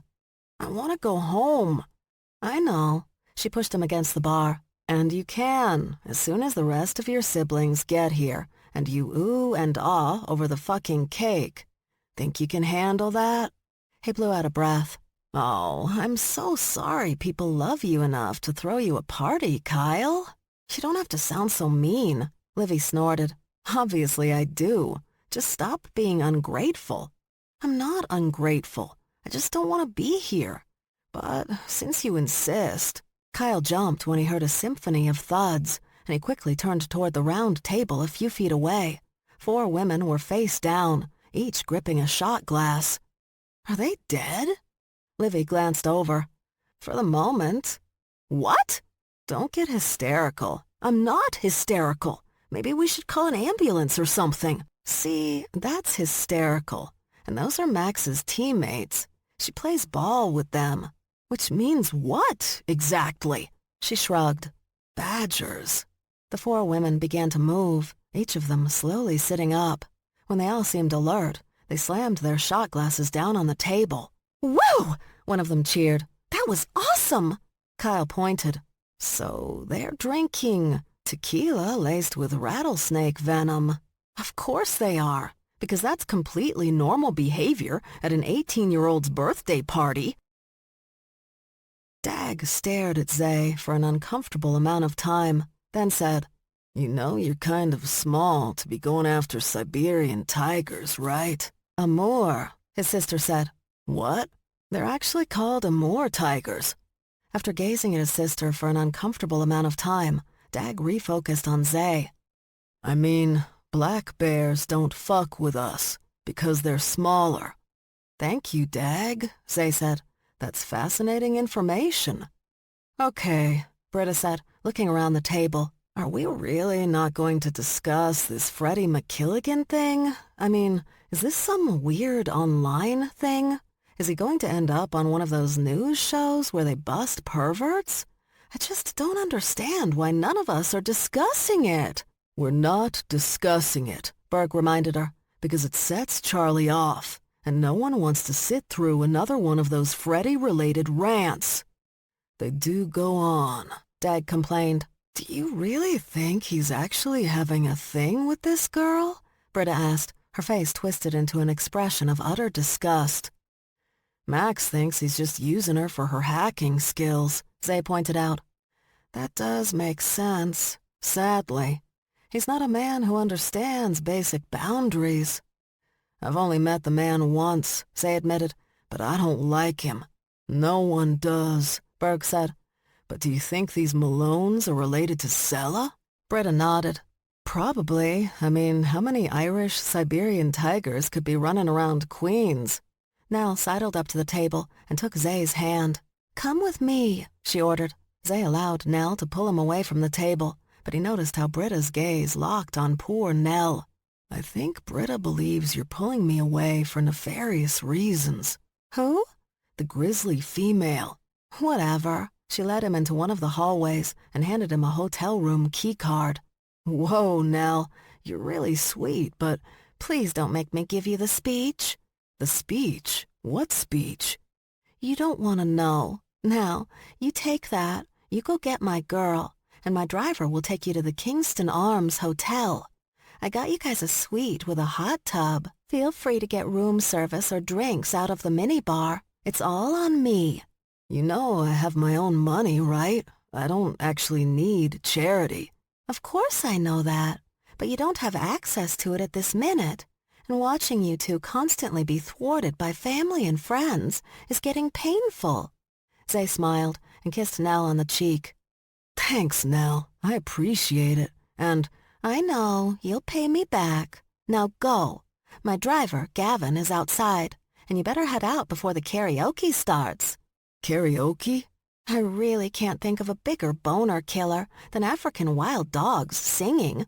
Honestly, neither could he. Max wasn't planning on dancing until Dutch showed up at the party. He grabbed her hand and spun her out into the middle of the dance floor. From there, they busted into the hustle, with Streep and Talk on either side of them. The wild dogs loved it. Her big sister, however, just looked horrified. She dropped her head and covered her face until Max noticed the female who sat down at the booth with her. She grabbed Dutch's hand, and he spun her into his arms. "Hey," she said as they moved together. "Isn't that the she-lion from the street near our house?" "Yeah." "She was at the thing." "What thing?" he asked as they moved from the hustle into the bump. "At the NYPD office. She was with the guys who were trying to blackmail me and my team." "From what I hear, those guys are still in the hospital, so she's here on her own." "Spin me to Talk." He did. "Did you or Nell ever find out what team those guys belong to? The ones at the NYPD office?" "Nope, there's nothing on them. And if Nell can't find out..." "Got it." She hustled her way back over to Dutch. "Dance me to Charlie." Her friend took her hands, pulled her in, and lifted her. Then he carried her over to the table. "What are you two doing?" Charlie asked. "I am impressing the masses," Dutch said with a shoulder shimmy. Then he shimmied his ass back to the others. "I begged you to get better friends," Charlie only half joked. Max pulled a chair from another table and put it right beside the woman harassing her sister. "You shouldn't be here." Charlie scratched her forehead. "Max, if you think you're going to blackmail my sister like you tried to do to me, I'll make sure the only thing you know for the rest of your miserable life is pain." "Imani, could you excuse us?" Charlie asked. "Yeah, I'll text you tomorrow." Max waited until the she-cat had walked away before turning to her sister. "Are you letting that bitch blackmail you? I need you to calm down. I need you to grow a set. Don't let her push you into anything." "I'm not." "Then what are you doing?" Charlie shrugged. "I'm taking a job." "A job?" "Yeah." "Doing what?" "Hopefully, helping people. She'll give me the resources I need and the intel, and I do what I do." "You don't even know her." "No, I don't. But I don't get a bad vibe from her either. And she's not stupid." She rested her elbow on the table and her chin on her fist. "I don't know, but I want to give it a try." "Why?" "I need a job, Max. I need to do something with my life. Something that provides regular money that I don't have to worry about laundering." "Is this about my mother again?" "No, it's about me." "You're putting yourself at risk, putting us at risk." "We're always at risk. We're McKilligans. Which is also the reason this is the closest I will ever get to a government job. So I'm going to try it out." Max knew her sister was probably right, but she wanted to talk to Imani. She left the table as Charlie yelled, "I'm not running after you. I'm not." "Good." Zay walked through the club with the key card that Nell had given him, burning a hole in his back pocket. He was trying to find Max, but everyone kept getting in his way. He'd never been so popular. He wasn't sure he wanted to be that popular, but the wild dogs kept introducing themselves. He didn't know why. And the cats and wolves kept sort of challenging him with looks and the occasional body slam. He also didn't know why. Honestly, he just wanted to find Max and get out of here. When Dutch landed on the ground in front of him, Zay stepped over him and kept going. "Aren't you going to help me up?" "Nope." Zay did stop at the bar, though, when he saw Charlie standing there, seething. And the woman seethed well. Arms crossed over her chest, brown eyes flashing, and every predator in the room avoiding her. "Hey, Charlie, are you okay?" "She's making me crazy." That was direct. "She makes me crazy, too," he admitted. "I'm just trying to do what's right for me and our family, so I don't need her shit." "I understand." "Why does everything I do always have to be about my sisters?" "It doesn't. Are you just agreeing with me?" "No, but I can tell you and Max are close. She just wants you to be happy, and you just want her to be happy.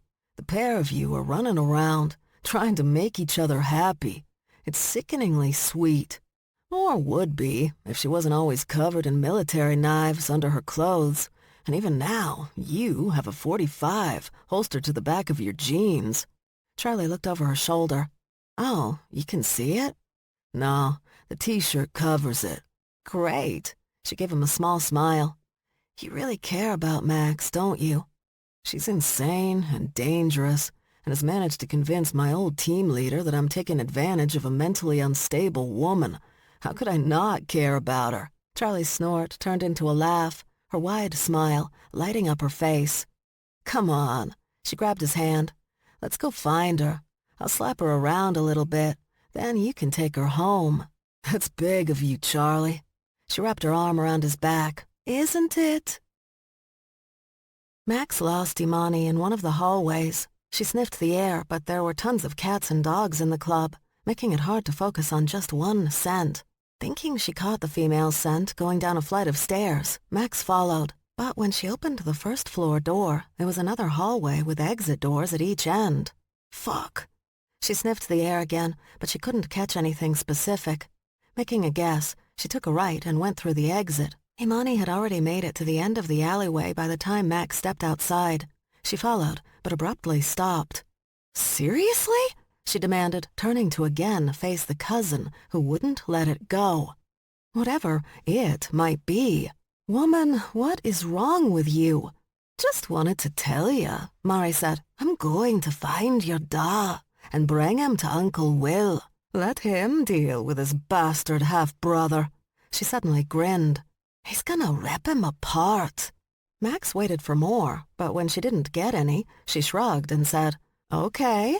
Her cousin continued to grin for a little longer, but it eventually faded, and she asked, What do you mean, okay?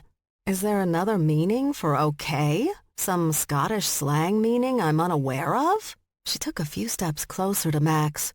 You know what Uncle Will's gonna do to him, yeah? I'm aware. So's Charlie. You might make Stevie cry for about 5 minutes, if that's the reaction you're hoping for. Other than that, I don't know what you want from me, or why you're even bothering to tell me.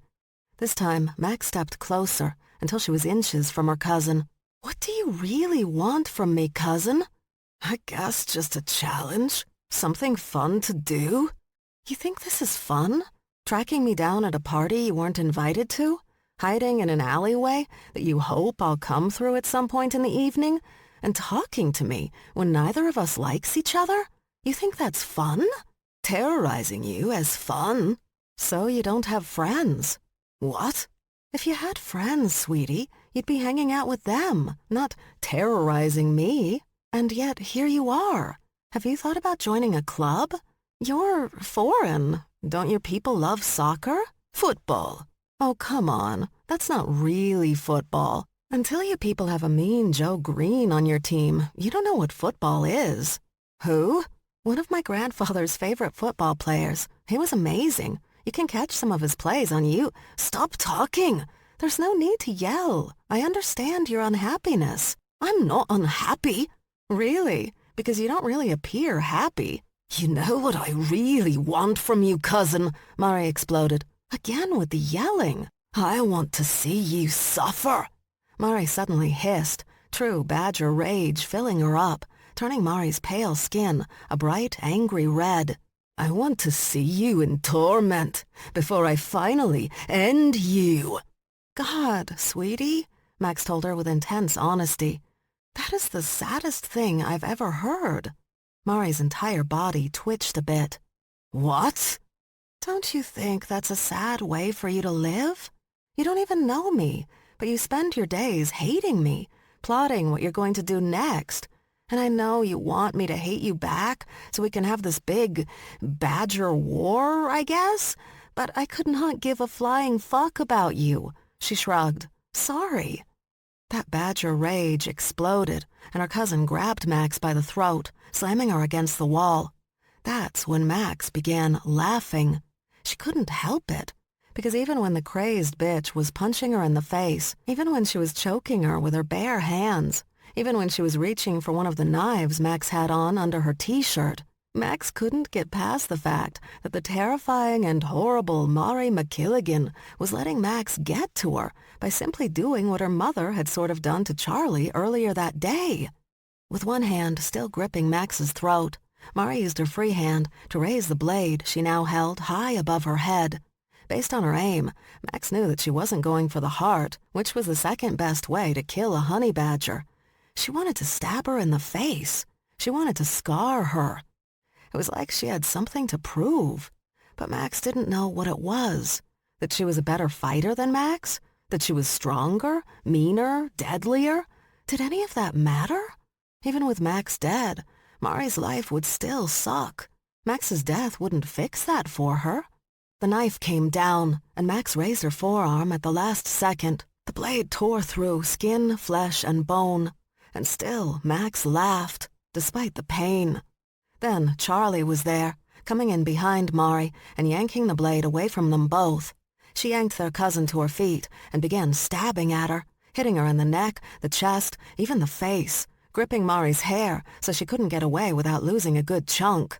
Something that she actually did when she couldn't stand being hit with the blade anymore. Max cringed when she heard that horrible sound. Charlie left standing there with a blood-covered knife and part of Mari's scalp dangling from her fist. Charlie screamed as their cousin sprinted away from her, a scream of rage and warning.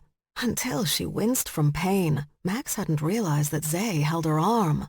"Charlie," Zay ordered, getting her sister's attention. "Hold Max's arm. I'll be right back." He waited for Charlie to replace him, and then he ran back into the club. They didn't speak to each other, but they were no longer mad either. Zay returned quickly with a club t-shirt. He crouched beside her and began to wrap the wound. "We should take her to the hospital." "Why?" Max and Charlie asked together. "The knife went through the arm. There might be nerve or tendon He shook his head. "Okay, forget it. Just take her home," Charlie said. "You coming with us?" Max asked. "And ruin Stevie's night? I thought it was Kyle's night. Stevie planned this shit. It's now her night. Besides, I can't go home. I swear to God, Charlie, if you go after that crazy bitch, I'm not going after Mari. At least not until we figure out how we're going to deal with her. I just can't go home right now because I promised Stevie I'd do Ode to Billy Joe." "You promised that on purpose? I love that song. It's 10,000 years old, and it has aged like fine wine." She pulled out her cell phone. "I'll get you guys a car." "We have one already," Zay said. "Nell got us a limo and a hotel room." That made Charlie laugh out loud, but Max was mortified. "Seriously? She seriously did that?" "She's trying to help a man out." "We'll take her limo, but we're going home." The last thing Max wanted right now was to be in strange surroundings. "Okay?" "Fine with me." Zay helped her to her feet, which was nice. Charlie started to walk away, but Max grabbed her arm. "Do not tell Stevie or my team about Mari. Not a word. I'll tell them myself when I feel like it." "Fine. And I've decided." "Decided what?" "You need backup. In general?" "No. Mary Mother, some days." She took a breath, began again. "I'm saying you need backup on this job for Imani. Because I didn't kill Mari right off? I wanted the bitch to suffer." "I don't mean that either. I mean you need backup on this job, and that's what I'm going to do for you. I'll be your backup." "So you can steal my job before I even get it?" Max gritted her fangs, because her teeth were fangs now. "Charlie, I swear to God." "Do you two do this all the time?" Zay asked. "Yes," they said together. "I'll have backup, Max," Charlie told her. "Imani's letting me pick my own team. From the cretins who couldn't defend themselves against you? Why do you keep arguing with me?" "Because we're doing this. You go on that job, I'm with you." "Forget it. We're not. I'm dying. Why are you being mean to me when I'm dying?" "You're not dying. I could be, and wouldn't you feel bad not giving me what I want?" "Dude, I don't even know what that means." "I know, and that's all that matters." She motioned for Zay to leave through the alley rather than going back into the club. "Oh, and by the way, thanks for saving my life." "Yeah, sure. Although we both know you could have taken that bitch out at any time." The club door opened, and then Max heard her sister ask, "Why haven't you taken her out yet?" "Don't you find her sad?" Max asked. "I find her so sad." "Why?" Max stopped and looked at her sister, while Zay still held on to her wounded arm. Unlike me, she doesn't have a Charlie or a Stevie. She's all alone. That's gotta suck. What does she expect, though? Charlie asked, finally heading back into the club. With that fucking personality. Chapter 24. Zay worried that he'd made a mistake by not taking Max to the hospital. Once they were in the limo Nell had lent them, heading back to Queens, Max slept, cuddled up against him. She held her arm with her other hand. The blue t-shirt appeared even darker than when he'd first put it on. But the blood on it had dried. So had the blood on her head and face, though it didn't hide the multiple bruises where her cousin had repeatedly punched her. She winced a few times in her sleep, but that was the only sign she was in any pain. When they reached the house, and Zay was about to carry Max inside, she suddenly sat up, eyes blinking the sleep away. "Are we home?" she asked. "Yeah." The driver opened the door, and Max immediately got out, without needing Zay's help. As she stood in front of the house, waiting for him, she tilted her head one way, then the other. Each time, a sound like a shot went off, and Zay gazed at her, half in and half out of the limo. "Was that you?" he asked. She looked over her shoulder and smiled at him, the dried blood crinkling. Max started toward the house, and Zay followed her inside, where she walked straight to the kitchen. By the time Zay joined her, she stood in front of the sink with the water running. He waited off to the side, ready to help when she needed it, and watched her remove the t-shirt on her arm. She handed it to him and slipped her arm under the faucet, letting the water beat down on the skin. Zay cringed, imagining the pain she was feeling, until the blood washed away, and he saw there was no more than a raised scar on each side of her arm. "It's still healing," she explained when she saw him staring. "On the inside. The scar will fade some over the next few days, though." With the blood on her arm gone, she stuck her head under the running water. When she'd washed the blood off, she wrung her wet hair out and finger-combed it off her face. "How do I look?" she asked when she was finally done. Somehow, she was grinning. He didn't understand how she could be grinning. "Not as horrifying as I would expect." He motioned to the kitchen table. "Sit up here. I'll put something on the other wounds." There was a first aid kit under the kitchen counter. He pulled it out, opened it, but ended up doing nothing but gawking into it for a few seconds. "What's wrong?" she finally asked.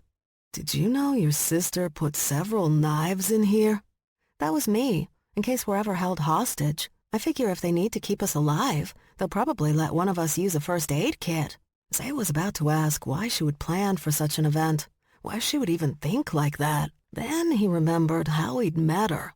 Zay dug under the tactical knives, there were 3, and pulled out some bandages, alcohol swabs, and a cold pack for the swelling. He placed them on the kitchen table next to Max's leg and moved so he stood right in front of her. Using his forefinger, he lifted her chin so he could examine the wounds on her face. But she was staring at him in that way again. "You've gotta stop," he said, attempting to avoid her gaze. "Stop what?" "Looking at me that way. I'm trying to take care of you here." She placed her hands on his hips and pulled him closer, spreading her knees so he could press up against the table. "And her. Now you're torturing me?" he asked. "Don't mean to." "Liar." Her hand slid under his t-shirt, dragging her fingers against the skin. "You want me to stop?" "I want you to get better." She frowned in confusion. "Huh?" "You were beaten by your own cousin tonight, remember?" "That was like an hour ago." The sentence was so ridiculous, Zay could do nothing but laugh. But then Max pulled him closer and lifted her face to his. He knew they should wait another day or two, more time for her to recover. Max wasn't waiting, though. Max appreciated that Zay was trying to give her some time, and if she were anyone else, she'd probably need it. It wasn't what she wanted, though. She was tired of waiting. She was tired of being interrupted. So she did the only thing she could think of. She grabbed his dick. It was through his jeans, but she knew that wouldn't matter. And she was right. He was already hard. So her hand on his dick made him groan. His eyes closed, head dropping forward. "This isn't fair," he growled. "I never promised I'd be fair," she replied, tightening her grip. "I don't want fair, Zay. I want you. Now. Fuck me." His hands cupped her neck and his lips were on hers. He slipped his tongue into her mouth, and it moved in such a way that she could only think about him going down on her. She unzipped his jeans and was about to push them off his hips when he suddenly pulled back. Wait. You have got to be kidding me. It's just... He seemed to be struggling for words, and she was in no mood to help him, but he slid his hand under her ass and lifted her off the table. Not in the kitchen, he mumbled. Your sister will kill us both. He had a point. Charlie could be a little OCD about her kitchen, and she did her baking on that table. Zay didn't try to take Max upstairs, though. He just dropped her ass on the dining room table and went to work pulling down her jeans. She'd pushed his jeans down by his knees, but held him back a few more seconds while she reached down to get a condom out of her back pocket. When Zay saw it, one brow went up. What? She asked, tearing it open. I have knives in my first aid kit and guns taped under the kitchen table. Are you really surprised I have condoms at the ready? He agreed with a nod, and he slipped the condom over his cock. Zay slid his hands under her ass and pulled her forward, letting her legs rest on his forearms. With one thrust, he was buried inside her, and Max let out a surprised bark. Too much, he growled, his green eyes now gold. Are you kidding? She gripped his shoulders, just loving the fit. She spread her legs wider to give herself more room and let him take over, doing nothing but holding onto his shoulders or arms and letting him fuck her. It felt so good, and he was so deep, her toes began to curl in her sneakers. Then she saw that he was watching her, those gold eyes locked on her like she was some prey he'd seen running through the jungle. She leered back, wanting to challenge him. You've got to stop doing that, he told her. If you keep looking at me like that, I'm gonna shoot my load right this second. Do it, she ordered. I've got more condoms upstairs, and we've got all night. To make her point, she tightened her muscles around him, and he swore under his breath. Come on, she urged. Come on. I can take it. I can take anything. That dragged him over the edge, and he was coming hard, his hand still gripping her ass. She could feel the tips of his claws resting just beneath his skin, ready to be unleashed. He thrust again and again, until he finally stopped. He placed his hands on the table and leaned down a bit, sweat dripping off him. Too much for you? She asked, leering at him. He didn't say anything, just yanked her off the table and carried her up the stairs. He was still buried inside her when he took her into the room she pointed out, her room at the end of the hall. He dropped her on the bed then and turned away to remove the used condom and take off his clothes. More condoms over there, she said, pointing to the drawer next to her bed, but he didn't go for them yet, choosing instead to take off her sneakers and jeans while she slipped off the holstered knives around her chest. But as he tossed her jeans away, he stopped and studied the holsters she also had, tied around both calves. They held 4 of her knives. He took those off too, and then crouched in front of her, yanking her close. Before she could say anything, like suggesting that maybe he'd get her a wet washcloth to wipe up a bit, he had his head buried against her pussy and his lips around her clit. He tugged and licked at it, burying 2 of his fingers inside her. Max fell back against the bed. Although she hadn't come when he had, her clit was still extremely sensitive, and just the feel of his mouth on her had her legs trembling. Her groan turned into a hiss, and her back arched as she came against his mouth. When she came down, she realized he was still going. Not only that, but he'd bent her legs at the knees and pinned them to the bed with both arms. She growled and grabbed his hair, not sure whether to push him away or pull him closer. He kept going, though, using his tongue and mouth on her clit, moving between sucking and flicking. Max thrashed against him, desperate to come again. She loved how forceful he was being, challenging her like she challenged him. I can't. She exploded again. Her cries filled the room, and she tried to close her legs, but he still didn't let her go. No, she begged this time. No, I can't. Not again. This time, he just sucked her clit, sucking and sucking, pinning her tight to the bed, not giving her any chance to get away, to fight. When she came that 3rd time, she called him every name in the book and tore the sheets beneath her with her claws. When he made her come that 3rd time, Zay released her so he could grab a condom from the dresser. He put it on and grabbed her ankles as she lay limply on the bed. He flipped her over, and instead of making her get to her knees, he put a pillow under her hips and entered her from behind. "God," he groaned into her hair, "you're so wet." He took his time this go-around, moving his hips this way, then that, seeing which move seemed to work for her, which one she seemed to enjoy more. Then something happened. Zay thought he'd have all the time in the world this time, thought she'd be out of it for a good 20 minutes or so, but her energy came back hard, and she pulled her knees up so that she was curled tight with her ass up high. Max tightened her muscles around his cock, making him crazy. It was like she'd trained for this shit. He'd never felt anything so intense and so amazing at the same time. "Faster," she urged. "Harder. As hard as you want." She was driving him nuts again, and already he was ready to blow, way quicker than what he'd wanted, because she was putting up a fight. He loved it. He slid his hands under her t-shirt and bra, which she still had on, even after removing her holstered weapons. He gripped her breasts, teased her nipples. On a whim, he nibbled at her ear and the back of her neck. She responded to that last move immediately. Her hands grabbed his, her hips slamming back against him. He bit the back of her neck harder, and she cried out. Her muscles clamped down on his cock again as she came, and this time he came with her, both of them groaning and sweating into her shredded sheets.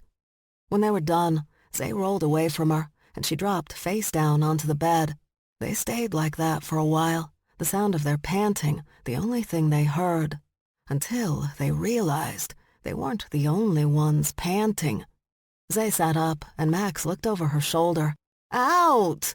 she ordered the 3 dogs standing in the open doorway, and they took off running. She laughed. "Perverts." Max grabbed some of the leftover Chinese food and a couple of beers, bringing them back to her room. They ate in silence, but watched each other the entire time. When they finished, Zay picked up all the trash and took it downstairs. Max went to the bathroom, grabbed a clean washcloth, and ran it under the water. When Zay walked in, Max crouched in front of him, using the cloth to carefully wipe his dick. Then she tossed it away and replaced it with her mouth, sucking him in, deep, until he hit the back of her throat. His fingers slid into her hair, and he massaged her scalp, as she did the same to his cock. She didn't rush it, taking her time to lean back until only the head remained in her mouth, and then going deep again. She hummed a few times, too. Zay dug his fingers in deep, curling her hair into his fist. She thought he was about to come, but he pulled her off him and brought her up. His kiss was rough and demanding, slamming her into the bathroom wall. His hands explored the rest of her, tugging her nipples, slipping into her pussy, playing with her ass. Eventually, he turned her around and forced her over the sink. He opened the medicine chest above her head and found the condoms. Then he was inside her again, fucking her again. She was beginning to worry she'd never get enough of his cock. It felt so good. He used 2 fingers to grab her clit, tugging and twisting until she came again. But he wasn't done, so neither was she. He continued to play while he continued to fuck, and Max could do nothing but come, too. The sun was just coming up when he found her on top of him, taking her time to slowly fuck him. She had his hands pressed against her breasts, her head thrown back as she enjoyed herself. He loved the way she moved, her hips writhing, pressing down on him. All the while, she squeezed him with her pussy, making him insane. "You feel so good inside me," she said, smiling down at him. Gripping her waist, he leaned up, catching one nipple in his mouth. He tugged it, got it wet, blew on it, sucked it, anything to make her squirm, then did the same to the other one. When they finally came, it was mostly with hoarse groaning. It was all they could manage at this point. As Max lay on top of him, nearly falling asleep again, Charlie's voice boomed from below. "You two better not have been fucking in my kitchen." Zay chuckled. "Told you it was a good idea to move out of her kitchen." Yes, yes, the cat's always right. Now, close the bedroom door before the dogs come back. Chapter 25. I want you bastards to stay out of my room. Keen looked up from his breakfast to see his baby brother stomping around the kitchen with his backpack over his shoulder. I don't like when you guys are in my stuff. What are you talking about? Shay asked. You know what I'm talking about. You all know what I'm talking about. He pointed an accusing finger at them. It's not my fault what's going on with Natalie, and I told you she'd be back, so stop blaming me. I've got enough happening in my life right now. Then their baby brother stormed out of the house, heading to one of his science or math summer classes in preparation for college, Keen guessed. What the fuck was that about? Finn asked. I'm not sure going to college right now is in his best interest, Shay said, devouring his oatmeal. Maybe he should take one of those gap year things.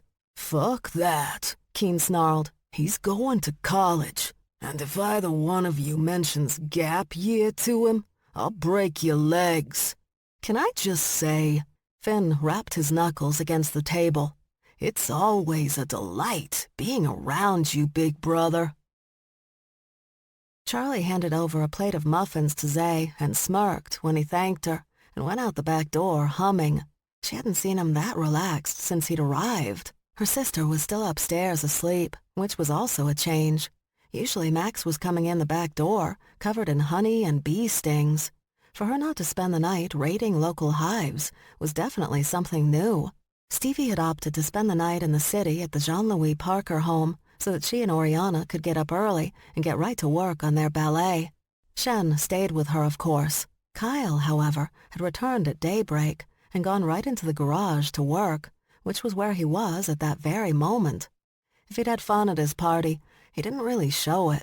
The kid seemed a little young to be this stressed out, but Stevie hadn't been much better when she was 18. Of course, it was because of Stevie that Charlie felt the need to keep her eye on Kyle. She knew how hard child prodigies were on themselves.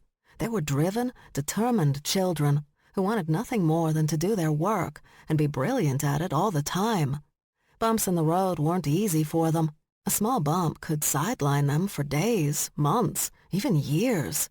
A large bump could put them out of commission forever. Unlike Max, who had been rolling with all sorts of drama hitting her life, Stevie didn't simply roll with her problems.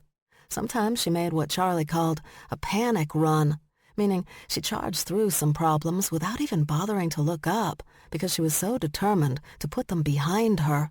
But sometimes, and these were the times that really worried Charlie, Stevie would get depressed. So depressed that Charlie was nothing but relieved when her baby sister checked herself into a mental health recovery center. Not wanting Kyle to suffer that kind of depression, few people were as aware of their mental health as Stevie, including Charlie herself. Charlie made sure the kid ate regularly, got exercise, took some time off from his work, and found some friends his own age. Well, she hadn't managed that last one. Kyle was a lot to take. Regular kids didn't want anything to do with him. Charlie was sure that her 17-year-old self would have stuck his head in one of the school toilets and flushed. Still, there had to be kids he could hang with. Kids who got him, even if they weren't necessarily geniuses themselves. She just had to find them. Until then, though, she could continue to watch out for the ego-driven little bastard she'd come to like so much. "Morning," Max said as she entered the kitchen. She'd showered and put on clothes, but she was still half asleep from what Charlie could tell. She poured herself a large mug of coffee and sat down at the kitchen table. "Want a muffin?" Max gestured to the dough Charlie was working. "What are you making?"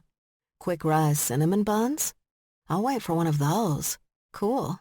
How's your arm?" "Fine. My knife wounds always heal faster than my gunshot wounds. Do you find that?" "I try not to get shot too often. Bitch. Did you have a good time last night?" Max's head dropped. "Okay, I told this to Nell, and apparently I'm going to have to tell you. We're not doing this." "Not doing what?" "Talking about me and Zay." "Aw, you're shy about your love." "Oh, get a grip." Charlie began to sing. "Max has got a boyfriend. Max has got a boyfriend. He's in a tree, eating muffins." "Seriously?" Max didn't appreciate her sister's laughter when the coffee hadn't kicked in yet. "Are you done?" she demanded when the laughter snorting began. "Yes, I'm done. Sorry about that. I had a moment." Max ran her thumb along the rim of her coffee mug and asked something she'd just been thinking about.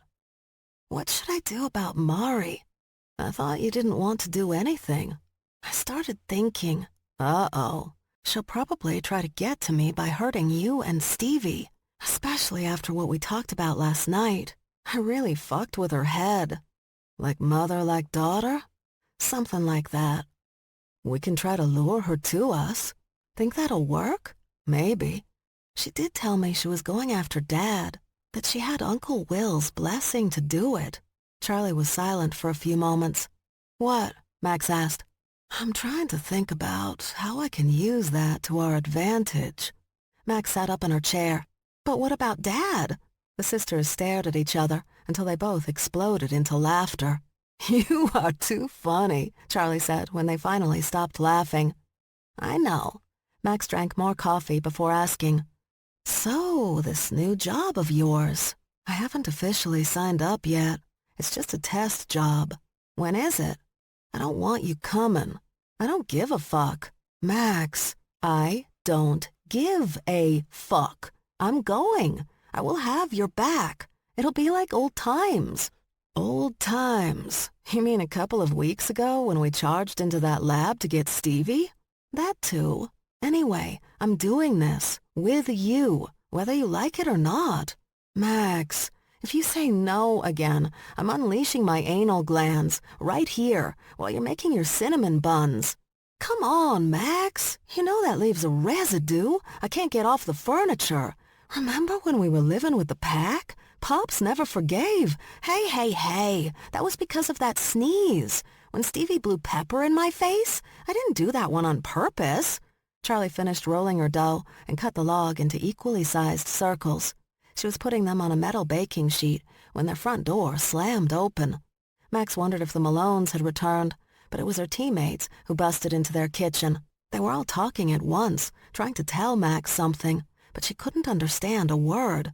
It was Charlie who silenced them with a barked, "Shut up!"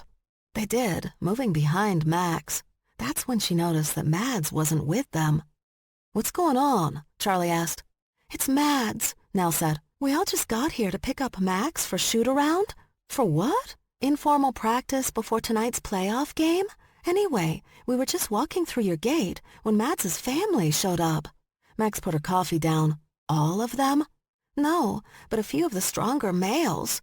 We tried to intervene, but things were about to get nasty, and, yeah," Max pushed away from the table. "I'll deal with it." It was an old trick Mads's clan had learned when Max and her team were in junior high together. They didn't try to fight Max and the others. They knew how dangerous that was, because honey badgers didn't back down, even young ones. And each of them had a family, or, at the very least, a pack that wouldn't let the hyenas get away with killing them outright. So they used a different, crueler tactic. They made Mads suffer for what her friends did. So if the team tried to pull Mads away from her cousins to get her out of a bad situation, it was Mads who got the wounds, who got the scars. It was shitty, but very hyena. Of course, they were no longer in high school, and Mads didn't have to go anywhere with anyone if she didn't want to. When Max and her teammates made it outside, one of Mads's male cousins was already pushing her into the back of a truck. It wasn't that Mads couldn't fight them, it was that she wouldn't. To this day, she still felt like she owed these assholes. Max, however, was about to show Mads that she didn't owe them anything. The teammates had almost reached the truck, but the hyenas decided to meet them, their claws already unleashed as they came face to face. Well, it was more like face to chest, since most of them were several inches taller than the badgers, but that was okay. Her team knew how to take on bigger players. Max reached under her shirt to get one of her blades, but before it even cleared the holster, one of the hyenas went down, then another, both screaming from the pain in their legs. More of Mads's hyena cousins jumped off the back of the truck, but as they advanced, they went down one by one. Looking over her shoulder, Max saw her sister standing on the porch. She had a 9mm with a suppressor attached, so the neighbors wouldn't complain about the noise. Charlie jumped over the railing with her hands wrapped around the gun, finger still on the trigger. As she moved closer, 2 more hyenas attacked, 2 more leg shots. Actually, knee shots. She shot them in the knees, ensuring they went down and stayed down, at least for a couple of days. Knee damage wasn't as easy to get over as a regular leg break. Max's teammates scrambled back, away from Charlie, as she strode across the yard, then jumped over the fence to land next to the truck. She aimed her weapon at the skull of the last hyena standing. She walked him back until he couldn't go any farther because of his vehicle, and pressed the weapon against his head. "I know you," Charlie said, after staring at him for a few seconds. "We went to high school together. You used to call me Fat Thighs behind my back." Max and her teammates cringed. That was not something a man wanted to be remembered for saying to a woman when that woman now had a gun pressed to his forehead.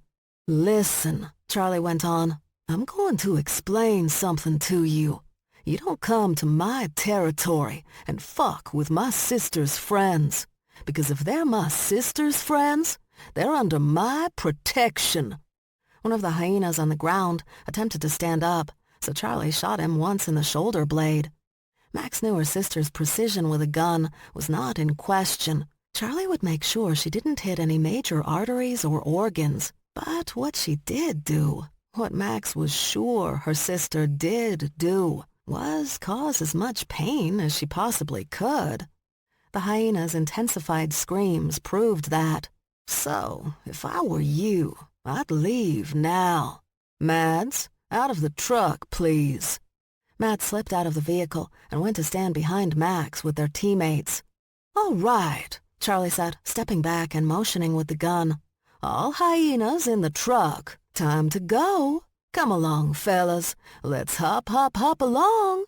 Thank you." Not once did Charlie raise her voice. Not once did she lose her temper, because she didn't have to do any of that. The hyenas fled, and after lowering the weapon, Charlie faced them. "You all right, Mads?" Mads cleared her throat. "I'm fine. Thank you." "Any more problems with them? You let me or Max know, okay?" "Sure." Charlie headed back to the house, then stopped, looked at them. "I've got muffins if you guys want some." Everyone nodded but continued to stand behind Max. Clearly they were still terrified of Charlie, and this probably hadn't helped. But once she reached the front door, Charlie stopped and barked, "The muffins are not getting any fresher." Max watched her friends power run to the house, terrified to piss off the most dangerous woman they knew, but also the only woman willing to protect them when they needed it. Chapter 26. The first half hour of their meeting involved listening to their coach yell at them because they had not been at the team meeting with everyone else. They were video chatting through Max's laptop so they could witness the full extent of Coach's rage and not just hear it over the phone. Not that her anger wasn't valid. They did have a playoff game that night, and "You 5 idiots have the nerve not to be here?" "It's not my fault," Max argued. "I was busy having sex." The entire team of Wisconsin butchers cheered until Coach Fitzgerald snarled and barked, her wolf fangs fully extended. "And she was attacked," Nell threw in, attempting to help. "By her own cousin," Talk added. "If she were my cousin, I'd beat the shit out of her too." Streep burst into tears. "Why are you being so mean to us?" "Oh, stop it." The tears ceased immediately, and Streep flatly replied, "Fine." After that, the rest of the meeting involved going over plays and plans and warnings about the kind of death they'd be subjected to if they were even a minute late to the pregame bus that would pick up the team at the Kingston Arms. "Can't we just meet you at the arena?" Talk asked, looking at her watch. "What did I just say?" "No need to yell." When they finally logged off with Coach and the rest of the team, Mads leaned back in her chair and remarked, "You had sex on this table." The rest of the team reared back, lifting their arms and hands off the hard wood, but Max quickly pointed out, "I cleaned it before we sat down." "You didn't clean it that well." "Shut up." That's when Nell adorably crinkled her nose at her. "What the fuck was that?" Max asked. You and Zay. She crinkled her nose again. We're not doing this. We're not doing what? Doing this girlfriend thing. Aren't we girlfriends, though? Streep asked. Aren't we best friends? Friends forever? BFFs? No, the other four said. So no cute shit, Max informed them. No girly shit, or I start throwing people out the window. We're on the first floor, so no one cares, Max. Thank you, Mads. I saw Imani talking to your sister, Talk suddenly announced. In the club last night. What was that about? Shh. Max stood and did a quick check of the kitchen, living room, and the backyard. When she saw Charlie outside with Zay, Shannon Berg, playing with the basketballs she and her teammates had left lying around the yard, she returned to the dining room. Okay, this is the deal. Charlie agreed to work for Imani on a test job. What? Nell asked. Why the hell would she do that? Is Imani blackmailing her? Mads wanted to know. Because if she is, I'm going to chew that she-cat's legs off.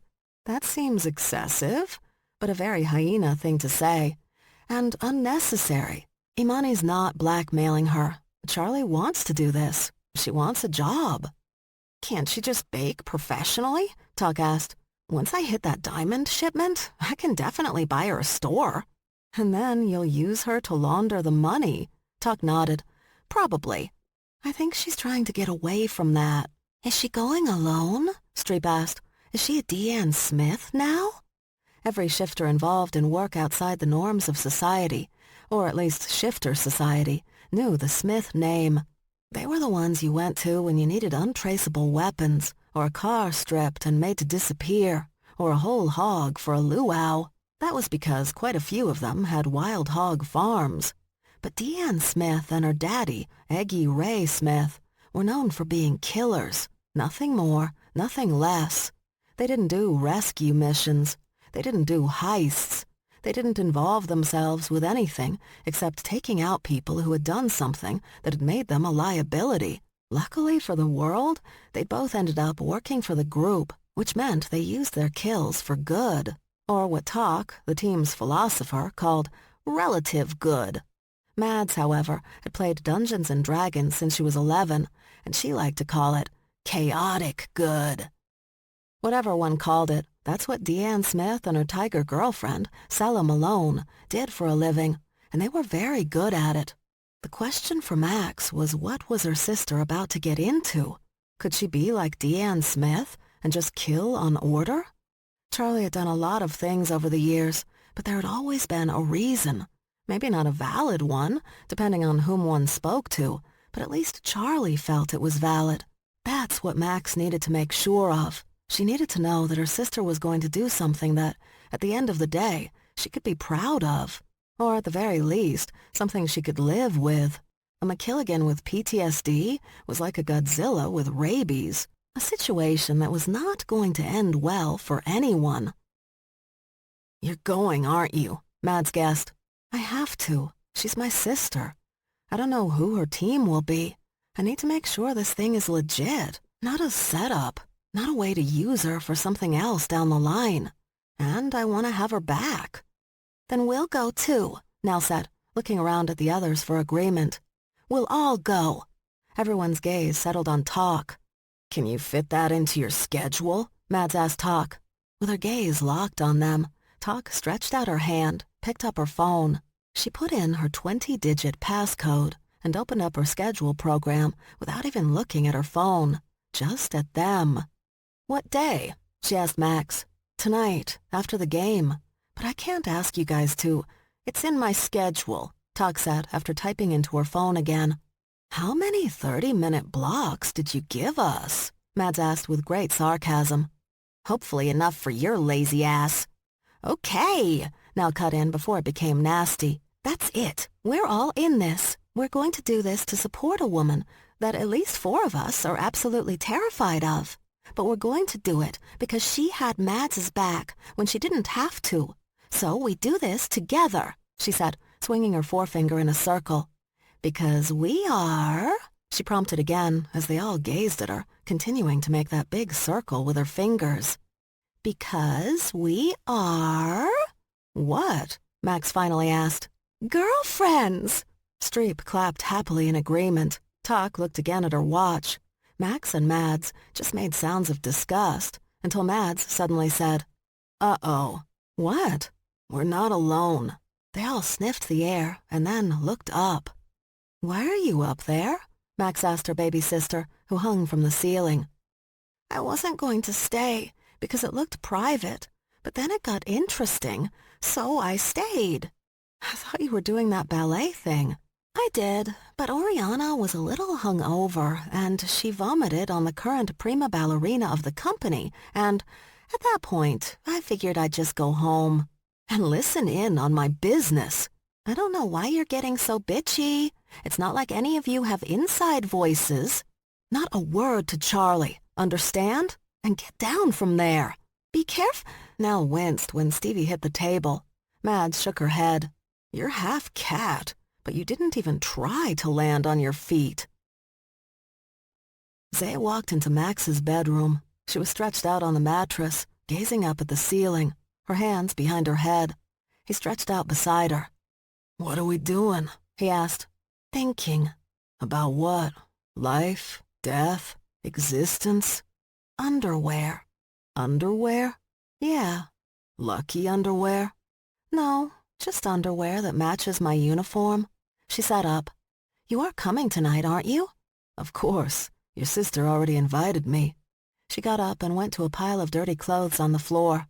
He would need to get her a proper laundry basket. Just having dirty clothes lying around one's room was tacky. "Stevie must like you if she invited you." "Stevie didn't invite me. It was Charlie. I'll be attending with her and the triplets." Max faced him, 3 pairs of bright yellow panties in her hand. "Wait, Charlie's coming? To the playoff game?" "Yes." Then she said you, your teammates, and Charlie would be going off to kill a bunch of people after the game. Max's eyes widened, and she might have stopped breathing. "Charlie told you that?" "No, that was Stevie." Those wide eyes slammed shut, and she now gripped her dirty underwear. She can't keep her mouth shut! "It's not her fault. I just happened to overhear her talking to Shen, who swore up and down he wouldn't say a word, but I was on top of the china cabinet again."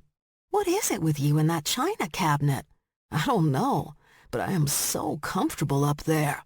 He watched her for a moment, then asked, "Want me to back you up?" "No, I want you to protect Stevie." "She's got a giant panda to protect her."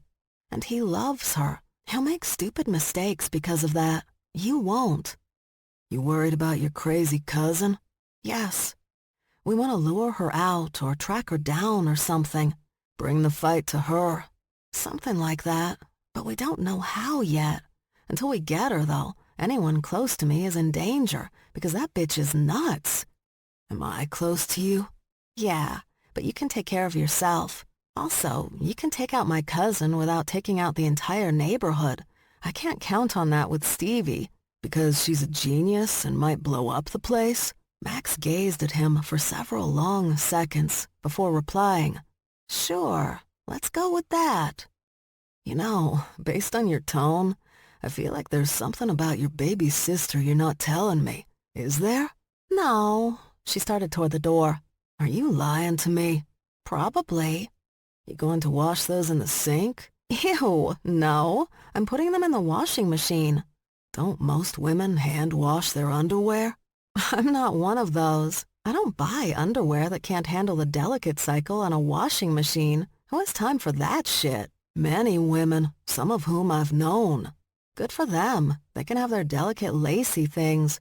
I like my shit cotton and sturdy." "There's something you should know," he called after her just as she'd stepped out the door. "God!" she whined. She walked back into the room. "What else did Stevie say?" "A lot of things, but nothing you have to worry about." "Then what?"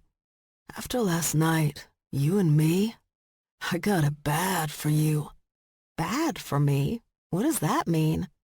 "That I could possibly, kind of, with the right incentive, fall in love with you.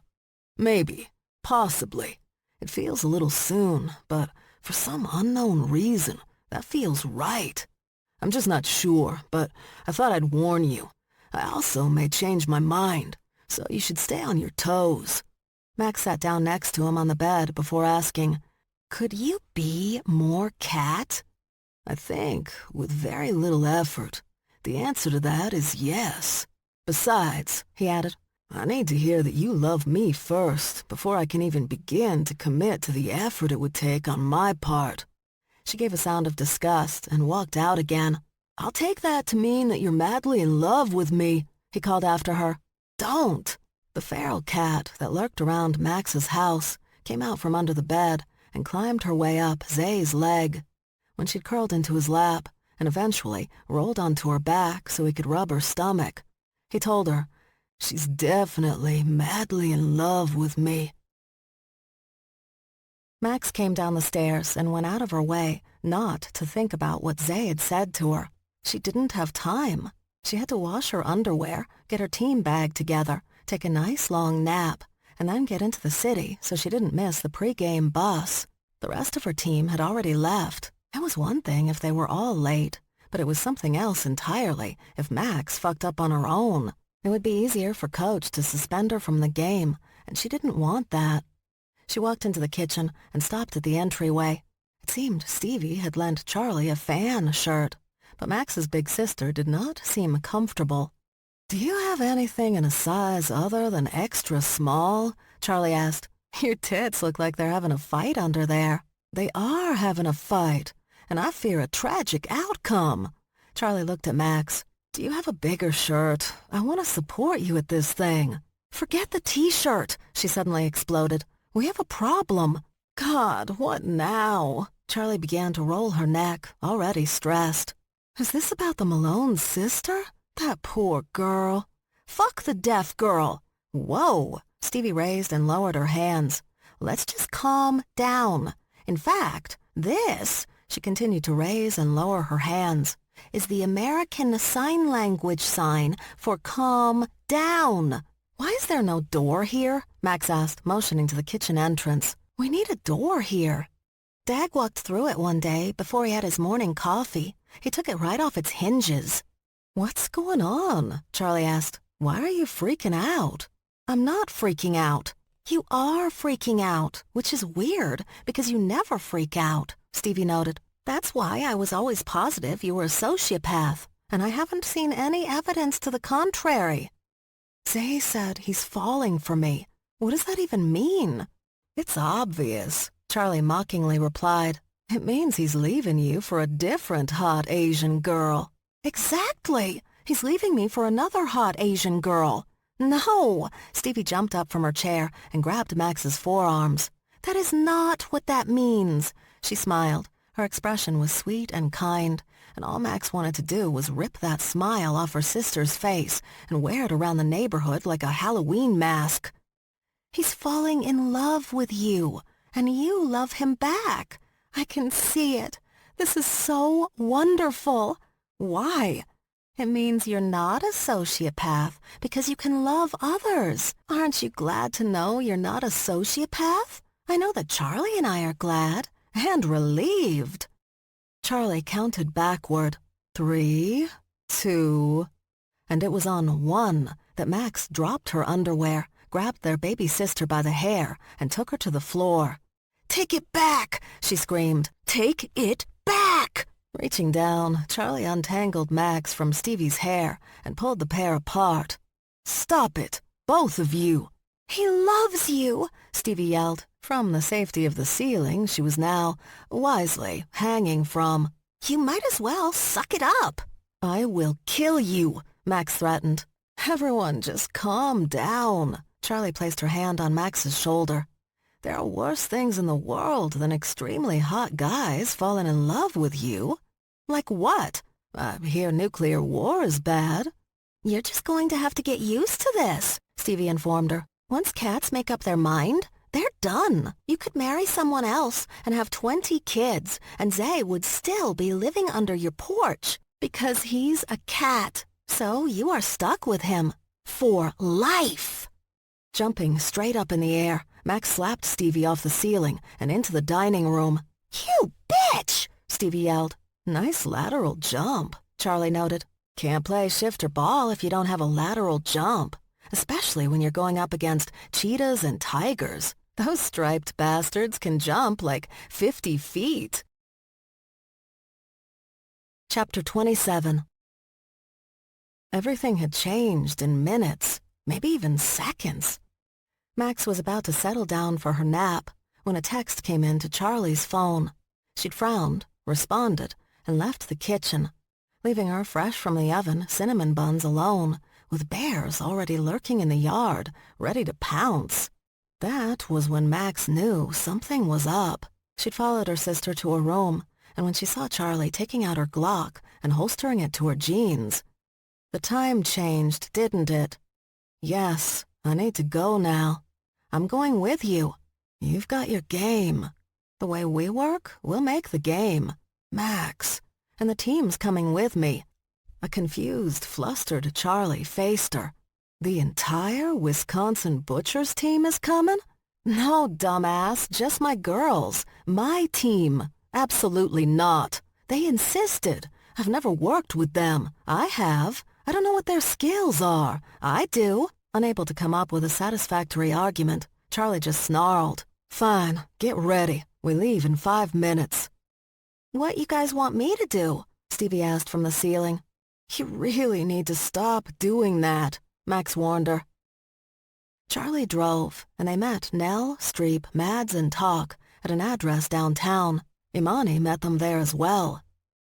I'm sorry about this last-minute change, but we need to move now, rather than tonight. Then let's go, Charlie pushed. My sister has a playoff game tonight, and none of us are missing it. Imani nodded and ushered them into the empty building. This will be our office, eventually, she told them as they followed behind her. It'll be nice once I get it up and running. Is there a name for this organization of yours? Streep asked. Still working on that, too. She stopped at an elevator and pushed the down button. As they waited, she looked the small group over before stating, I didn't expect all of you.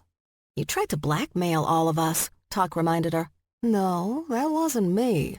And all that information has been destroyed. Charlie tell you to do that? Max asked. No, the whole thing bothered me, so I made it go away. The elevator arrived, and they went to a secure sub-basement. There were black vans equipped with elaborate communication and media centers so that whoever worked the van could keep in contact with the rest of the team. Here are your lockers. You can find body armor in the room over there. There are a lot of sizes. You should find what you need. She pointed to another room. Weapons in there. Everything you could possibly...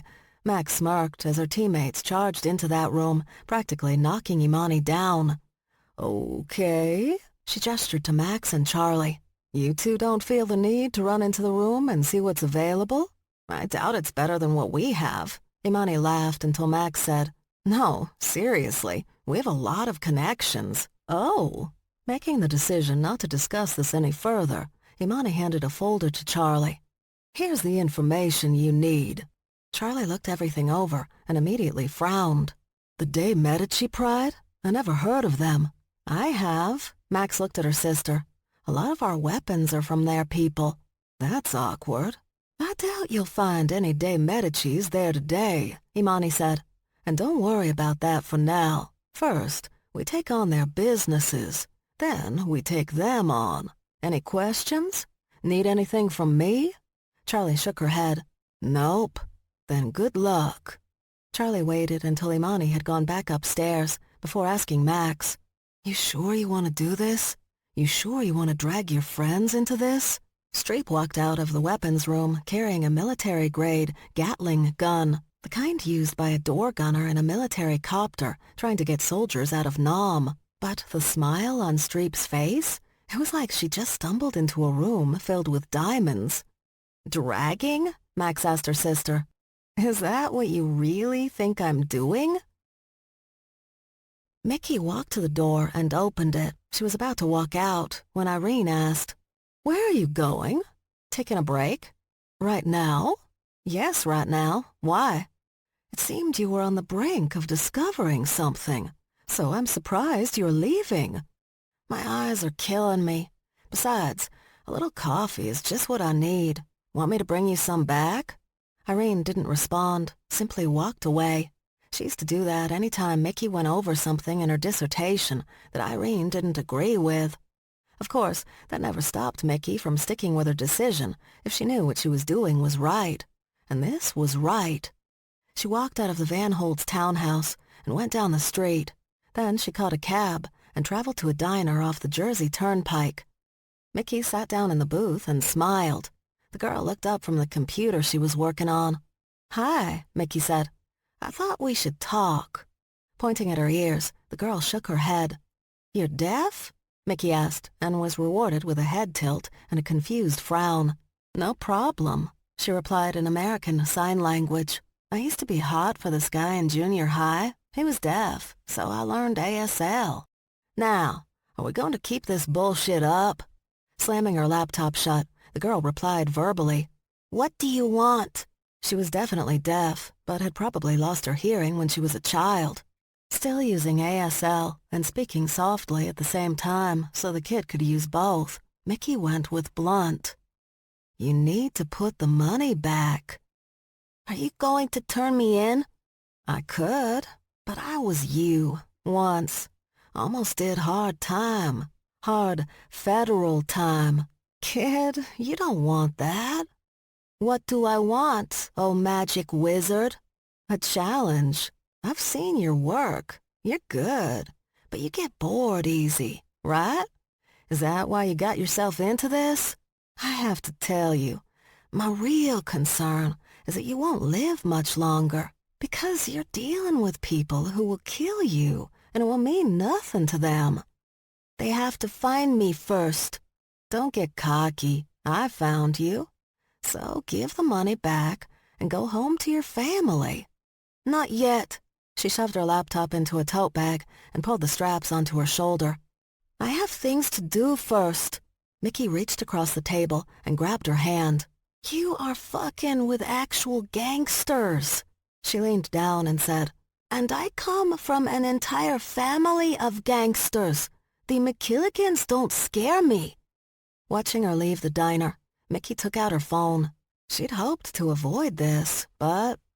"I found them," she said when she got an answer. "But I'm thinking that you better move fast." Charlie had slipped into the role of team leader quite naturally. Of course, Max's teammates made that easy. They started off joking and not taking things as seriously as they should, which had always been their way. But when Charlie snarled, they reacted so quickly and intensely, the question of who was in charge never came up. Body armor was put on, while Max and Charlie made decisions about what weapons to bring. They packed up a black van and, with Tuck driving, headed off. They were nearing the docks when Charlie got a text on her phone. She looked down and said, "They're already on the move." She typed into the keyboard and called out, "New address on the GPS, Tuck." "Got it."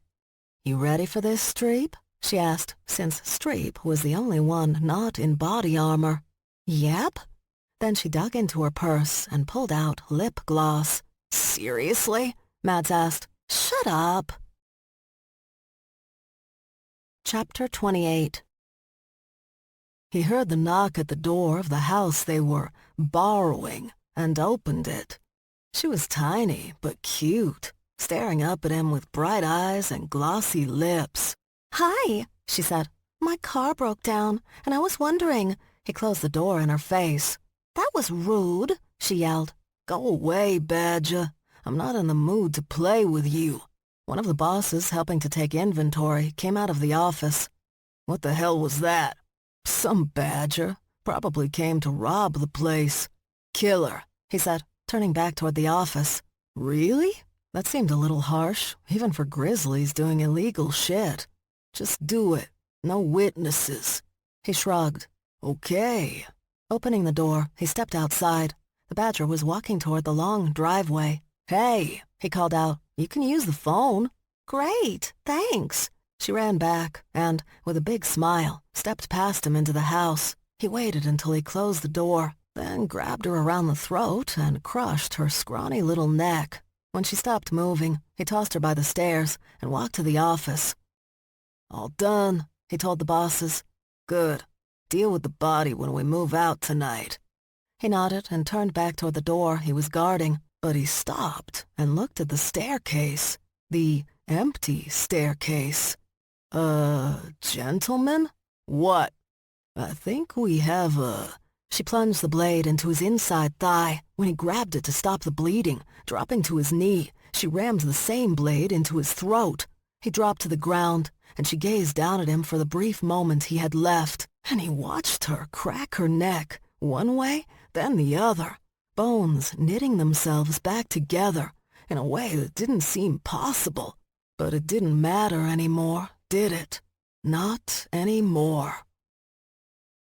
Who invites a girl in just to crush her neck? Rude!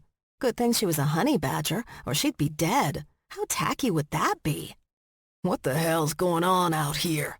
Streep raised the Desert Eagle 44 she'd taken from the weapons room, a gun that she'd always wanted, but never wanted to blow the money on, and took quick shots. A weapon of this power was an absolute necessity in a room with 6 big bears in it. She caught 3 with 1 shot each, to the neck, chest, and gut, respectively. Not sure she'd be able to hit her targets, with the rest of the bears coming at her so fast. She ran to the front door. Pulling it open, she dropped to a crouch and waited. The first bear ran out of the office, but Charlie was now in the doorway, and she pulled the trigger of her own weapon. Clean headshot. The second bear came out, and she got him, too. Also a clean headshot. Streep had always heard from Max what a good shot her sister was, but wow!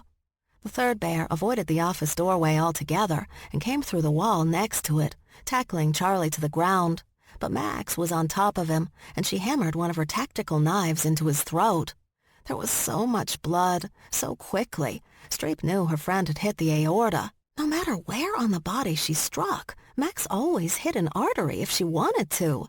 Mads grabbed Streep's arm and pulled her to her feet. "Stay behind us." "Got it." Charlie wiggled her way out from under the bear's body and got to her feet. "You all right?" she asked Streep, who was so shocked by the question she didn't answer right away. Then she remembered what the first bear had done to her neck and pressed her hand to her throat. The bones were nearly done putting themselves back together, so she smiled at Charlie. "I'm fine." "Then let's move." Max followed her sister into the hidden depths of the New Jersey mansion. She could hear men talking in the long hallways, could smell that they were shifters, and she could smell something else. Something that shocked her. Easing around a corner, Charlie looked inside one of the rooms. After a few seconds, she pulled back and pointed at Streep, Talk, and Nell. Then she pointed at the room she'd looked in.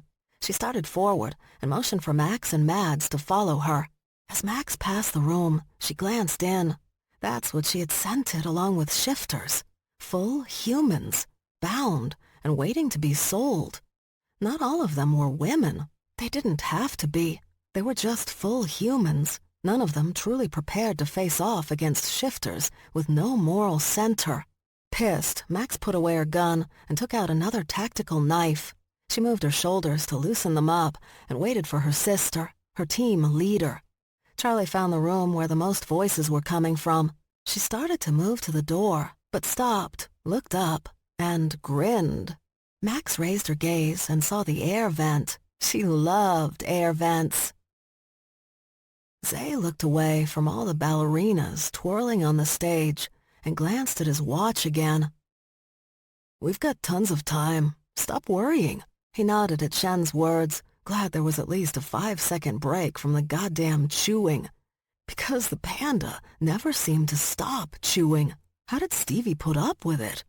She said she found it soothing, but how? How did anyone find that noise soothing? Zay dug his fingers into his hair and scratched before he looked at Shen and said, "Can I ask you a favor?" Shen grinned around the bamboo stalk in his mouth. "Sure." "Go away." Zay pointed at the audience seats across the aisle. "Over there." To his surprise, Shen's grin didn't waver. "It's the chewing, right? I like you so much, dude, but the chewing." The panda stood, chuckling. Though he was a couple of inches shorter than Zay, those muscular and massive shoulders, chest, and arms made him much wider. There was no denying the damage the man could do if he was pushed too far. But at the same time, there was something about him that still suggested adorably roly-poly, like any panda in the zoo. "Look," Shen said before moving away, "I'll check in with Stevie, give her a little reminder that we've got somewhere to be, okay?" "Thank you." "No problem. Just relax. No one likes an anxious cat. I'm worried I'm going to find you hanging from those chandeliers up there." Zay nodded, but then quickly asked, "Wait, is that something I can actually do?" Shen shrugged. "Probably, but I wouldn't do that here. I'm pretty sure those chandeliers would cost a fortune to replace." Deciding not to focus too much on whether he could hang from the ceiling or not, Zay realized the panda was right. Zay was anxious about getting to the sports center on time, which really surprised him. Max was playing in a basketball game, not making a speech at the United Nations. Still, he wanted to be there early so he could get his seat, a hot dog, and beer, and watch his girlfriend. Hold up. Girlfriend? He was thinking of Max McKilligan as his girlfriend? The crazy female who decimated an entire team of well-trained mercenaries with her badger teammates? Or who didn't seem too concerned that he'd almost eaten a child? That woman he was thinking of as his girlfriend? It was true, Zay didn't really have a type, but if he did, it sure as fuck wouldn't be a Max McKilligan. "Hi!" Zay jumped a little, surprised by the female voice beside him. "I'm Mandy." She held out her hand. "And you're Zay Vargas." He looked at her but didn't say anything. "I see." She lowered her hand. "A little paranoid, are we? Understandable, I guess, considering your line of work." "Do I know you?" "No. That's why I introduced myself. Remember? I'm Mandy." "Why are you talking to me?" She smiled. "I have an offer for you." "You have an offer for a man you don't know? So you're a prostitute?" That smile disappeared, and those eyes went from brown to a bright and dangerous blue. "Do I look like a prostitute to you?" "Well," Zay blew out a long sigh, "I don't know how to answer that without getting punched in the face. So?" Charlie waited until Max and Mads had disappeared into the air vents. Then she waited another 45 seconds before she kicked the door in. Her weapon was already raised, and she nearly took her shot, but the bears were ready for her, and smart. They were using some of the full humans as their shields. One bear had 2 in his arms, raising them so high they protected his head. "Hello there, pretty girl," he said, behind the 2 sobbing women he was holding hostage. "Smelled you badgers coming a mile away." Pressing the left side of her body against the doorframe, her weapon raised so that she was locked on target, Charlie said, "Hello, Paddington. How are we going to play this?" "First, before we can do anything." Charlie heard him grunt, and one of the bears behind him punched his fist into the ceiling. A few seconds later, he yanked Mads out of the air vent, slamming her to the ground with such force, Charlie was worried he'd sent her through the floor. The same bear reached back up and snagged a snarling, hissing Max out of the vent, too. Her sister put up much more of a fight, trying to wriggle out of the grip that held her. But neither badger could get away, and their guns and a few knives were tossed aside before they were pinned to the floor by several bears. "Now that we've got that cleared up," the lead bear went on, "let's discuss whether you're going to sacrifice all these full humans just to get to us." "Katzenhaus?" Zay repeated, staring at the business card Mandy had given him. "You guys run that snobby library, right?" "That library?" Mandy stopped, took a moment to stare off at the stage filled with dancers. When she seemed calmer, she cleared her throat and said, "Katzenhaus is a protection agency. We protect the cat nation all over the world." "Uh-huh." "I'm a recruiter." He held up her card. "Yeah, I read that." "And you seem to have what we may be looking for." "You do know I just found out I'm a cat." "Yes, I'm aware. And we're the ones who can teach you what you need to know." "Could you teach me to hang from the ceiling?" She frowned. "Why would you want to hang from the ceiling?" "Why wouldn't you want to hang from the ceiling?" "Okay, Mandy stood, and Zay had to admit that the woman definitely moved like a cat. Of course, she also moved like a hooker. When you want to be serious, call the number on the card, and we can talk about your future. Sound good? Yeah. Excellent. She turned away from him and strutted off without making a sound, despite those 6-inch heels. Zay leaned back in his seat and studied the card in his hand. Hey, darling, a new female voice said from his right. Zay jumped again, this time hissing a little. Sorry about that. The woman wearing a Tennessee Titans baseball cap mocked. I always forget how nervous y'all are. You're not a cat, he told the woman sitting next to him. Definitely not. Pitbull, then? Her yellow eyes narrowed. Gray wolf. And a Smith. I don't know what that means. Deanne Smith's the name. And howling is your game? Those eyes narrowed even more. You really didn't know all this time that you were a cat? Because you sure as hell sound like one. Charlie lowered her weapon. You're right, she admitted. I wouldn't hurt full humans just to get to you. That's excellent, the lead bear said, although he didn't lower his shields. Now, we can have a nice discussion about how we should move forward from here, because you need to understand something. The people we work for, they won't tolerate some worthless badgers fucking with their money stream. Do you understand what I'm telling you? I understand. So, maybe it's best that you and your friends walk away before we crush you like the beer cans we drain on a Saturday night. That's a good plan. Charlie threw her gun on the ground, and the bears slowly lowered their human shields. The lead bear released one of the women so he could point a gun at Charlie's face. He smirked, putting his finger on the trigger. Now I'm debating what I should do. Really? Charlie asked. Because I'm not. She took in a breath, then bellowed, Badger fight! Darren didn't know how he'd gotten here, why he was here, or if he'd leave here alive. He just knew he was chained and about to be moved to another location. The bizarrely large men, who seemed to love anything with honey on it, had been getting ready to give them all injections. Those injections were filled with something that knocked all the captives out. Every time Darren got one of those shots, he'd wake up in a new place. At this point, he no longer knew which country he was in. He assumed he was in America, though he'd started in Canada. But as the large men had been getting those shots ready, they'd suddenly stopped what they were doing and lifted their heads, sniffing the air. And as they'd sniffed, they'd begun to growl at each other, like some kind of weird warning. A few minutes later, they'd grabbed several of the prisoners to use as shields, seconds before that woman had busted through the door.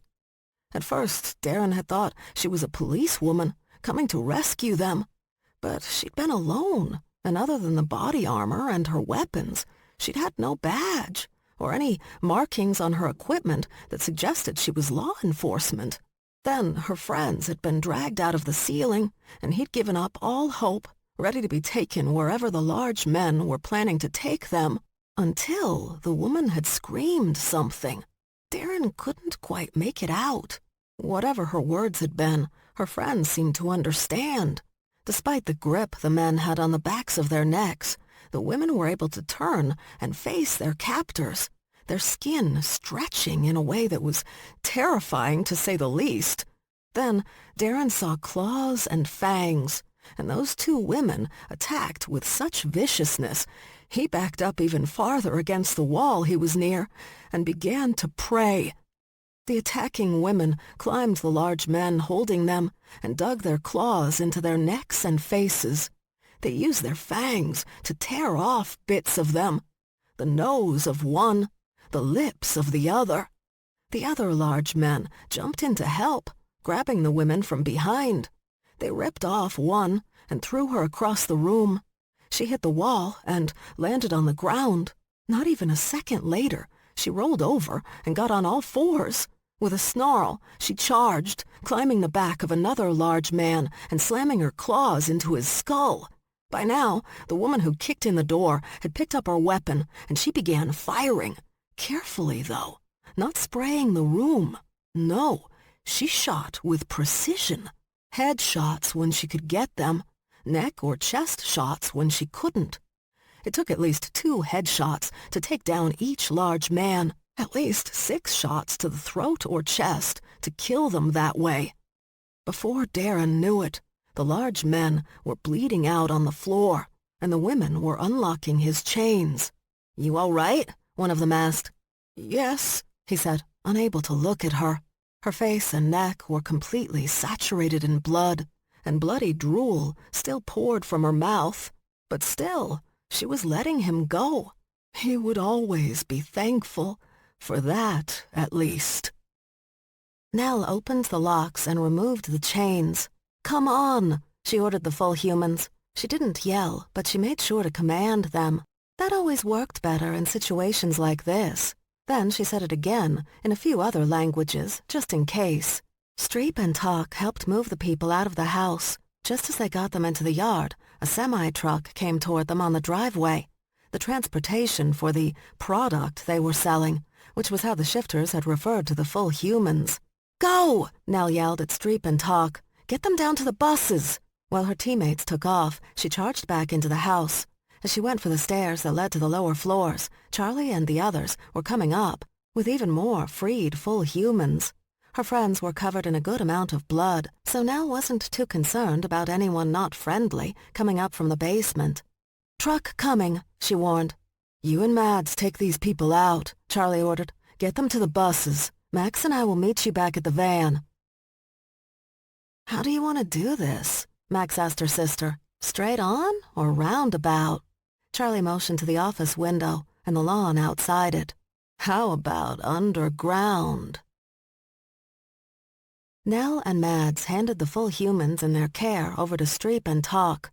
"Meet us at the van," she yelled, running back to Max and her sister. She didn't feel right about leaving them on their own. Mads caught her and they stopped, watching as the McKilligan sisters came up through the ground and jumped onto the truck from opposite sides. They climbed up the doors and leaned into the open windows. Max had one of her blades in her mouth. When she reached the window, she grabbed it and began stabbing the driver. Charlie, a clean killer, just fired her weapon twice into the cab. Max leaned farther in, her little legs just sort of hanging out the open window, making Nell and Mads laugh. But she still managed to stop the truck before it ran directly into the mansion. Done, the sisters jumped down and motioned toward the van. Charlie reached the van and got in. The rest of her team followed seconds later. The buses had already driven off and were going in another direction, into another state. There, the full humans would be cared for until they could figure out what was next for them. They weren't necessarily undocumented workers or women about to be sold into sex slavery. They could have been picked up for no other reason than some freak shifter was in the mood to hunt and eat a blonde. Whatever the original plans had been for them, Charlie had made it clear to Imani, no matter what these full humans might have seen, no one was allowed to kill them to keep them quiet. They could threaten, they could blackmail, they could give them money to shut them up. But Charlie wouldn't be part of any operation that involved killing people who had just been unlucky enough to be kidnapped by shifters. Talk headed the van back to the city. They weren't returning to the office they'd started at. They didn't have time. "To the Kingston Arms," she told Talk. "Don't we have to get this back to the office where Imani met us?" Max asked. "Talk," Charlie barked. "We've got 2 hours to get back to the city, get showered, and meet the pre-game bus." Max rubbed her nose to hide her smile. "Are you coming to the game, Charlie?" Nell asked. "Yes, I want to see my sister play." Charlie paused for a few seconds, then added, "So you bitches better win, or I'm going to be upset." Slowly, Charlie turned her chair around to focus on the computer screen, while Max's teammates shrank down in terror. Charlie glanced at Max over her shoulder, but the sisters had to look away from each other before they started to laugh hysterically. Because that would be wrong, wouldn't it? Chapter 29. At the arena, they had floor seats. Zay might not have been impressed by that if the entire arena had not been filled to capacity. The crowd was already cheering and antsy, desperate for the game to begin. It was like watching an NBA game, with half the audience sporting green and white, and the other half yellow and blue. An entire world underneath the full human one, and Zay had never felt more at home. Zay sat with Charlie and the triplets on his left, and Stevie, Shen, and Dutch on his right. Dutch had originally sat down next to him, grinning like an idiot. But when Zay slapped the man's popcorn, soda, and giant pretzel with cheese onto the floor, Stevie insisted he move. "Not long now," Stevie said, clapping her hands together. "You are so excited." "I love watching Max play. She's not just a good athlete. She also has winning showmanship." "I hear you did too, when you were 6. "I still do. Someday you'll have to hear me play with my band. They're all former child prodigies too. And I do a mean Jimi Hendrix." "On guitar?" "That too." Zay was going to ask what she meant, but she said to him first, "Here you are my babysitter tonight." "I doubt you'll need it. You have a giant panda." Shen held out a bamboo stalk. "Want a bite?" "No." "You guys don't know what you're missing," he said before beginning his non-stop chewing. "That doesn't irritate you?" he asked Stevie. "I fall asleep to it. It's the most soothing thing to me. And I'm the one who finds Enya's music a little loud and abrasive." They waited in the hallway, the two teams side by side, Max already bouncing on her toes, ready to go, ready to destroy the other team, but in a totally non-lethal way, of course. Nell was on her phone, taking selfies. Streep was doing yoga stretches to stay limber. Mads was staring down tigers on the opposite team. Talk was looking at her watch. It was the same thing every time, but Max never got bored by it. Only this time, both her sisters were in the crowd. Charlie hadn't been to a game since Max was in high school, and once she'd found out Nell had a limo driver to take the 5 of them to and from the games, she'd stopped coming altogether. It didn't bother Max as much as it would have probably bothered others. Actually, it hadn't bothered Max at all. Not when she knew her sister had a lot more important things to focus on, like keeping them alive. It was just nice that finally, after all these years, they could do this and enjoy it. Mads tapped Max on the shoulder and pointed. Rennie stood at the end of the hall, away from the entrance. "Shit! Tell her you'll talk to her after the game." But Max didn't want her mind distracted by anything, not during a playoff game. She ran down the hall to her mother. "I just wanted to wish you luck," Rennie said when Max reached her. "Some of your aunties are here, too." "They are?" "Yes. I also think they have money on the game, though." "Of course they do." "Anyway, given any more thought to my suggestion about you and me traveling together for a while?" "Yeah." "Great. And?" "No." Her mother blinked.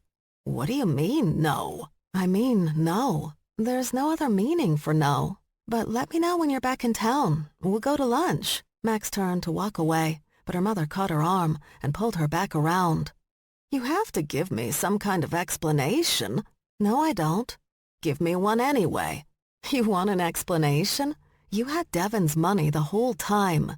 Is that really a big deal? I knew you could handle him."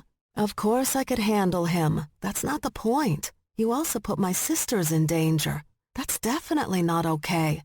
You also could have sent us some of the money." "For what?" "Oh, I don't know. To give our grandfather's pack some cash, since they were the ones taking care of your kid? Or we could have given some to Charlie, so she could have gone to college. At the very least, you could have told me you had it. But you didn't." "So you're saying you want a cut now? Is that it?" Max pointed at her mother. "And that's why I'm not going. Appreciate the invite, though." "Max, you can't just leave it at that." "I'm not leaving it at anything. I'm just not going. I do, however, have a game to play, and the announcer's about to call my name." She kissed her mother on the cheek. "I do love you, though. Always will." Then she returned to her teammates and waited for her name and number to be called. The crowd began cheering, and the announcer came on over the loudspeakers, introducing the two teams. Zay watched each player as she came out to cheers and love from the audience, but, at least for the Butchers, Nell was one of the true stars, especially among the males of the audience, but no one on the team was truly slighted. When Max ran out, her sisters jumped up on either side of Zay, cheering almost as loudly as the crowd around them. Max and her 5 friends didn't start the game, though. Instead, the teams began with more equally sized players. The longer Zay watched the game, the more he became concerned about Max's safety. These two teams didn't play like the WNBA. Hell, they didn't play like the NBA. He wasn't talking about skill. Their skills were on par with those of any pro team, maybe even better. But the brutality. Bears hit cats, sending them flying down the court. Cats slashed bears, leaving blood on the court that cleaners came out to wipe up. There was blood on the uniforms, scabbed over wounds on the players. He'd never seen anything quite like it, and if the woman he deigned to care for weren't about to jump in, he'd have enjoyed it much more. At the beginning of the second quarter, Max and her 4 teammates took the floor, and Zay's mouth dropped open, because there Max stood, in front of a 6-foot, 7-inch female who stared down at her with such withering contempt that he wanted nothing more than to go out there, scoop Max up, and make a run for it. He had to give it to Max, though. She was putting in a lot of effort, jumping around, moving her arms a lot, trying to distract the other player. It didn't work, but it was a nice attempt. The player threw the ball way over Max's head, and the opposition easily caught it. But when that player turned to dribble down the court, Nell stole the ball and went between the taller woman's incredibly long legs. She passed it off to Mads, who immediately passed it to Talk. Talk tried to make the shot, but the other team was all over her, so she passed it to Streep, who head-faked to her left before passing it to Max, who bounced it under another set of insanely long legs, allowing Nell to catch it, spin, and take the shot. She made the basket without even breaking a sweat. Holy shit! He didn't say that, though. That was Charlie, but he totally agreed with her.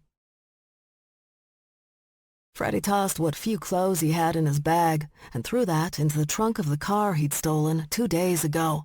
Come on, he yelled, then remembered. She couldn't hear him. Fuck. He started back to the motel room when a fist slammed into his stomach. He doubled over, and a strike to the back of the neck dropped him hard. His entire body went numb, nerves sending out confused messages to the rest of him. He wasn't sure he could walk, much less fight. Still, he tried to get up, but a foot against his spine kept him pinned. Uncle Freddie, so good to meet you at long last. He recognized that Scottish accent, but not the voice. I promised Uncle Will I'd bring you in, and that's what I'm going to do. Maybe those daughters of yours will care when you're dead and skinned and staked to the front of their house. The only things his treacherous, unfeeling daughters would care about was that they would have to clean up the mess. He would have said that too, but he couldn't speak. Christ, what had the bitch done to him? His arms were pulled back and rope wrapped around his wrists. Then his legs, ankles, tied to the wrists, hog-tied. He was dragged to another car, his body pulled and pushed into the trunk. He landed on his back so he could look up into his assailant's face. Yeah, I found ya, didn't I, Uncle? I never should have focused on you in the first place. But the girl, she's been in contact with one of her brothers. I found her that way. Pretty disgusting, by the way, what you're doing. She ain't even 18. Even Uncle Will would never sink so low. She leaned in. I hope he lets me have some fun with you before he finishes you off. She took a bandana out of her back pocket and shoved it into his mouth. Now, you keep quiet, or I'll start cutting off important bits before we even get to Uncle Will's. She stopped speaking and swung around, catching the hand about to shove a blade into her back. Hello, little girl, his niece said. You must be me Uncle Freddie's dirty little secret. Charlie had never been so into a game before. She hated his sports, hated them, always had. But watching not only her sister kick ass, but those weird friends of hers working together as a well-oiled machine was totally worth the price of admission. Not only that, but who knew her sister was so damn good? She didn't even get that many points.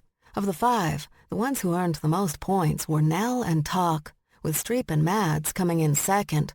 Max got baskets, but she seemed to really enjoy stealing the ball away from the other team and passing it off to her girls. "I never thought she was a team player," she admitted to Zay. "I was wrong." "I know, she's amazing." Charlie leaned closer to him and said loudly over the roaring crowd as the timer counted down, "Can I start introducing you as my sister's boyfriend? Only if it annoys her greatly." "It will." It was the final minutes, and Streep was shoved aside by a player on the opposite team. She didn't just fall, though. She did a very long stumble for several feet until she stretched out on the ground, grabbing her knee and wailing loudly. Her teammates ran to her, then Mads threw the first punch at the other team. That led to a small fist fight, and of course, Max was right in the middle of it. When the dust had settled and everyone had calmed down, the ref called a hard foul, and Streep limped her way over to the free-throw line. Wiping tears, she threw the first shot, and bam! Nothing but net. The ball was passed to her again, and she took a big, deep, shaky breath, and boom! Same as the first. After waving at the crowd, Streep headed back down the court, with no limp. At this point, the two teams were neck and neck, but the Butchers fell behind when a cheetah for the other team leaped into the air, spun, and reverse dunked the ball over her shoulders. The move brought the crowd to its feet, screaming, especially when she hung there, her tongue hanging out, her fangs flashing. If she hadn't been up against her sister's team, Charlie would have loved it even more. The ball was passed to Nell, and she took it back down the court. From there, the ball was stolen, going back and forth between the teams until there were only 4 seconds on the clock. The dunking cheetah had the ball again and was racing down the court to the Butcher's basket. That's when Max got it, dashing in front of the cheetah and stealing it from her. She headed back the other way, but the rest of the cheetah's team was coming right for her. She had no time to reach that basket. Charlie assumed Max would pass the ball to Nell, who was closer. She probably wouldn't make the basket either, but it was worth a try. But when Max realized she was blocked, she made a jump shot, that lateral leap coming into play again. The ball flew over the heads and hands of extremely tall women and whoosh, went into that basket just as the final buzzer blasted, signaling the end of the game. Charlie only had a second to see Max's hilarious expression before her teammates tackled her to the floor, her grin wide, her tongue out, and her hands thrown out like, "Of course I made that fucking shot." Then she was gone under a pile of cheering teammates. She grabbed the girl's throat and began to squeeze. She smelled weird. A cat scent Mari didn't quite recognize. Then she noticed the girl had something in her ears. Hearing aids. "You sick fuck," she laughed, looking back at her uncle. "She's fucking deaf. How do you live with yourself? And now you're making me kill her." She looked back at the girl and yelled, "You've got to die. Sorry about that." Mari decided to make this quick. No use torturing the kid for no reason. But just as she started to squeeze that skinny little cat neck, her uncle began to completely lose his shit, which seemed strange. He was a bastard. She'd expected him to try to use the distraction to make a run for it. He was Badger after all, and with just a little effort, he could get out of that binding. That's why she was planning to shoot out both his knees before she drove off. Still holding the girl, she leaned down and used her free hand to yank the bandana out of his mouth. "What are you trying to say to me?" "You kill her," he said. "Will won't get his money." "You think you can hold out, do ya? No matter what Will does to you? All for this piece of ass?" "No, you dumb twat. She's the only one who knows where the money is." "Really?" "Yeah, really. You kill her. Will gets nothing. The family gets nothing. All right, then. She dropped her, and the girl bent over at the waist, coughing and taking in big gulps of air. But then, we don't need you, now do we? Freddie's eyes grew big when she pulled the .45 from the holster attached to the back of her jeans and pointed it at him. But just as she pulled the trigger, her arm jerked, because her body jerked. 2 more shots went through her chest, and she stumbled forward, then spun around. She stared up at the buildings in the distance, trying to see who it was. Who had shot her? Come out, Max. You and your sisters. Show yourselves. It hurt to breathe, but the shots to the chest hadn't hit the right spot. She glanced down and thought it again. The shots hadn't hit the right spot. Whoever had shot her, it wasn't one of the sisters. They knew how to take down a badger better than anyone. Then who? The blade slid into the back of her neck, right where the spine and the skull attached. Blood poured from her mouth, and her body began to convulse. Mari turned and faced the deaf girl. She held the bloody blade in her hand. Freddie was still hogtied in the boot.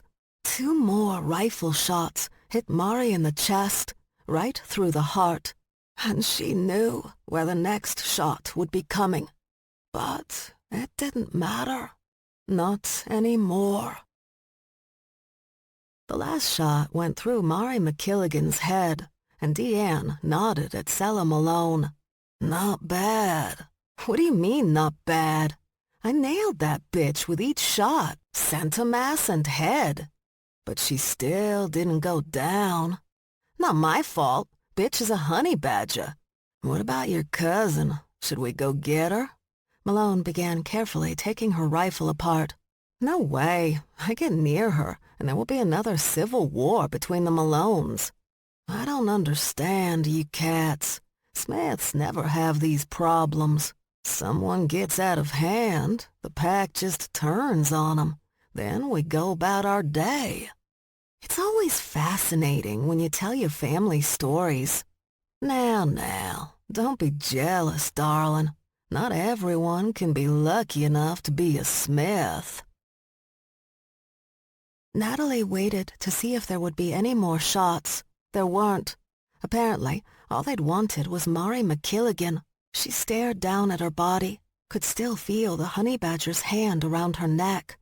It had been risky, taking her on, but she hadn't had a choice. She reached down and searched the body. She took some cash and the car keys. Once she had what she needed, she looked down at Freddie McKilligan, the biggest mistake of her life. But she was ready to rectify that, too. She took the bandana she now held and shoved it into his open mouth. He was probably screaming at her. He always thought if he screamed loudly enough, she could hear him. He didn't seem to understand what the word deaf actually meant. Once she knew she'd made him quiet, she retied his bindings so that he couldn't slip out of them for a few hours. Then she closed the trunk, grabbed her bags and laptop, and got in the car. It was a Mercedes, which was a very nice car. She started it up and moved on to the last phase of this huge fuck-up. Chapter 30. Their games, playoffs, finals, or otherwise, didn't end like the ones people watched on TV. There was no media, no interviews, no discussions about gameplay with anyone beyond the coaches. Instead, players just returned to the locker room, showered, changed clothes, and sometimes went to an after-game party or dinner. Zay waited with Max's sisters and friends for her to make her way down the gauntlet of fans. She and the others signed autographs, hair wet from the shower, game bags slung over their shoulders. Looking at Max and the rest of the Butcher's Badger Force, which was what the triplets now called her 4 Honey Badger teammates, he couldn't tell that they'd just taken down a shifter-run kidnapping ring. Quickly, efficiently, and, according to his chat with Charlie during an interesting halftime show with giant panda rappers directly from Hong Kong, without any loss of victims or serious harm to her team.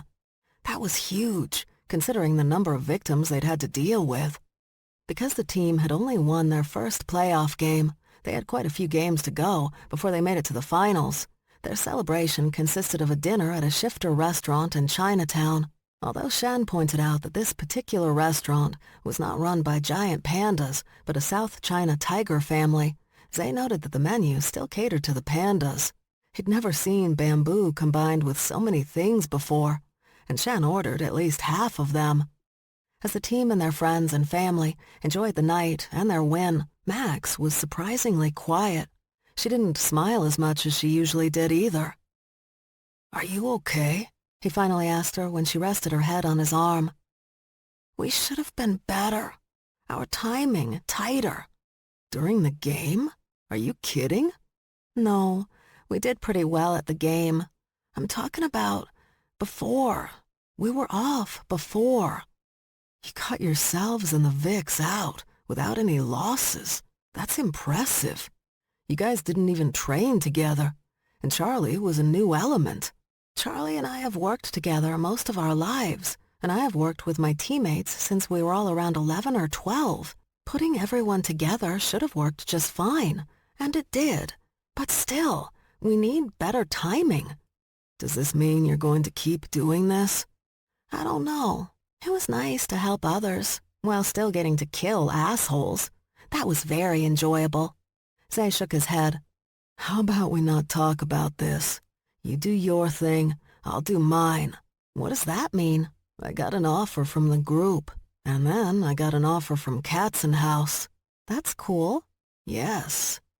"Do you know where you'll be stationed? Because both of those organizations have offices around the world." Zay put his arm around Max's shoulders. "Don't worry, I'm not leaving you." "That's not what I was—" He put his forefinger over her mouth. "Shh, my love. We'll talk about your obsession with me later." "I hate you." "You wish." When Max woke up the next morning, Zay had already gone downstairs. He was probably hanging out in that damn tree. He loved to lie around in that tree. She showered, dressed, and walked downstairs. When she stepped into the living room, Max turned toward the kitchen, but she stopped and looked over her shoulder. Confused, she walked toward the front of the house until she reached the sunroom. "Can I help you?" she asked the stranger sitting on the love seat that faced into the house. The female frowned and stared at Max hard, but didn't reply. The front door opened and Stevie walked in. She smiled at Max and the woman on the love seat, but kept going. "Stevie?" "Uh-huh." She came back into the room. "What's up?" "I don't know who this is. Do you know who this is?" "No, I assumed you did." She smiled at the female. "Hello." The female gave a wave. "Can we help you with something?" Stevie asked. "Are you lost?" The female shook her head. "I'm waiting." Her voice sounded odd, muffled, like she had a head cold. But nothing about that set off alarm bells. Her sister, however, reacted as if she'd been struck, stepping back and gawking at the woman. "What's wrong with you?" Stevie didn't answer. Instead, she stepped closer to the female and asked, Are you Natalie?" Now Max felt as if she'd been struck. She looked the female over. She did look young and pretty. Big brown eyes, dark brown hair with red ends.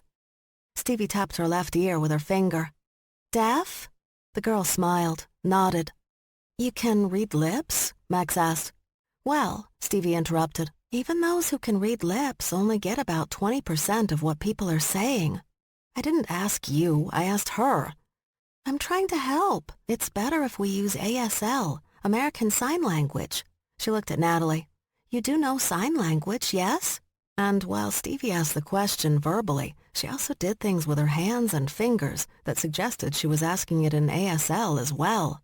Max didn't know what she expected from the girl who'd been kidnapped by their father, but "I have known you 5 minutes and you have annoyed me" was definitely not it. Max laughed, but Stevie was just insulted. "I'm trying to help you." "Help me do what? I'm deaf, not disabled, and your ASL is weak." "Burn," Max snickered.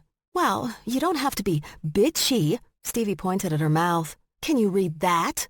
Max put her hand on Stevie's shoulder to calm her down. "Where's Freddie?" she asked Natalie. "In the trunk." The sisters exchanged glances. "In the trunk of what?" Max asked. "In the trunk of the car I stole from Mari McKilligan before I killed her." Max cringed a little. "Sweetie, you only think you killed her." Natalie stood and stretched her arm around Max's neck, pressed her fingers between the spot that connected the spine and skull. "I slipped the blade there. She's definitely dead." When she stepped back, Max could only ask, "Wait, who are you again?" Zay was relaxing in what he now considered his tree, the feral cat on a branch above, when a hand reached up and yanked him down. He landed on his feet, his gun pressed against someone's throat before he realized what was going on. "Nice reflexes, house cat." He lowered his weapon, the Malone brothers, just great, and he was having such a very nice morning, too. "What are you doing here?" "My sister's here. We want to see her now." "Well, thank you for not taking down the door this time." Keen Malone's snarl was disturbing, but Zay ignored it and led him and his brothers into the house. Kyle was eating breakfast at the kitchen table. "What's going on?" he asked. When he didn't get an answer, he grabbed a piece of buttered toast and followed the group through the house. As soon as they were near the sunroom, Keen shoved Zay out of the way and charged in. He picked up the young girl standing with Max and Stevie and hugged her so tightly, Zay was afraid he'd crush her. The hug lasted a bit, and then he lowered his sister to the ground. That's when they started talking to each other using ASL. Zay had to admit, he was shocked. Shocked that someone like Keen Malone knew goddamn American Sign Language, and from what Zay could see, knew it really well. The pair were just chatting away, the other Malone brothers interjecting occasionally, when they heard yelling coming from out in the street. Max and Stevie looked through the window, and then both sisters were running out of the house. "What's going on?" one of the brothers asked. "Nothing good," Zay admitted. Charlie was walking back to her house from Ruth's. She dropped off 6 large honey pineapple upside-down cakes for Ruth Barton and her husband. If her kids had been home, she would have made the family at least a dozen cakes, because Ruth's grizzly family could pack it away. She normally didn't just give the bears baked goods. She waited until they asked, or demanded. But Ruth had helped her, had been kind to her when she didn't have to be. The least Charlie could do was bake the woman and her husband their favorite Charlie cake, as they named her non-existent baking company.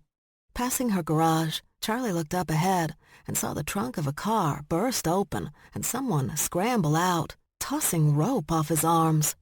"Dad?" She hadn't said it loudly, but her father heard her anyway.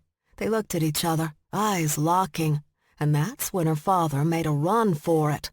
"Motherfucker!" Charlie growled, before taking off after him. When she caught up to him, she tackled him from behind, dropping him to the ground. Before she knew it, she was kicking him across the street. A moment later, her bear neighbors came out of their houses. Soon, the triplets reached her, and a few seconds after that came her own sisters. Berg wrapped his arms around her body and carried her away from Freddie. She never wanted to hurt Berg, so she didn't fight him.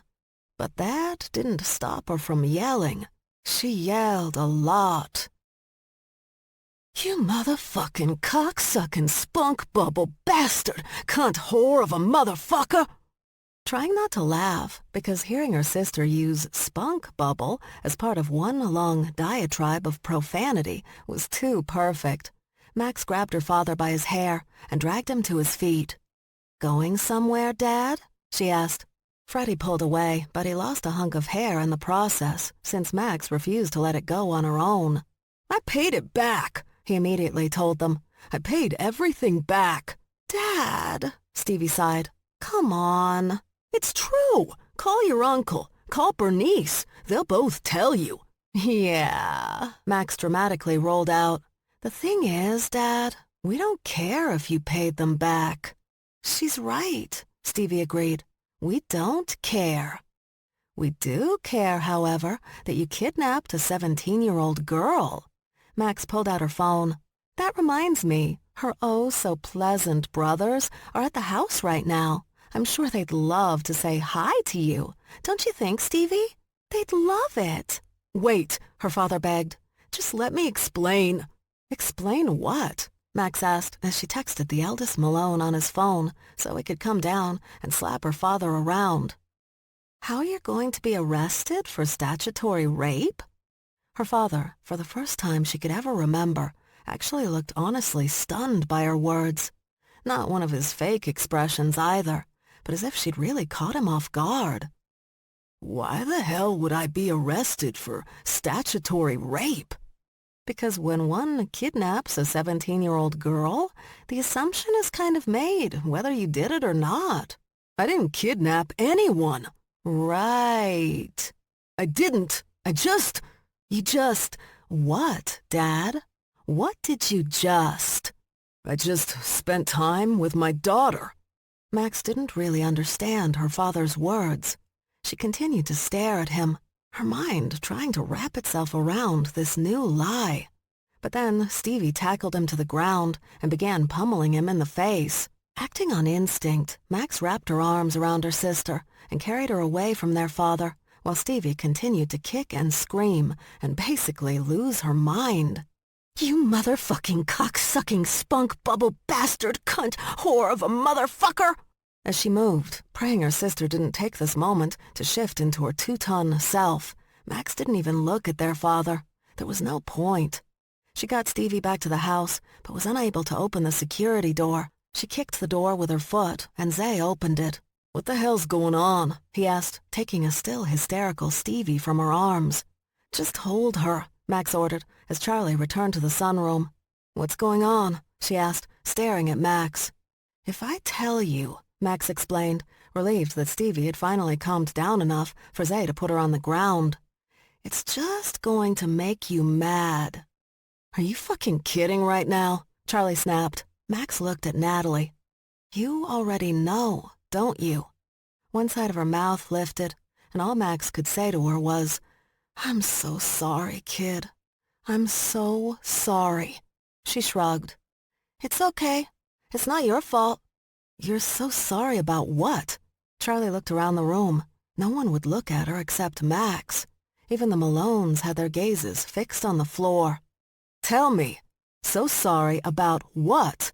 Her rage gone, Stevie simply burst into tears at Charlie's questions. That's when understanding sank into Charlie's brain, and she slowly faced Natalie. Gently, she asked, You're our sister, aren't you? Natalie nodded. Charlie moved closer, stood over her. Max doubted her big sister knew how terrifying she must have appeared to the kid. When she was thinking and concerned, Charlie got such a look. To this day, just the thought of that expression still freaked out her teammates. Max could tell that everyone was waiting to see Charlie's reaction, what she would say to Natalie, what she'd say to everyone. But Max knew her sister really well, maybe too well. So she wasn't surprised when Charlie spun around and walked out of the sunroom, pushed past the triplets, and kept going until they heard the back door slam open. Then the scream came. Just one long, anguished scream. A scream Charlie only seemed to use when her father had done something particularly fucked up. It went on for a long time and shook the house windows. It was such a strong scream that eventually their deaf sister tapped Max's arm and asked, Is she screaming? Max nodded.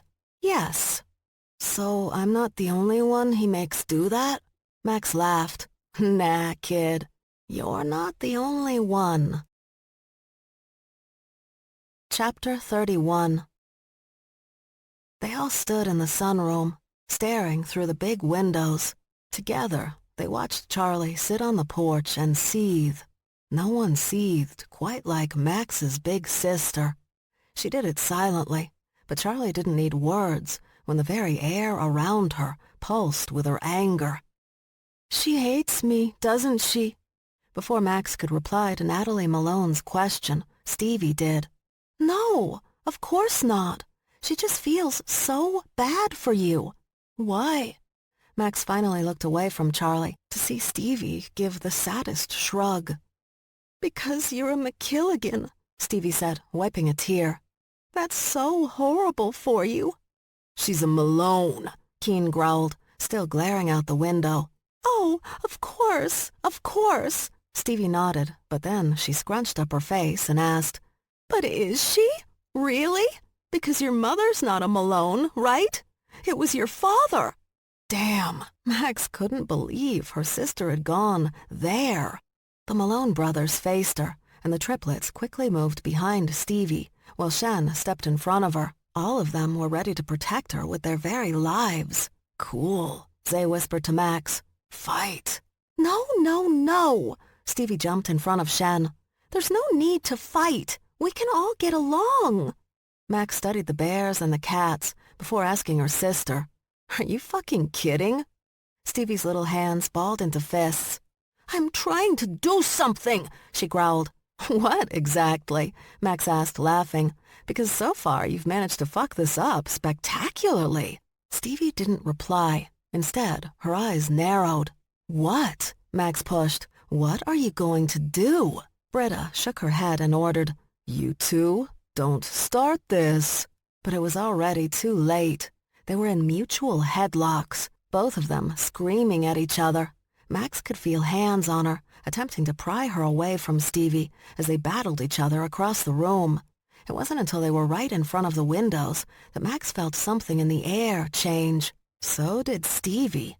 At the same moment, they released each other and looked up to see Charlie standing in front of the window, fangs peeking out from under her gums, eyes a bright wolf gold.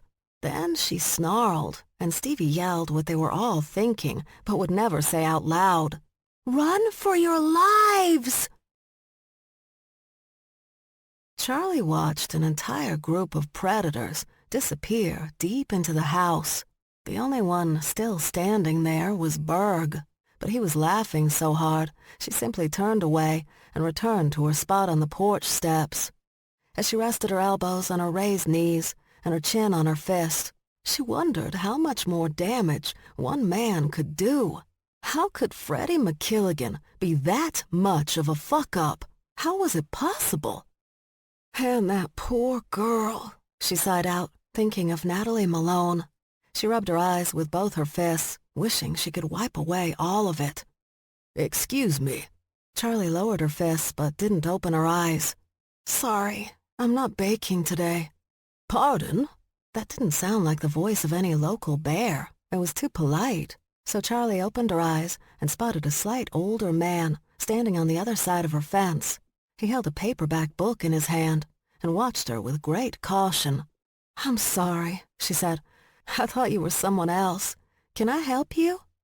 "I'm looking for Zay Vargas. I was told he was staying here." Charlie leaned back a bit, letting her gaze look the man over. "You're his grandfather." He nodded, and Charlie smiled, getting to her feet.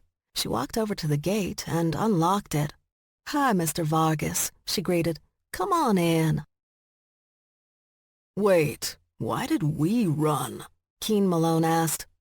"Because you're weak and pathetic?" Zay asked.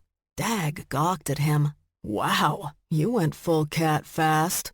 He really had. What was wrong with him? He was the quiet, observant one. That's how he'd always been described, whether it was playing football in high school or dealing with insurgents in a battle zone. Zay was always quiet and observant. What he'd never really been was snarky and mean. Until now. Until he'd become part of this world. Even worse, he was really enjoying it. "We should just get Natalie out of here," Shay said to his brothers. "You're not taking our sister anywhere," Max said, and she suddenly had the full attention of the Malone brothers. They locked on her the way those lions locked on that gazelle in the documentary he'd watched. "She's not your sister," Keen snarled. "She is now. She's already been through the gauntlet." "The gauntlet?" Finn asked. "Yeah, the dad gauntlet, where he does something so ruthless and shitty that you realize you're stuck being his child. At least this time he didn't sell her." "Sell her?" "Yeah, once he sold me to a family. Indentured servitude, I think it's called." Stevie nodded sadly. He sold me to lots of people. The most infamous, though, was the Peruvian drug lord. Yeah, Charlie and I dealt with that situation. That's when Max smiled. The smile said it all, and they knew he was in real trouble with this girl. He was no longer falling. He'd fallen, because she was a nut, and he liked it. He liked her lethal nuttiness. Whatever, Keen finally snapped. You're not keeping our sister. You can't raise her, Max argued. You giant house cats don't know what to do with a honey badger. As the two families bickered, Zay saw Natalie roll her eyes and wander off. She studied the trees and the house, then looked into the glass door of the garage and disappeared inside. Kyle heard someone come into his studio. He didn't bother looking to see who it was. If it was Charlie, then food would be left on his desk. The woman constantly worried about his health.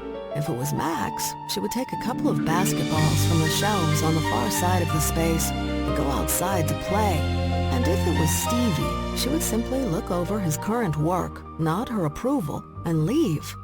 He appreciated that the McKilligan sisters didn't really bother him while he was working, and only occasionally got in his way, like when he was going to destroy his worst work. He didn't see what the big deal had been, but Charlie and Stevie were adamant. If he pulled out the sledgehammer again, they were going right to Tony. Just the thought of his sister's lecture had him tossing the hammer aside and simply moving his least favorite sculptures to the back of the garage so he didn't have to see them whenever he walked in. So far, that plan had worked just as well as hitting them with the hammer. Kyle rubbed his nose, then lifted his head. He sniffed the air, surprised by the strange scent filling the garage. That's when he saw her, standing in front of his work. She was in a long black skirt, a black t-shirt with some no-name band on it, and bright yellow Doc Marten boots. Her black hair was long and separated into 3 ponytails, one of them hanging in front of her face. The lost McKilligan sister, as he'd started calling her when he discovered who she was. When Charlie had let out the scream of rage at her father, Kyle simply went into the garage and got to work. He didn't want to get in the middle of his own family's drama, much less someone else's. But now he had the lost sister roaming around his workspace, uninvited. Badgers and cats, they had absolutely no respect for other people's boundaries, did they? Although he did have questions.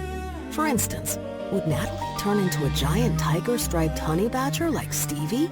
Or would she simply be a honey badger? Or maybe shift into a tiny tiger? Or would she shift into something even more interesting than any of those options? Yeah, see? He had so many questions. Natalie was impressed by the work she was seeing. Not only the statues that took up so much space, but the rough drawings tacked to the wall. She wasn't an artist herself. She could doodle a bit, but only when her computer was doing something that required her to wait until it finished. Otherwise, she was all about computers and games. She loved games. Of course, she'd have to convince her brothers that she should go to college to get a degree in game engineering, rather than just engineering. She was already dreading that conversation. Her mother knew what she wanted, but her mother left almost all decisions about her only daughter to her eldest sons, especially Keen. Natalie loved Keen more than seemed possible, but he tended to drown her in concern. He was convinced she was this weak kitten he'd found dying under his house. He had no idea what Natalie and her friends got up to when he wasn't around. What had happened with Freddie McKilligan was nothing, really. And she'd only gone off with him so she could spend some time with the man who was her father. Ugh, what a mistake. He was such an idiot. She could deal with almost anything, even pure evil. But pure stupidity? Who had time for that? About to move over to another statue, Natalie abruptly realized that someone was right next to her. She looked over the kid standing at her side. She'd seen him in the house earlier, before he'd slipped away. He smelled like dog. "What?" she finally asked. "What do you look like when you shift?" Natalie blinked. She had her hearing aids on, and she could kind of read his lips, too. But the question was so bizarre that she immediately assumed she'd misread and misheard him. "What? Oh," he said. "That's right. You're deaf." That didn't stop him from talking, though. Only he spoke a little slower and used his hands a lot more. Not to speak in ASL, but to gesture.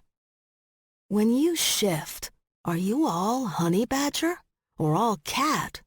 Are you a giant," he lifted his arms in the air, "tiger or a giant honey badger?" He brought his arms down and spread his hands a couple of feet apart. "Or a tiny tiger? Do you have fangs? Or are you fangless? Do you have a snaggle fang?" A snaggle fang? Oh boy. Who are you?" "I'm Kyle. I'm a genius. Literally, a genius." "I'm walking away now. Can't you answer any of my questions?" "I don't want to answer any of your questions." "Is it because you're shy?" "No, it's because you're weird." "I am weird, but that's because I'm a genius." "Of course it is." After a much-deserved eye roll, Natalie walked away from the kid, but he caught up to her at the door. He took her hand so that she had to look up at him. "Do you date?" he asked. "Not you." "Because I'm a genius?" She pulled her hand from his grasp. "If that makes you feel better, sure." "Are you positive you don't want to go out and—" The glass door swung open, slamming right into the kid's face. Natalie covered her mouth with her hands, shocked when she saw blood smeared on the glass from his broken nose. Keen stood in the doorway. "What are you doing?" She just shook her head. Keen pointed at the glass. "Blood?" She pointed at the kid. He was still behind the door, two bloody hands covering his nose. But Nat knew she didn't need to point him out. Her brother could see him through the clear glass. She knew Keen had seen Kyle before he'd even opened the door. That's why he'd opened the door. He'd seen a boy talking to his baby sister. Once again, her psychotic brother was attempting to ruin her social life. "Oh," Keen nodded at Kyle. "Hey." He jerked his thumb at Nat. "Let's go." Keen walked out, and she began to follow, but she did stop long enough to shrug at the kid and mouth, "Sorry." He'd needed a few minutes, so she'd let him sit down next to her on the porch stairs. His name was Xavier Vargas, and he was a very nice man. He also missed his grandson. That was obvious, without his even saying it. "How long have you lived here?" he asked, continuing the small talk of the last few minutes. "Not long, actually. Just a few weeks." "Do you like it?" "It's nice. I wouldn't say the people are friendly." Charlie thought long and hard about how to finish her sentence. After a good 60 seconds, she went with, "But I like that they're easily manipulated by food." Mr. Vargas nodded, but then he began to rub his forehead with his fingers. "This was a mistake," he finally said, after blowing out a long breath. "No, you guys need to talk." "I don't know what to say." "Tell him the truth? Tell him you did what you had to in order to keep him safe? He'll understand." "You don't know my grandson." "No, not completely. But the more comfortable he becomes with himself, the more he'll understand. Just give him time." Those words didn't seem to help, and she worried that Mr. Vargas would leave before he had a chance to see Zay. So she quickly added, "But you know what? You've made the first move, which I'm sure he'll appreciate. And you've come to the perfect place to have this discussion. It's a nice, quiet house, with quiet neighbors and—" Her next words were abruptly cut off when the front security door was thrown open and Keen stalked out, dragging his baby sister behind him. Bears and cats and badgers followed. "There's nothing left to talk about," Keen barked, stepping over Mr. Vargas as if the man wasn't even there. "I'm taking her home." Stevie dashed around everyone, jumped over the porch steps, and Charlie and Mr. Vargas, who were still sitting on them, and skittered to a stop in front of Keen and Natalie. She rammed her hands into the tiger's chest and said, "You can't just take her away from us." "Watch me." Natalie can stay if she wants to, Berg said. Why don't we ask her what she wants? Why don't you shut up? Keen snapped back. Talk to my brother like that again? Britta warned. Hold it! Max stepped into the middle of the fray, right where she liked it. Before this gets ugly, why don't we see if Charlie has anything to say? That's when all those heads turned toward her. Even Mr. Vargas's. They all looked at her as if they expected her to say something that could help resolve the situation. But what did they expect her to say? Well, Charlie began, looking directly at Natalie. Let's face it, you're doomed. Your life is over. All your hopes and dreams are gone. Oh, shit. Max hadn't realized that her sister was in one of her moods, as the pack used to call it. Of course, she should have realized. The only person who ever managed to make her like this was Freddie. But still, Max had never thought her sister was this far gone, into the world of despair and misery. Stevie tried to cut in. Charlie, I'm sure you don't mean... There's nothing you can do about it, Charlie continued, sounding sadder and sadder by the second. Even if Natalie couldn't hear it, she could read it all over Charlie, like a misery shroud. And why? Charlie asked. Because you have a disability. The worst disability anyone could ever have. Max quickly caught Keen's arm before he could storm over to Charlie and slap the crap out of her. Let her finish. You have the painful, cruel disability of being the daughter of Freddie McKilligan. There it is, Max announced. So you might as well go back to your home, Charlie said to Natalie. Go back, pretend you're a Malone, and pray that being a McKilligan won't catch up to you. But it will. It will catch up to you.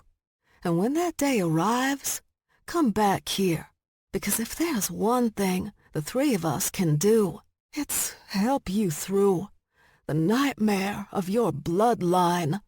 With that, Charlie sadly looked off across the street, placed her left hand over her heart, and let out a long, pathetic sigh of despair and misery. See? It was always despair and misery. After a few seconds, though, Charlie suddenly announced, Now I must bake. She disappeared into the house, and that's when Max finally noticed the older man who had been sitting on the stoop with her sister. Mr. Vargas? She asked. He gave her a faint smile and held up the paperback book she'd written her address in. Zay came to the top of the stairs and glared down at his grandfather. What are you doing here? Nope, Max didn't like that at all. But she knew she couldn't be the one to interfere. Zay knew her too well. He'd never take her seriously. Stevie, she said, motioning her sister over. That's Zay's grandfather, and Zay is being rude to him. He's your grandfather? Stevie shook her head. Zay, don't be rude to your grandfather. Grandfathers are the best. Well, not all, but most. And you should be nice. Whatever he did or didn't do, he did for you. Stevie, Zay said kindly but firmly. Stay out of it. Stevie gasped, and Max cringed. Not smooth, dude, Max warned. I will not stay out of it, Stevie told Zay. You will be nice to your grandfather. In fact, she added, looking around at everyone, all of you will be nice. Do you know why? Because we're all family now, whether we like it or not. So here's how this is going to roll. She turned and pointed her finger at Natalie. You're our sister, and we do care about you. I have no idea if we like you. We may not, but we won't know until we get to know each other. We will get to know each other. Her finger moved to Keen. You will not keep your sister away from us. Do you know why? Because we're all family. All of us. So if she wants to come see us, you'll let her. If she wants to call, you'll let her. But you guys are welcome here too, because you're family. Stevie spun again, and now her finger was pointed at Zay. Now you will take your grandfather into the house. You will invite him to dinner. The triplets will arrange for the meal. While we're waiting for food, you two will talk. It will be a nice conversation because it will be between a grandfather and grandson who love each other. Max winced because that last bit was screamed quite close to her ear. Stevie took in a calming breath and let it out before asking, "Have I made myself perfectly clear to everyone?" When no one answered, Stevie's face turned bright red and her hands curled into those tiny fists again. That's when everyone quickly agreed that yes, she'd made herself clear. She relaxed and the redness left her face. "Now, if you'll excuse me," she said before going back into the house. Shen and the triplets followed behind her. Max looked over her shoulder at Natalie. They smiled at each other, and Max winked. Then Keen and his brothers stepped between them. Turning toward the tigers, Max threw out her arms in direct challenge and asked, "What, you got a problem?" With growls and snarls, the tigers led their sister away, and Max really hoped she'd see the kid again. Then she remembered that kid had taken out their cousin, Mari, and she wondered if seeing her again would actually be a good idea. She said with a dismissive shrug. She wasn't going to sit around worrying about her murderous little sister right now. She had more important things to deal with. "Would you gentlemen like a couple of beers?" "That would be nice," Mr. Vargas said, "as long as it's American beer." "We always have Coors for my friend Dutch." She carefully stepped around the full human. When she was next to Zay, she pointed at the old man and mouthed, "Talk to him." Zay rolled his eyes, so she added with a vicious frown, "Be nice." Confident she'd gotten her point across, Max changed her frown to the smile she was much more comfortable with and went up on her toes to kiss Zay on the cheek. But before she could, he brushed his head against her cheek, her chin, her throat. She felt his purr moving across her flesh. When he pulled away, Max walked to the door and went into the house. Once she was inside, she bent over at the waist, put her hands on her knees, and let out a long, shuddering breath. There wasn't a lot in the world that rocked Max to her toes, but those feline moves? Damn! When Max disappeared into the house, Zay looked down at his grandfather. "Are you coming or what? Are you going to help me up?" he snapped back. "Why are you sitting down there anyway? Just help me up." Zay held out his hands, and with a simple heave, he easily brought Xavier to his feet. They stared at each other. They were silent for a long time, until Zay said, "You should have told me." Xavier nodded. "I know. But after your mother and grandmother, I couldn't risk losing you, too." "You couldn't lose me. Apparently, once cats find people they like, they stick with them." A small smile curled Xavier's lips. "You learned that from those badgers?" "I'm learning all sorts of things from those badgers." He motioned to the house. "Let's go inside. We'll talk." "Anything to keep that little blonde from yelling at us again," Xavier complained as he moved to the front door. "She's terrifying." He stopped, looked up at Zay. "The one with the purple hair, though? Max? She seems really sweet." Zay laughed so hard that Xavier had to ask, "What the hell's so funny?" "Don't worry," Zay promised, putting his hands on his grandfather's shoulders and gently leading him into the house. "Just like me. You'll figure it out." This concludes Badger to the Bone by Shelley Lawrenston, narrated by Charlotte Kane. Copyright 2020 by Shelley Lawrenston. This unabridged audiobook is published by arrangement with Shelley Lawrenston, care of the Ethan Ellenberg Literary Agency, and was produced in the year 2020 by Tantor Media Incorporated, a division of Recorded Books, which holds the copyright thereto. Please visit tantor.com for more information on our growing library of unabridged audiobooks.